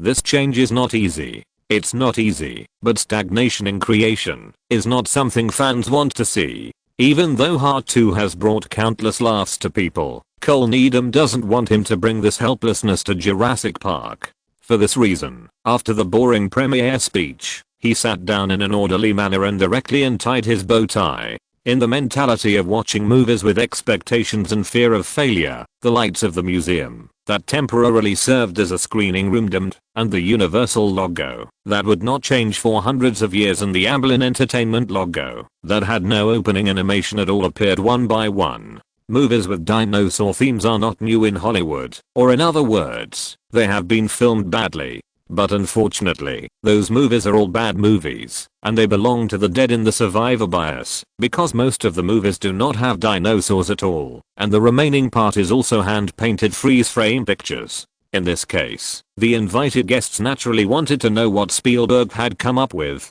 At the beginning of the movie, the director had already used a big trick. Against the backdrop of a dark and windy night, a container loaded with unidentified creatures naturally attracted everyone's attention. The workers with the Jurassic Park logo on their heads, holding stun guns in their hands, stared at the slowly descending box with trepidation. When the container landed, the strange screams and the metal collision sounds caused by the shaking made the workers on the side terrified. Under the guidance of the leader, they push the box to the docking station. Unlock. The unloading group retreats. Open the gate. Hurry up. Under the order of the leader, a black worker climbed to the top of the container. When he pressed the unlock button and pulled the gate open with force, wanting to open the connection between the container and the docking device, a sound similar to the croaking of a frog with a thickened and sharpened voice suddenly came. The next second, the camera, which was originally facing the worker opening the gate, instantly switched to an indescribable shadow that everyone understood, suddenly attacked from right to left. As it moved, the container that was originally fitted with the docking device was suddenly knocked open.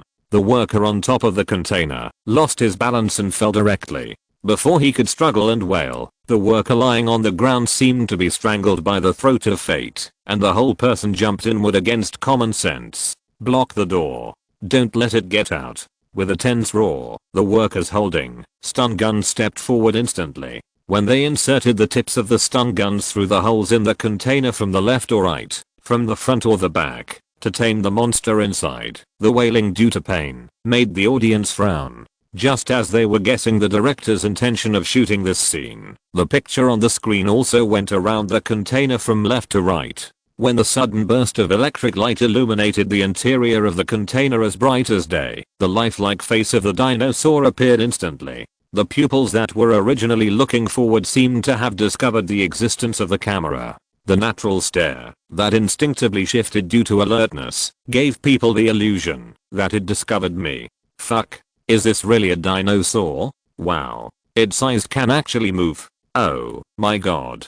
How was this filmed? Although the entire scene is only 2 seconds long, it is easy to miss this scene if you are not concentrating, but this short scene is already amazing enough. No. It should be said that it exceeded the expectations of everyone at the scene. Even if it was just a glimpse, the delicate skin texture was like a hammer, knocking the guests dizzy, and the moving eyeballs made them even more creepy. Before this, no matter whether it was a dinosaur movie or a monster movie, even if it was a close-up, it didn't dare to use real scenes, because just virtual scenes would give people a feeling of patch. But now, not only did it give a big close-up, but the eyeballs also moved. What does this mean? Does this mean that Hollywood's technical bottleneck has finally been overcome? No. This means that, just based on this opening shot, this movie will be a hit. It's amazing. Is this thing made with computers like T2? Can anyone tell me what technology Industrial Light and Magic has mastered?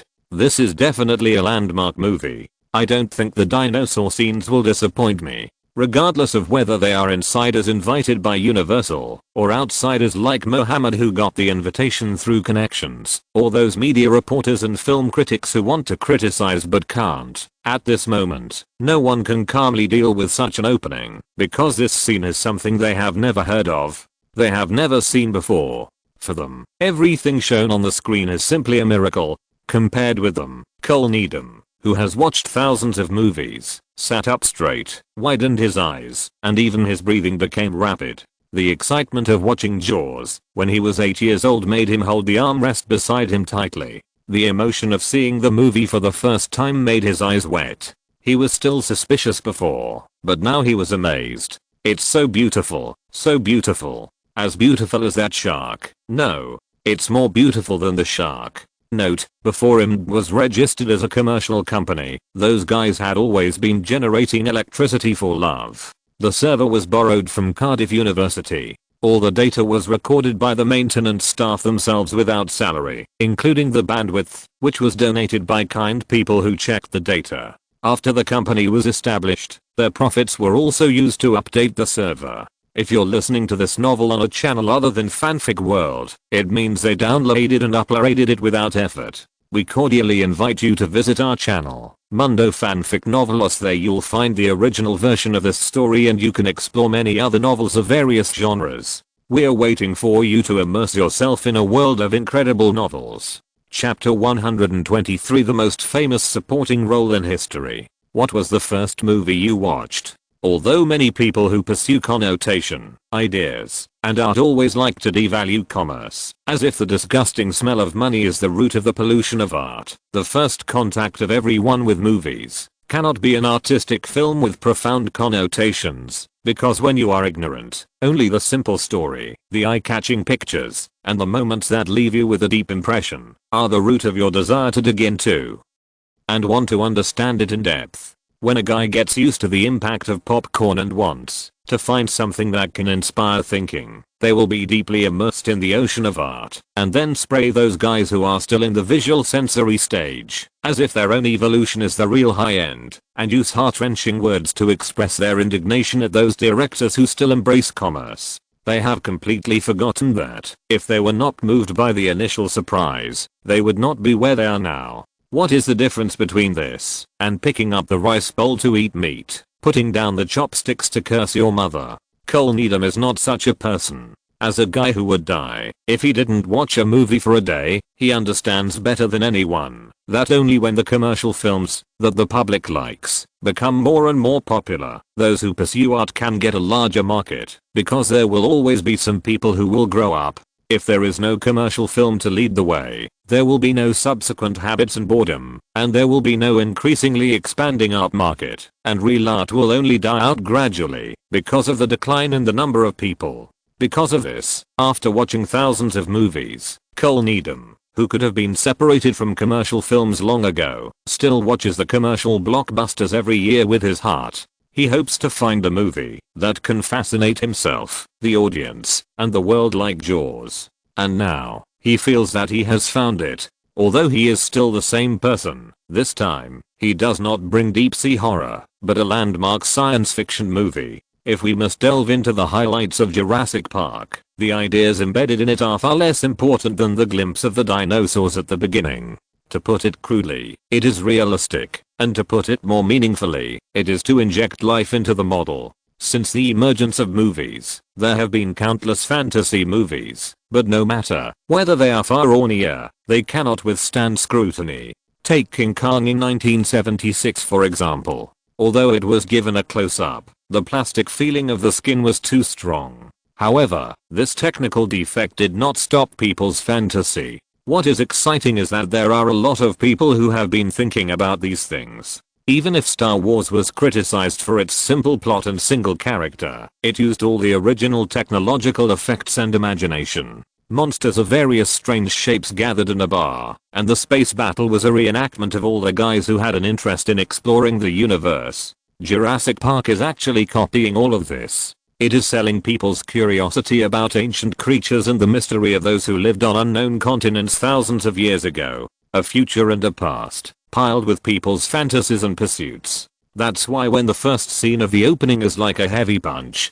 giving people a thunderous blow, the next 2 hours can make people spend their time in anticipation. Even if the story is long and boring, even if there are preachings inside. But these are not important. What due to an accident in the park, they need to ask for help. What other companies have set their sights on the dinosaurs in the park, and want internal personnel to steal living dinosaur embryos? What simple preaching? The male and female protagonists introduce dinosaur knowledge to the children. This kind of logical behavior that usually appears in science and education dramas. The process that has to be watered down in order to increase the length of the film. For the guys who used to be uncomfortable with preaching, it is all a good foreshadowing. When they waited for nearly 20 minutes and finally saw the dinosaurs again in the daytime in the film, the lifelike Brachiosaurus made them open their eyes and mouths wide.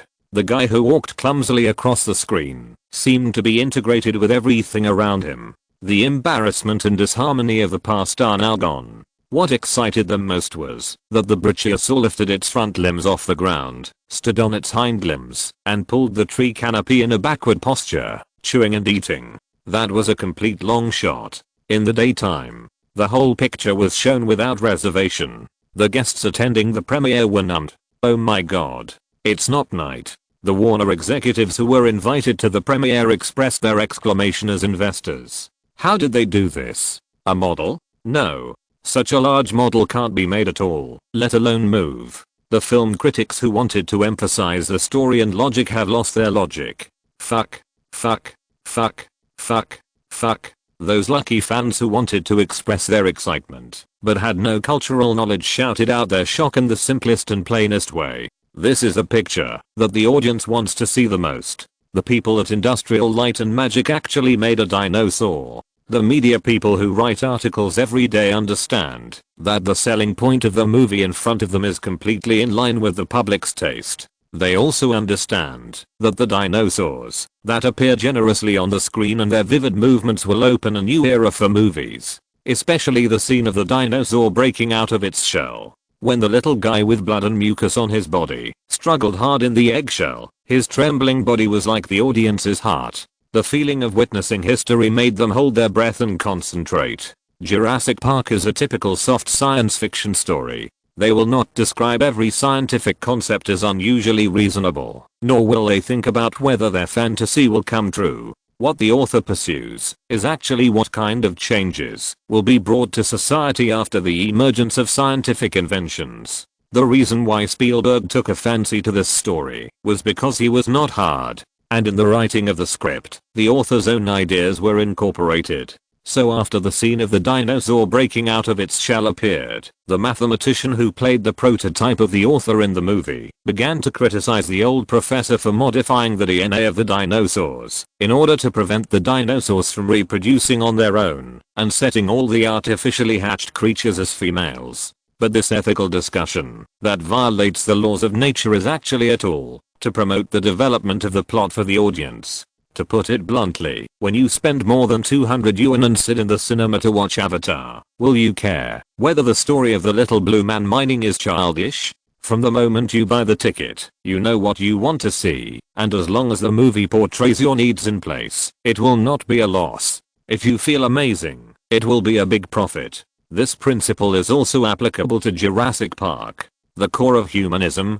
Please stop talking. The guys who come here for dinosaurs don't want to listen to this noisy explanation at all. They would rather stare at the dinosaurs like a cursory glance for a day, and they are too lazy to listen to what the director wants to tell us. Because of this, after the glimpse at night, the direct portrayal during the day, and the high definition close-ups in the laboratory, the slowed down plot and the disputes among the characters in the movie are actually a time for relaxation for most viewers. They are not interested in the ethics and morals that the characters in the movie are arguing about, or in other words, the technological progress in front of them allows them to ignore the daily trivialities. Of course, during the resting time, everyone also found a problem. The movie has been shown for more than 30 minutes. Why haven't Roland Allen and the Olson sisters appeared yet? Aren't they the main actors? Why haven't they had a single shot so far? How long is the total length of this movie? 2 hours? They are not there for a quarter of the time. How can their characters stand out? Listening to the whispers coming from the backstage, Roland, who was sitting in the front watching the movie, was deeply relieved. Fortunately, these guys did not forget about him because of the appearance of the dinosaurs and treat him as a dispensable tool. In fact, in all special effects blockbusters, the protagonist will always be the most embarrassing guy. Avatar. Do you remember who the protagonist is? The one who can directly report the male protagonist's name as Langley, and if it weren't for the fact that the female protagonist also has Star Trek and Guardians of the Galaxy series, and beat up Star-Lord in Avengers, who would remember who she is? The same is true for Transformers. Who else can you remember besides Megan Fox? Many male actors don't want to shoot special effects movies, because even if they show their arms and legs, they are not as impressive as those special effects. Most of the time, compared with those vases responsible for beauty, they only have the role of plot promoters. And Roland and the Olsen sisters have the same role in Jurassic Park. After the plots of dinosaurs appear in the world, the principles of the resurrection of these creatures, and conflicts caused by cloning and reconstruction, Roland and the Olsen sisters finally appeared on the stage. They first greeted their grandfather, and then boarded the sightseeing bus in Jurassic Park with the male and female protagonists. While wandering around the park, they also encountered an injured Triceratops who was asking for help. After working together to treat the wounds on each other's bodies, the response of the dragon with a light probing of the cheek and a light rubbing of the tongue was very much like the spiritual creatures in many fairy tales who are grateful. It seems that herbivorous dinosaurs are relatively docile. Oh, the plot is as expected, and the warm rhythm is Steven's forte. It seems that the whole movie focuses on introducing science. Then there are a few scenes of stealing dinosaur embryos and mistakenly entering the dinosaur park and being punished by dinosaurs. Although the narrative plot is good, it seems a bit boring. Well, this kind of picture is no longer boring. Roland and the Olsen sisters have a weak presence. Are they just here to show their faces? After the initial shock, as the dinosaur pictures appeared in large numbers, the audience at the premiere gradually calmed down, especially when Roland and the Olsen sisters interacted with the dinosaurs. The warm pictures made them smile knowingly in addition to being shocked. After all, this kind of picture is indeed not scary. While watching, the minds of the people at the scene also began to become active. They hoped to see something more powerful. It seems that the audience's voice was heard, but in fact it is the key to the routine process of Hollywood scripts. When the audience gradually accepts the screen image and the adrenaline secreted before has begun to subside, the plot of the movie suddenly turns over. The originally clear sky is suddenly covered with dark clouds. With the arrival of the storm, the engineer who wanted to steal the dinosaur embryos and sell them for money immediately started a series of operations. He shut down the security system of the park directly in order to go to the laboratory to get the embryos. In order to retreat, he chose to shut down most of the power system inside the park. So, with the arrival of night, the feature film finally arrived. Like the protagonists in other special effects blockbusters, Roland and the Olsen sisters are also the driving force of the plot. However, unlike those who promote death, after the script was revised, due to the change of perspective, they actually became food.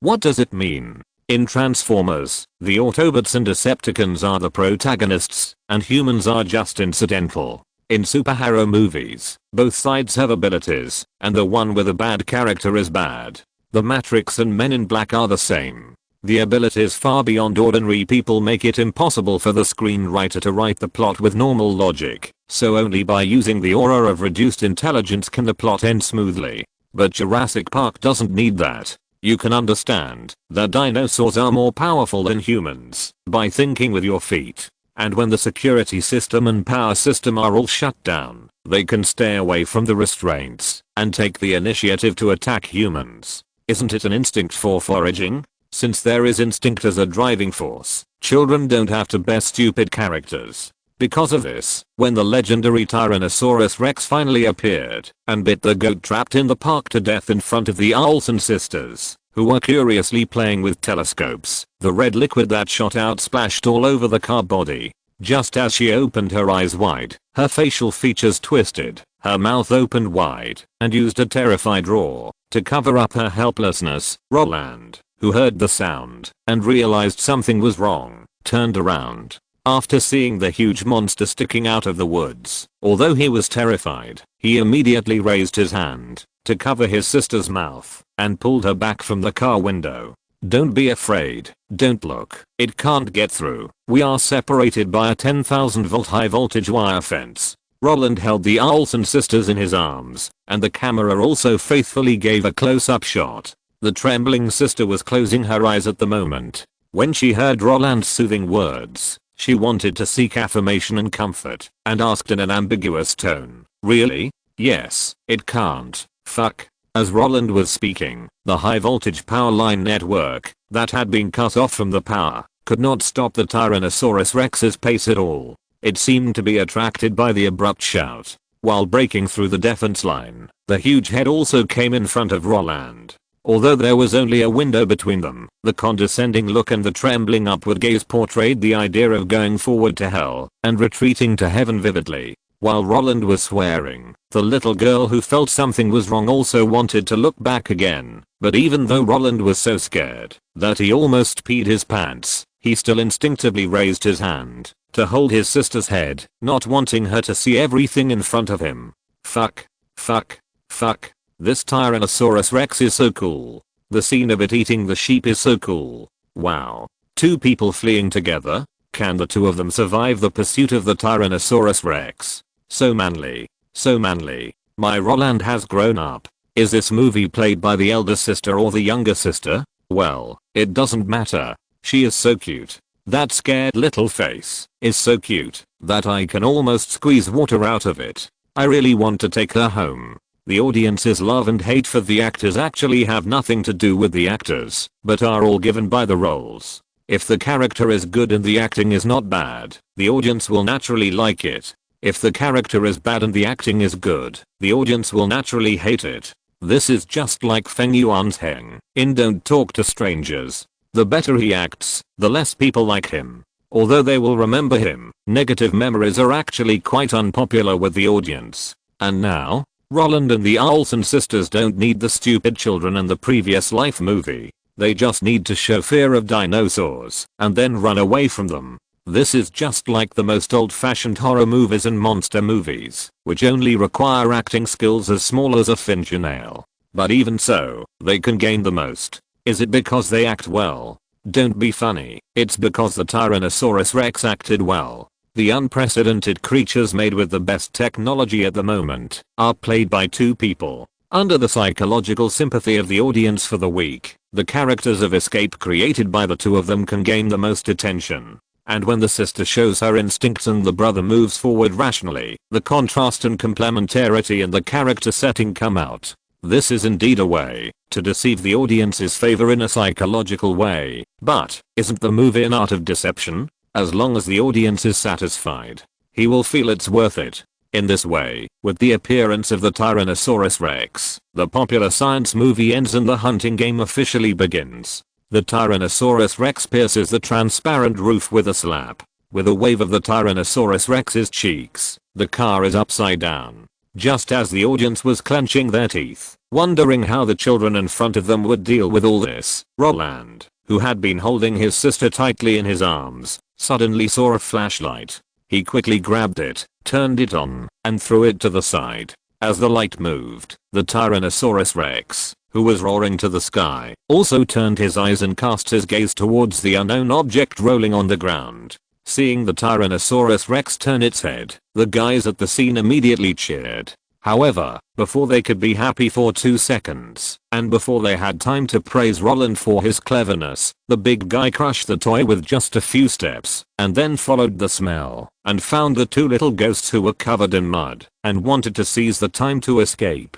The big guy's pupils suddenly shrank, like an invisible big hand, pinching the necks of everyone at the scene. Just as they were eager to cheer for Roland and the others, the guy slowly raised his right foot. Everyone's nerves were also tense. Roland and the Olson sisters, who had their backs to the big guy, didn't know that, as long as the director and screenwriter took care of them, as long as the best technology at the time was used to pile up the most brutal creatures in people's hearts, they would be the protagonists, even if they only appeared in a few shots. Because in this world, there is no other supporting role more famous than the Tyrannosaurus Rex. The audience can't remember the actors in the special effects blockbuster? Then let the first realistic Tyrannosaurus Rex on the movie screen play a role. Who is the guy being chased by the Tyrannosaurus Rex? Roland Allen. The Olson sisters. Chapter 124. The first in film history. If it is pushed back 5 years, no matter which big name plays a role of the giant beast chasing, it will be a thankless task. Because this kind of thing is to play with the sense of surprise. As time goes by, special effects technology becomes more mature, and the plot structure can be more complete. But the problem is that there will be more guys competing with you, and after being baptized by the same type of movies, your immunity to this type of movies and plots will gradually increase. Want to show surprise and shock like the first time you saw a dinosaur? Unrealistic. When you already have real memories in your head, unless it is an IMAX 3D like Avatar. Otherwise, it's just like that. To put it bluntly, the first person to eat crabs may not make the most money, but he will always be the most remembered by the public. Harris, T2 is, and Jurassic Park is even more. With the foundation of 2 movies with epoch-making significance, Roland on the screen can completely ignore the process of being remembered by the audience and directly enter the growth of this child has grown up. He is no longer the naughty and willful kid, but an adult who knows how to protect the weak. This kind of visible growth is what Roland needs most, and the plot of the movie is to help him achieve this goal. Because of this, the more brutal the Tyrannosaurus Rex behaved, the more frightened the sister was, and the more selfless Roland was, the stronger the stimulation would be. After 2 rounds of dealing with the Tyrannosaurus Rex and finally reaching a dead end, the audience's hearts suddenly jumped into their throats. At this time, the doctor suddenly appeared and drove a car to attract the attention of the Tyrannosaurus Rex. At the same time, the Triceratops, who had been favored before, also inexplicably rushed out and threw the 2 little guys on himself. Seeing that something was wrong, the Tyrannosaurus Rex roared and took a step forward to chase. Under the gaze of everyone, a chase scene of temple escape appeared on the screen. When the Tyrannosaurus Rex was exhausted and gave up voluntarily, the victory of defeating the dinosaurs made everyone at the scene breathe a sigh of relief. Many people even found that they were sweating. Wow. This is the coolest movie I've ever seen in my life. It's a pity that the music was wrong when the Tyrannosaurus Rex was chasing. It might be better if Indiana Jones's entrance music was played. You idiot. What are you thinking about? Why did you describe a terrifying scene as so funny? But I think playing the Star Wars theme might make it more epic. Bullshit. The Tyrannosaurus Rex is obviously the villain. You want to give it some majestic music? For the Tyrannosaurus Rex? What are you thinking? This is obviously for the Triceratops. Oh my god. I actually cried. I've only cried twice in the cinema in my life. Once was Jaws. Once was Star Wars. I thought I wouldn't cry after I grew up, but I didn't expect to see living dinosaurs again. Roland and, is that Ashley or Mary? Never mind. Anyway, they acted really well. This movie is great. The aftertaste after the tension was the breathing time that Spielberg deliberately left for everyone. In other words, even if the special effects are not difficult to make, and the cost of dinosaurs is not too high, the old man will add so many character plots in the movie. The reason is nothing but to give the audience enough time to digest. A work cannot be unlimited orgasm. The so-called producer-centered system is actually to edit the movie in the most neat format, with 40 minutes, 90 minutes, 120 minutes and other time periods as intersections. There must be a conflict at each time point. Although this standardized and neat editing method has no soul, it is the most commercial editing method. It is calculated based on a person's mental concentration. Of course, this editing method is only suitable for ordinary directors. Big Coffee has its own rhythm. When the audience knows its name, they will give enough patience. For a chaotic movie like World War Z, even the director can't edit a complete rhythm. Even if the producer has a slew of skills, he can only reshoot it. In this way, after Roland and others were rescued, the water plot that delayed the time appeared again. Stealing embryos, questioning the founder of the park, discovering eggshells left behind after dinosaur reproduction in the park. The three lines progress simultaneously. Although the camera cuts are fancy, the plot is easy to understand, and Spielberg never uses any hidden metaphors. He finishes one line, and then talks about the second one. It is not only simple, but also easy to understand for adults and children. After the thief who stole the embryos was killed by the righteous dinosaur that fell from the sky, the storyline of the whole movie became Roland, his sister and a doctor fled in the park, and the male and female protagonists, who are tools, have to restore the power and security of the park. Dazzling special effects, no fighting at all, just a plot that was used to fill up the time, and the appearances of Velociraptor, Brachiosaurus, Ctenosaurus, Dilophosaurus, Gallimimus, and pterosaurs in turn. In this cycle, the movie gradually came to an end when Roland and others were stared at from afar by the Tyrannosaurus Rex and forced into a corner. The Triceratops that had saved everyone's life before appeared again. When the bulky body stomped the ground of the park with a loud noise, the short-armed monster who was interested in Roland turned his head instantly and cast his eyes on the guy who had ruined his good deeds before. While the two sides looked at each other, the group decisively ran for their lives. Then, the Tyrannosaurus Rex roared very handsomely, and the Triceratops turned around and ran away. Do you think they can fight? Roland thought so before. But after shooting it himself, he realized that he was just dreaming. The Triceratops is a mechanical suit, and the Tyrannosaurus Rex also has a mechanical suit. It is already very difficult for the staff to get in and control one to run. You also want them to fight? Oh my god.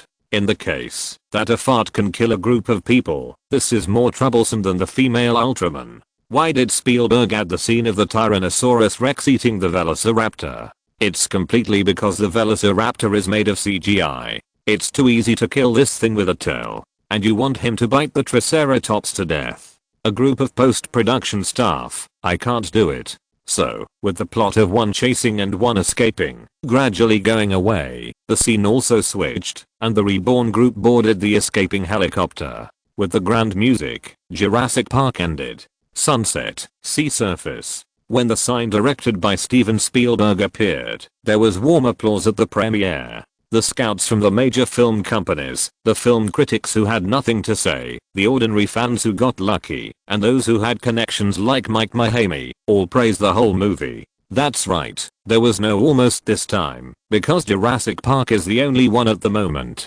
It's so exciting. I can't wait to see the movie released. I want to watch it a second time, a third time, a fourth time. I want to go to the preview with my family. If my son knew that dinosaurs really appeared, he would be so excited that he wouldn't be able to sleep. Oh, and his favorite character is Roland. I think he will like the scene where Roland protects his sister. In fact, as early as after watching T2, he told me that he would be as strong as Roland. This movie is so good, but it's a pity that it's too short. How can 2 hours be enough? It should be at least 4 hours. It ended before I could get enough of it. It's such a pity. Oh my god. Will there be a sequel to this movie? I was wondering what it would be like when a Triceratops and a Tyrannosaurus Rex fought. I didn't expect it to be gone now. Is it because of insufficient funds? The scene where Roland and the Olson sisters escaped by riding on a Triceratops was so exciting. If that could be filmed, why can't the fight be filmed? The guest audience will not demand logic from the movie. You said that even surreal things like dinosaurs have been made. Then what logic is there in the whole movie? This is like you pursuing scientific settings in the wandering Earth. The sun is about to be destroyed, and you are still talking about whether the Jupiter slingshot effect is okay. Then come up with a solution. Don't be like the Swedish girl, I'm here to raise questions, but I don't know how to solve them. Because of this, no one would bother about why the Triceratops jumped out to save people, or even those film critics felt that this was director Spielberg expressing his own thoughts. I think what Steven wants to say is, technology is innocent, and the guilty ones are those who use technology to commit crimes and those who do not strictly control the use of technology. The Triceratops in the movie is obviously the embodiment of technological warmth, while the Tyrannosaurus Rex is a representative of tyranny. They are two sides of the same coin. If humans make good use of technology, then technology will give back more, but if it is abused and disordered, then technology will in turn punish people. I think the role played by Roland and the Olson sisters represents humans. When faced with new technology, people are panicked and nervous, but after seeing the technological feasibility of the Triceratops, humans have been running all the way on this road, and the Tyrannosaurus Rex behind them is the ambition of humans. Ambition can never catch up with the speed of technological development, but ambition will persevere in following behind, firmly grasping those mature technologies, and then, profit, or control. No, I think the story of Triceratops and Tyrannosaurus Rex is about human nature and discrimination. Herbivores are gentle, while carnivores are ferocious. This is the nature of animals, and it also implies human nature. Just like Roland instinctively protects his sister, and the doctor finally regrets it. All people are born equal, and we cannot discriminate against others because of skin color or gender. The mastermind behind the movie is white, and the black administrator has been doing his duty faithfully, which is the equality that Steven wants to express the most. The equality after abandoning secular concepts. For this kind of judgment, similar to reading comprehension, you really can't do anything to the other party. Just like the strange light flashing in the fish's eyes, even the original author said that he just wrote it casually for fun. Who knew that his article, which had never taken the college entrance examination, would be selected as a college entrance examination question? It's the same now. If Spielberg heard these people's comments, he would definitely sneer in his heart. Sure enough, they are a bunch of fools. He just followed Roland's idea and retained the original plot. His fundamental purpose was to flatter people. Regardless of whether it is a close-up of a man and a dinosaur looking at each other from a distance, or a mirror cut when they are desperately running away, all of this is to set off the person. Just like in Et the Extraterrestrial, the little boy riding a bicycle, Et wrapped in a white gauze is extremely classic. Even the later Under the Hawthorn Tree copied this kind of composition. As for the connotation, he has put all the connotations in the preaching scenes of the movie, and all the extensions are just overinterpretations. But this overinterpretation is actually a good thing, because Roland was criticized by film critics half a year ago, and now, whether it is because of good acting or good matching, as long as those guys are willing to praise him in the newspaper column they cooperate with, it is a thing that the people like to see. As a result, the day after the premiere, important magazines and newspapers such as Empire, Variety, The Washington Post, and the New York Times all published reviews of Jurassic Park. They were amazed at the visual effects, used the exaggerated phrase living life to describe the dinosaurs, and described the frozen frame of the Tyrannosaurus Rex and Roland as a gaze spanning 10,000 years. Such praises that surpassed the past made the fans excited. There is no way who can make the director plus the leading actor cover fans of all ages? After seeing the media's bragging, Roland's fans smiled. Weren't they still criticizing half a year ago? What about now? They like the description of a century-long gaze. Of course, no matter how loud the critics' praises, it is far less strong than the words of George Lucas, Spielberg's brother who also participated in the production. Jurassic Park made me see the progress and hope of technology. The story outline I wrote in 1976 may be ready for filming now. I also look forward to your feedback on this movie, because I really want to bring the origin of Skywalker to the screen. When this interview video was released, America was directly blown up. Lucas is finally going to shoot the origin story of Star Wars? When was the last return of the Jedi? In 1983. And now? In 1993. 10 years. A full 10 years. The young boys at that time have now grown beards. The girls who imitated the princess hairstyle at that time have grown up. The children who grew up watching Star Wars have now started families and careers. And they finally heard the news of the sequel. Why don't you buy Jurassic Park quickly? When Lucas released the final promotion before the film was released, the North American Theatre Alliance didn't give anyone face. The slaughter has begun, and no one can help. On the night of June 10th, the lights were as bright as day. The entrances of major movie theaters in America were crowded with people. Some wore dinosaur t-shirts, some held lightsabers and blasters, some carried backpacks, some wore Santa hats, and some wore cowboy whips. Some people really wanted to see dinosaurs, some were just personal fans, some were Star Wars fans, and some, when epic series plus epic director plus epic child star are put together, what kind of chemical effect will be produced? No one knows. But the market will always give the most loyal feedback.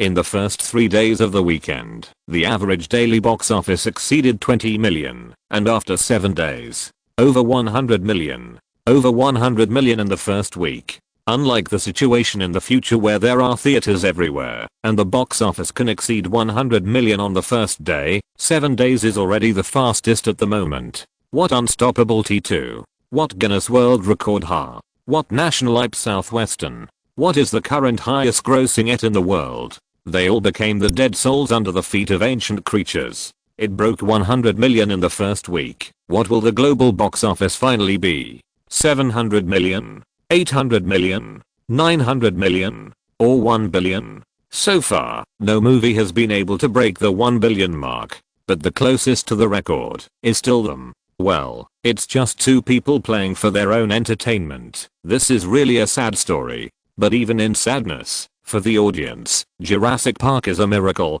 I felt like I saw God in the cinema. I only watched it once, and I will keep watching it. I don't know what the movie is about. All I can think of now is the scene where Roland and the Tyrannosaurus Rex looked at each other through the window. It was so cool. Tickets for this movie are so hard to buy. I hope those theaters can open theaters in small towns, so that I don't have to get up early and drive to the city every day. It's so troublesome. You ask me if I like it? Here's my ticket stub. Who do you like the most? The person who impressed me the most in the whole movie was, of course, Roland. He made me feel like Harrison Ford. As long as he's in it, it's a blockbuster. At least it's good. Yes, after a series of high-grossing movies. No, it was a series of high-grossing movies. The concept of Roland equals blockbuster has actually appeared in the minds of movie fans. No matter how deep the movie is, he will not disappoint the audience who go to the theater with high expectations.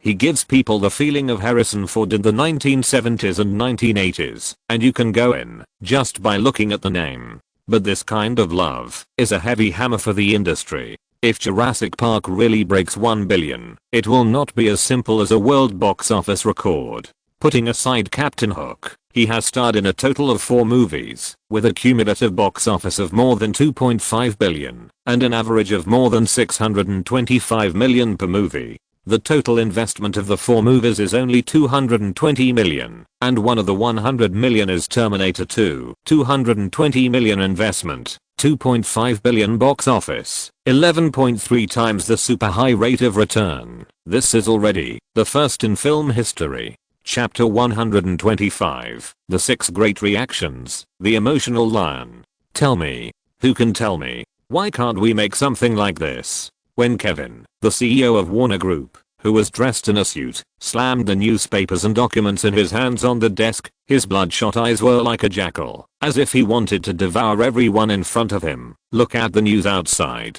Look at what those film critics say. Jurassic Park is the best science fiction film in the world. Compared with it, The Batman Returns we watched last year was simply a pile of shit. It was not a movie at all, but a stage play with a poor setting. No buying and selling, no killing. Oh no, I went to the wrong set. There is no harm without comparison. Since Jurassic Park has set off a viewing craze, the whole of America is discussing this movie, and the pictures in it are regarded as the best in film history. There will always be unlucky guys who come out to take the blame. Otherwise, without the praise of comparison, it is like a ship without a helmsman, relying only on the wind direction. It will only turn around in place. Batman Returns is the unlucky guy. The reason is simple. Who made it the closest sci-fi film to Jurassic Park? In the first half of 1993, there was no output. In 1991, Terminator 2 was the best. Batman Returns was regarded as a sandwich. It was criticized by film critics and fans, saying that it was an action movie under the banner of a comic-adapted sci-fi film, mediocre script, poor fighting, and insincere visual effects. It has nothing to do with sci-fi, and everything is just the director showing off his gothic style, etc. Although Batman Returns is not as bad as the outside world says, and it has an investment of $80 million and a global box office of $260 million, it is indeed profitable. But who made it so unlucky to be the only one? If the audience and film critics don't compare it, will they also bring up Terminator 2? Terminator 2 still had a box office of $500 million, and the profit was more than $200 million. In the field of commercial films, losing money and making less money is the original sin, especially for a sequel of a series. Even if you can't surpass it, you can't make too little money, otherwise, the whole team has to be replaced. Tim Burton was already on the verge of being fired, and now the criticism is the best excuse for Warner. So, no matter how angry the CEO Kevin was, the group of people in the conference room didn't say a word. They sat in silence, and didn't even look up. When the atmosphere on the scene dropped to freezing point, Kevin spoke up. Batman, the whole team has been replaced. Not only that, he also directly expressed his thoughts. Then, put the visual effects movie on the agenda. Is Roland Allen going to make Spider-Man? Is Steven Spielberg's contract with Universal expiring this year? Go contact Kathleen Kennedy for me and tell them that we can invest. We can give $100 million like Terminator 2. No, we can give $150 million. As long as the two of them participate in the production. Steven, we will still give him the highest producer and director's 20 points. Roland, we will give him 18 points of Super A. I hope. No. I must let you pull them over to me. I must see our Warner's name at the top of the box office rankings in 1995. Although the $10 billion box office is only an estimate, even if it is not achieved, it will not prevent the film companies from being crazy about them. After all, the record of breaking the $100 million box office in a single week is really shocking. According to the share discussed by Universal and the North American Theatre Alliance this time, the first week, that is as high as 85%. In other words, with a box office of $100 million, Universal can take $85 million. How much is the total investment in the whole movie? Just over $70 million. This means that Universal has already achieved the profit in the week when the movie was released. Next, it is just waiting to collect the money. This terrifying speed of return is something that all film companies are jealous of. In the case of the first batch of distribution in 4 weeks, Universal only needs to wait for 21 days to recover the funds. For film companies, how fast the funds are recovered, how fast their turnover is, and Roland, who has proven himself 4 times in a row, is enough for them to fight for their heads. As for supporting people, how many people have George Lucas and Steven Spielberg supported over the years? But there are only 2 who have such influence in the past 30 years. One Harrison Ford, one Roland Allen. How many people have waited for a lifetime, but they can't wait for a hot series, and these guys, whatever they play is popular. To be able to be supported to this extent, it is no longer luck, but their ability. Like Warner, there are many film companies that want to take advantage of the expiration of Spielberg and Universal's contract and directly package the Master and Apprentice to take down. At this moment, the inside of Paramount is also banging the table loudly. In their words, we have a solid cooperation foundation with them. We are responsible for the distribution of the Indiana Jones series. Now, since our old friend student wants to shoot Spider-Man, of course we will strongly support it. You go contact Kathleen Kennedy for me. We can offer a package price of up to 40%. Be sure to poach them from Universal for me. Of course, if Steven doesn't want to direct, we won't force him. James Cameron will also be fine, but we only guarantee a maximum investment of $100 million and Roland's 18% share. Let him negotiate for the other share of James himself. Fox, which had friendly cooperation with Lucas before, and let Cameron's production company be affiliated with its own name, was even more fantastic. Since George wants to shoot the origin story of Star Wars, we will support him. I know he is not short of money, so let's give the entire investment budget to Roland Allen. I have discussed with the Vice President of News Corporation. No matter whether it is James or Steven, we can get 150 million. As long as Industrial Light and Magic is willing to undertake the post-production, and as long as Steven is willing to be the producer, the Spider-Man project can skip the script review process of the Green Lantern Committee. We will only invest in distribution. As for filming, if they don't let us join the crew, we won't join the crew. Universal, which has tasted sweetness countless times, is even more ruthless than them.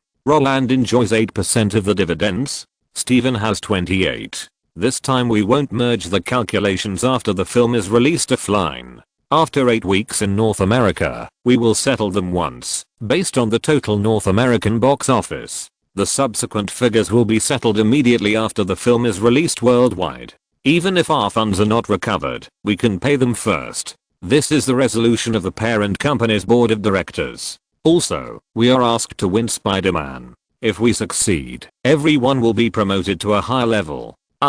We, and everyone present here will have the opportunity to go to the parent company American Music. While Warner, Paramount, Fox, and Universal were about to smash their conference tables, Sony, far away in Asia, also made the final decision. Steven wants to kick them both out. No problem. We'll fire whoever he wants out. As long as he wants, the chairman of Sony Pictures Entertainment, the US subsidiary, will be his. Roland's Spider-Man project can be invested as much as he wants. Anyway, it's a gamble to hire anyone now, so why don't we gamble that Roland's Spider-Man can become the next Jurassic Park? They have succeeded too many times. They know better than us how to play the movie game. 5 of the 7 have already spoken, and the remaining 2 don't want to speak, but they don't know how to speak. Disney? After seeing the performance of breaking 100 million in 7 days, Disney was like the new year. They were just about to set off fireworks to celebrate.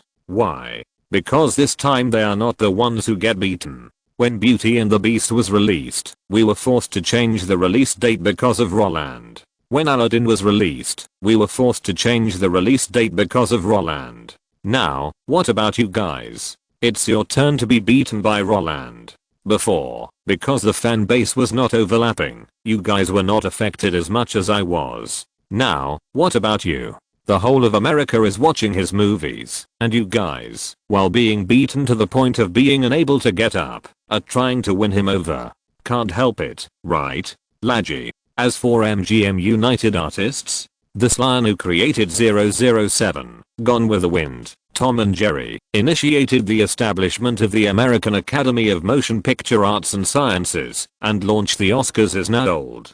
Don't they know that, if they can win over Roland, and get Spider-Man which can be strongly supported by the original team of Jurassic Park and Industrial Light and Magic, there will be hope to reorganize the film business? Of course they know. They have always played the star card and launched the greatest actresses in the United States in the past 100 years. Katharine Hepburn, who ranked first, Greta Garbo, who ranked 5th, Cary Grant, who ranked 2nd, and Clark Gable, who ranked 7th. They know better than anyone what Roland's super high rate of return of 11.3 times means. It means that the audience's subconscious mind has blindly followed his movies. It means that the audience's subconscious mind has equated him with good movies. It means that he is the guy who can make the audience walk directly into the theater without watching the content of the movie after Harrison Ford. But, even if it is tempting, they can only watch. They have no money, they have no projects, and they have already withdrawn from United International Pictures, and they have no international distribution capabilities.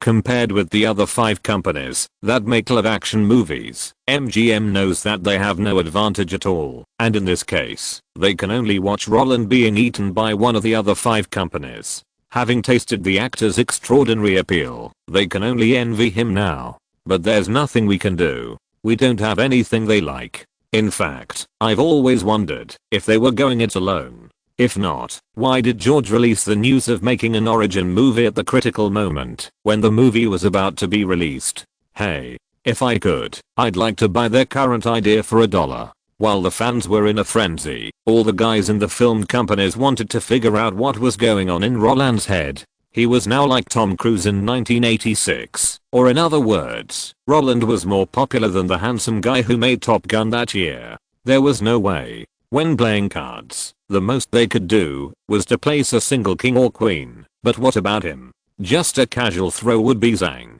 Liu, Guo and Li. But no matter how much they wanted to sign him, these guys didn't mean to shorten the process and communicate directly. They didn't even bother to find out what Roland was doing now. Because his Super A is different from others. Those guys who have accumulated a lot of experience and worked hard for many years and finally became famous have slowly tested out one movie after another. They have no plan in their hands, so after being promoted to Super A, as long as a film company offers a higher price and a better project, they will gladly accept it after shopping around. But what about Roland?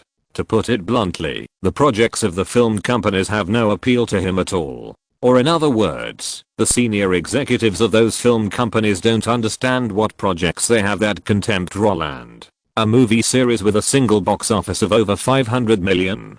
God, if they knew what series could be so awesome, would they wait until now? Since they don't know, they can only invest in whatever Roland wants to shoot. In this case, they are always passive, but it doesn't matter because they are used to it. The guys from the Jewish gang are all a group of uncles. Want to grab the initiative from them? It's better to keep an eye on all directions and wait to grab investment shares and give money from peers. Because of this, when they were anxiously discussing and offering conditions that would make others envious, no one cared. The popular Roland had already arrived at Skywalker Ranch, and no one cared about the loud cheers coming from Skywalker Ranch. Boo. Congratulations, Roland. The youngest 1.5 billion man in history. Boo. 100 million in 7 days. We made history. Boo. We opened the era of visual effects with our own hands. 1 billion. Here we come. That's right. While those film companies were busy trying to win over the newly promoted Super A and the once again successful Spielberg, in Marin, California, the Jewish gang that didn't take the capitalists seriously at all was celebrating their success at the 50,000-acre Skywalker Ranch.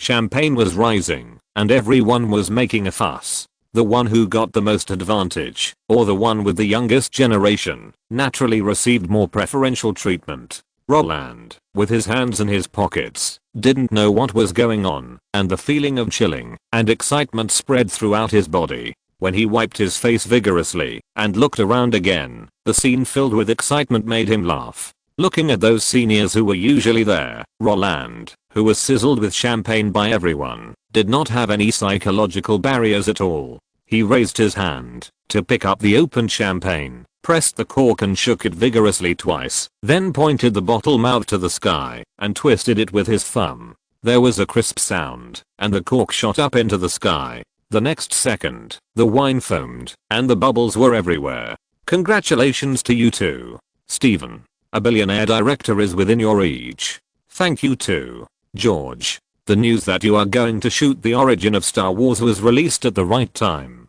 Who else sprayed me just now? Forget it. Since you all took the champagne, none of you can escape. Note, Jurassic Park was really the last straw that stopped Tim Burton from getting involved in Batman Forever.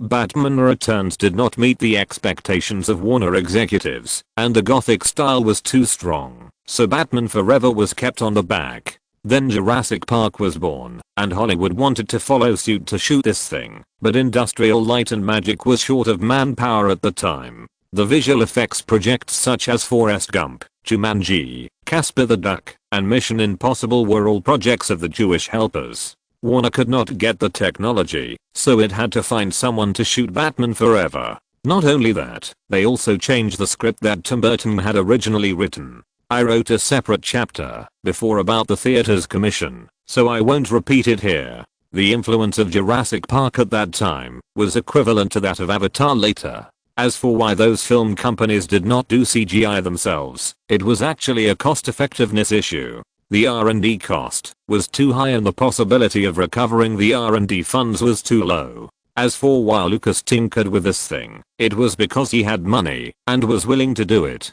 The Skywalker Ranch in Marin, Northern California, covers an area of 50,000 acres. However, Lucas bought the land just to make movie sound effects, to make various real scenes, and then he and the sound effects engineer tinkered there. Before Cameron filmed Terminator 2, he went to Skywalker Ranch and immediately felt that special effects were the only way to make money, so he did digital domain himself. The birth of the so-called CGI is actually the willfulness of being rich. End of this chapter. Thank you very much for reaching the end. Don't forget to like. Looking for more exclusive content and immediate access? Subscribe to our Patreon. Remember, every like, subscription, or donation encourages us to continue. Thanks to everyone. See you in the next video.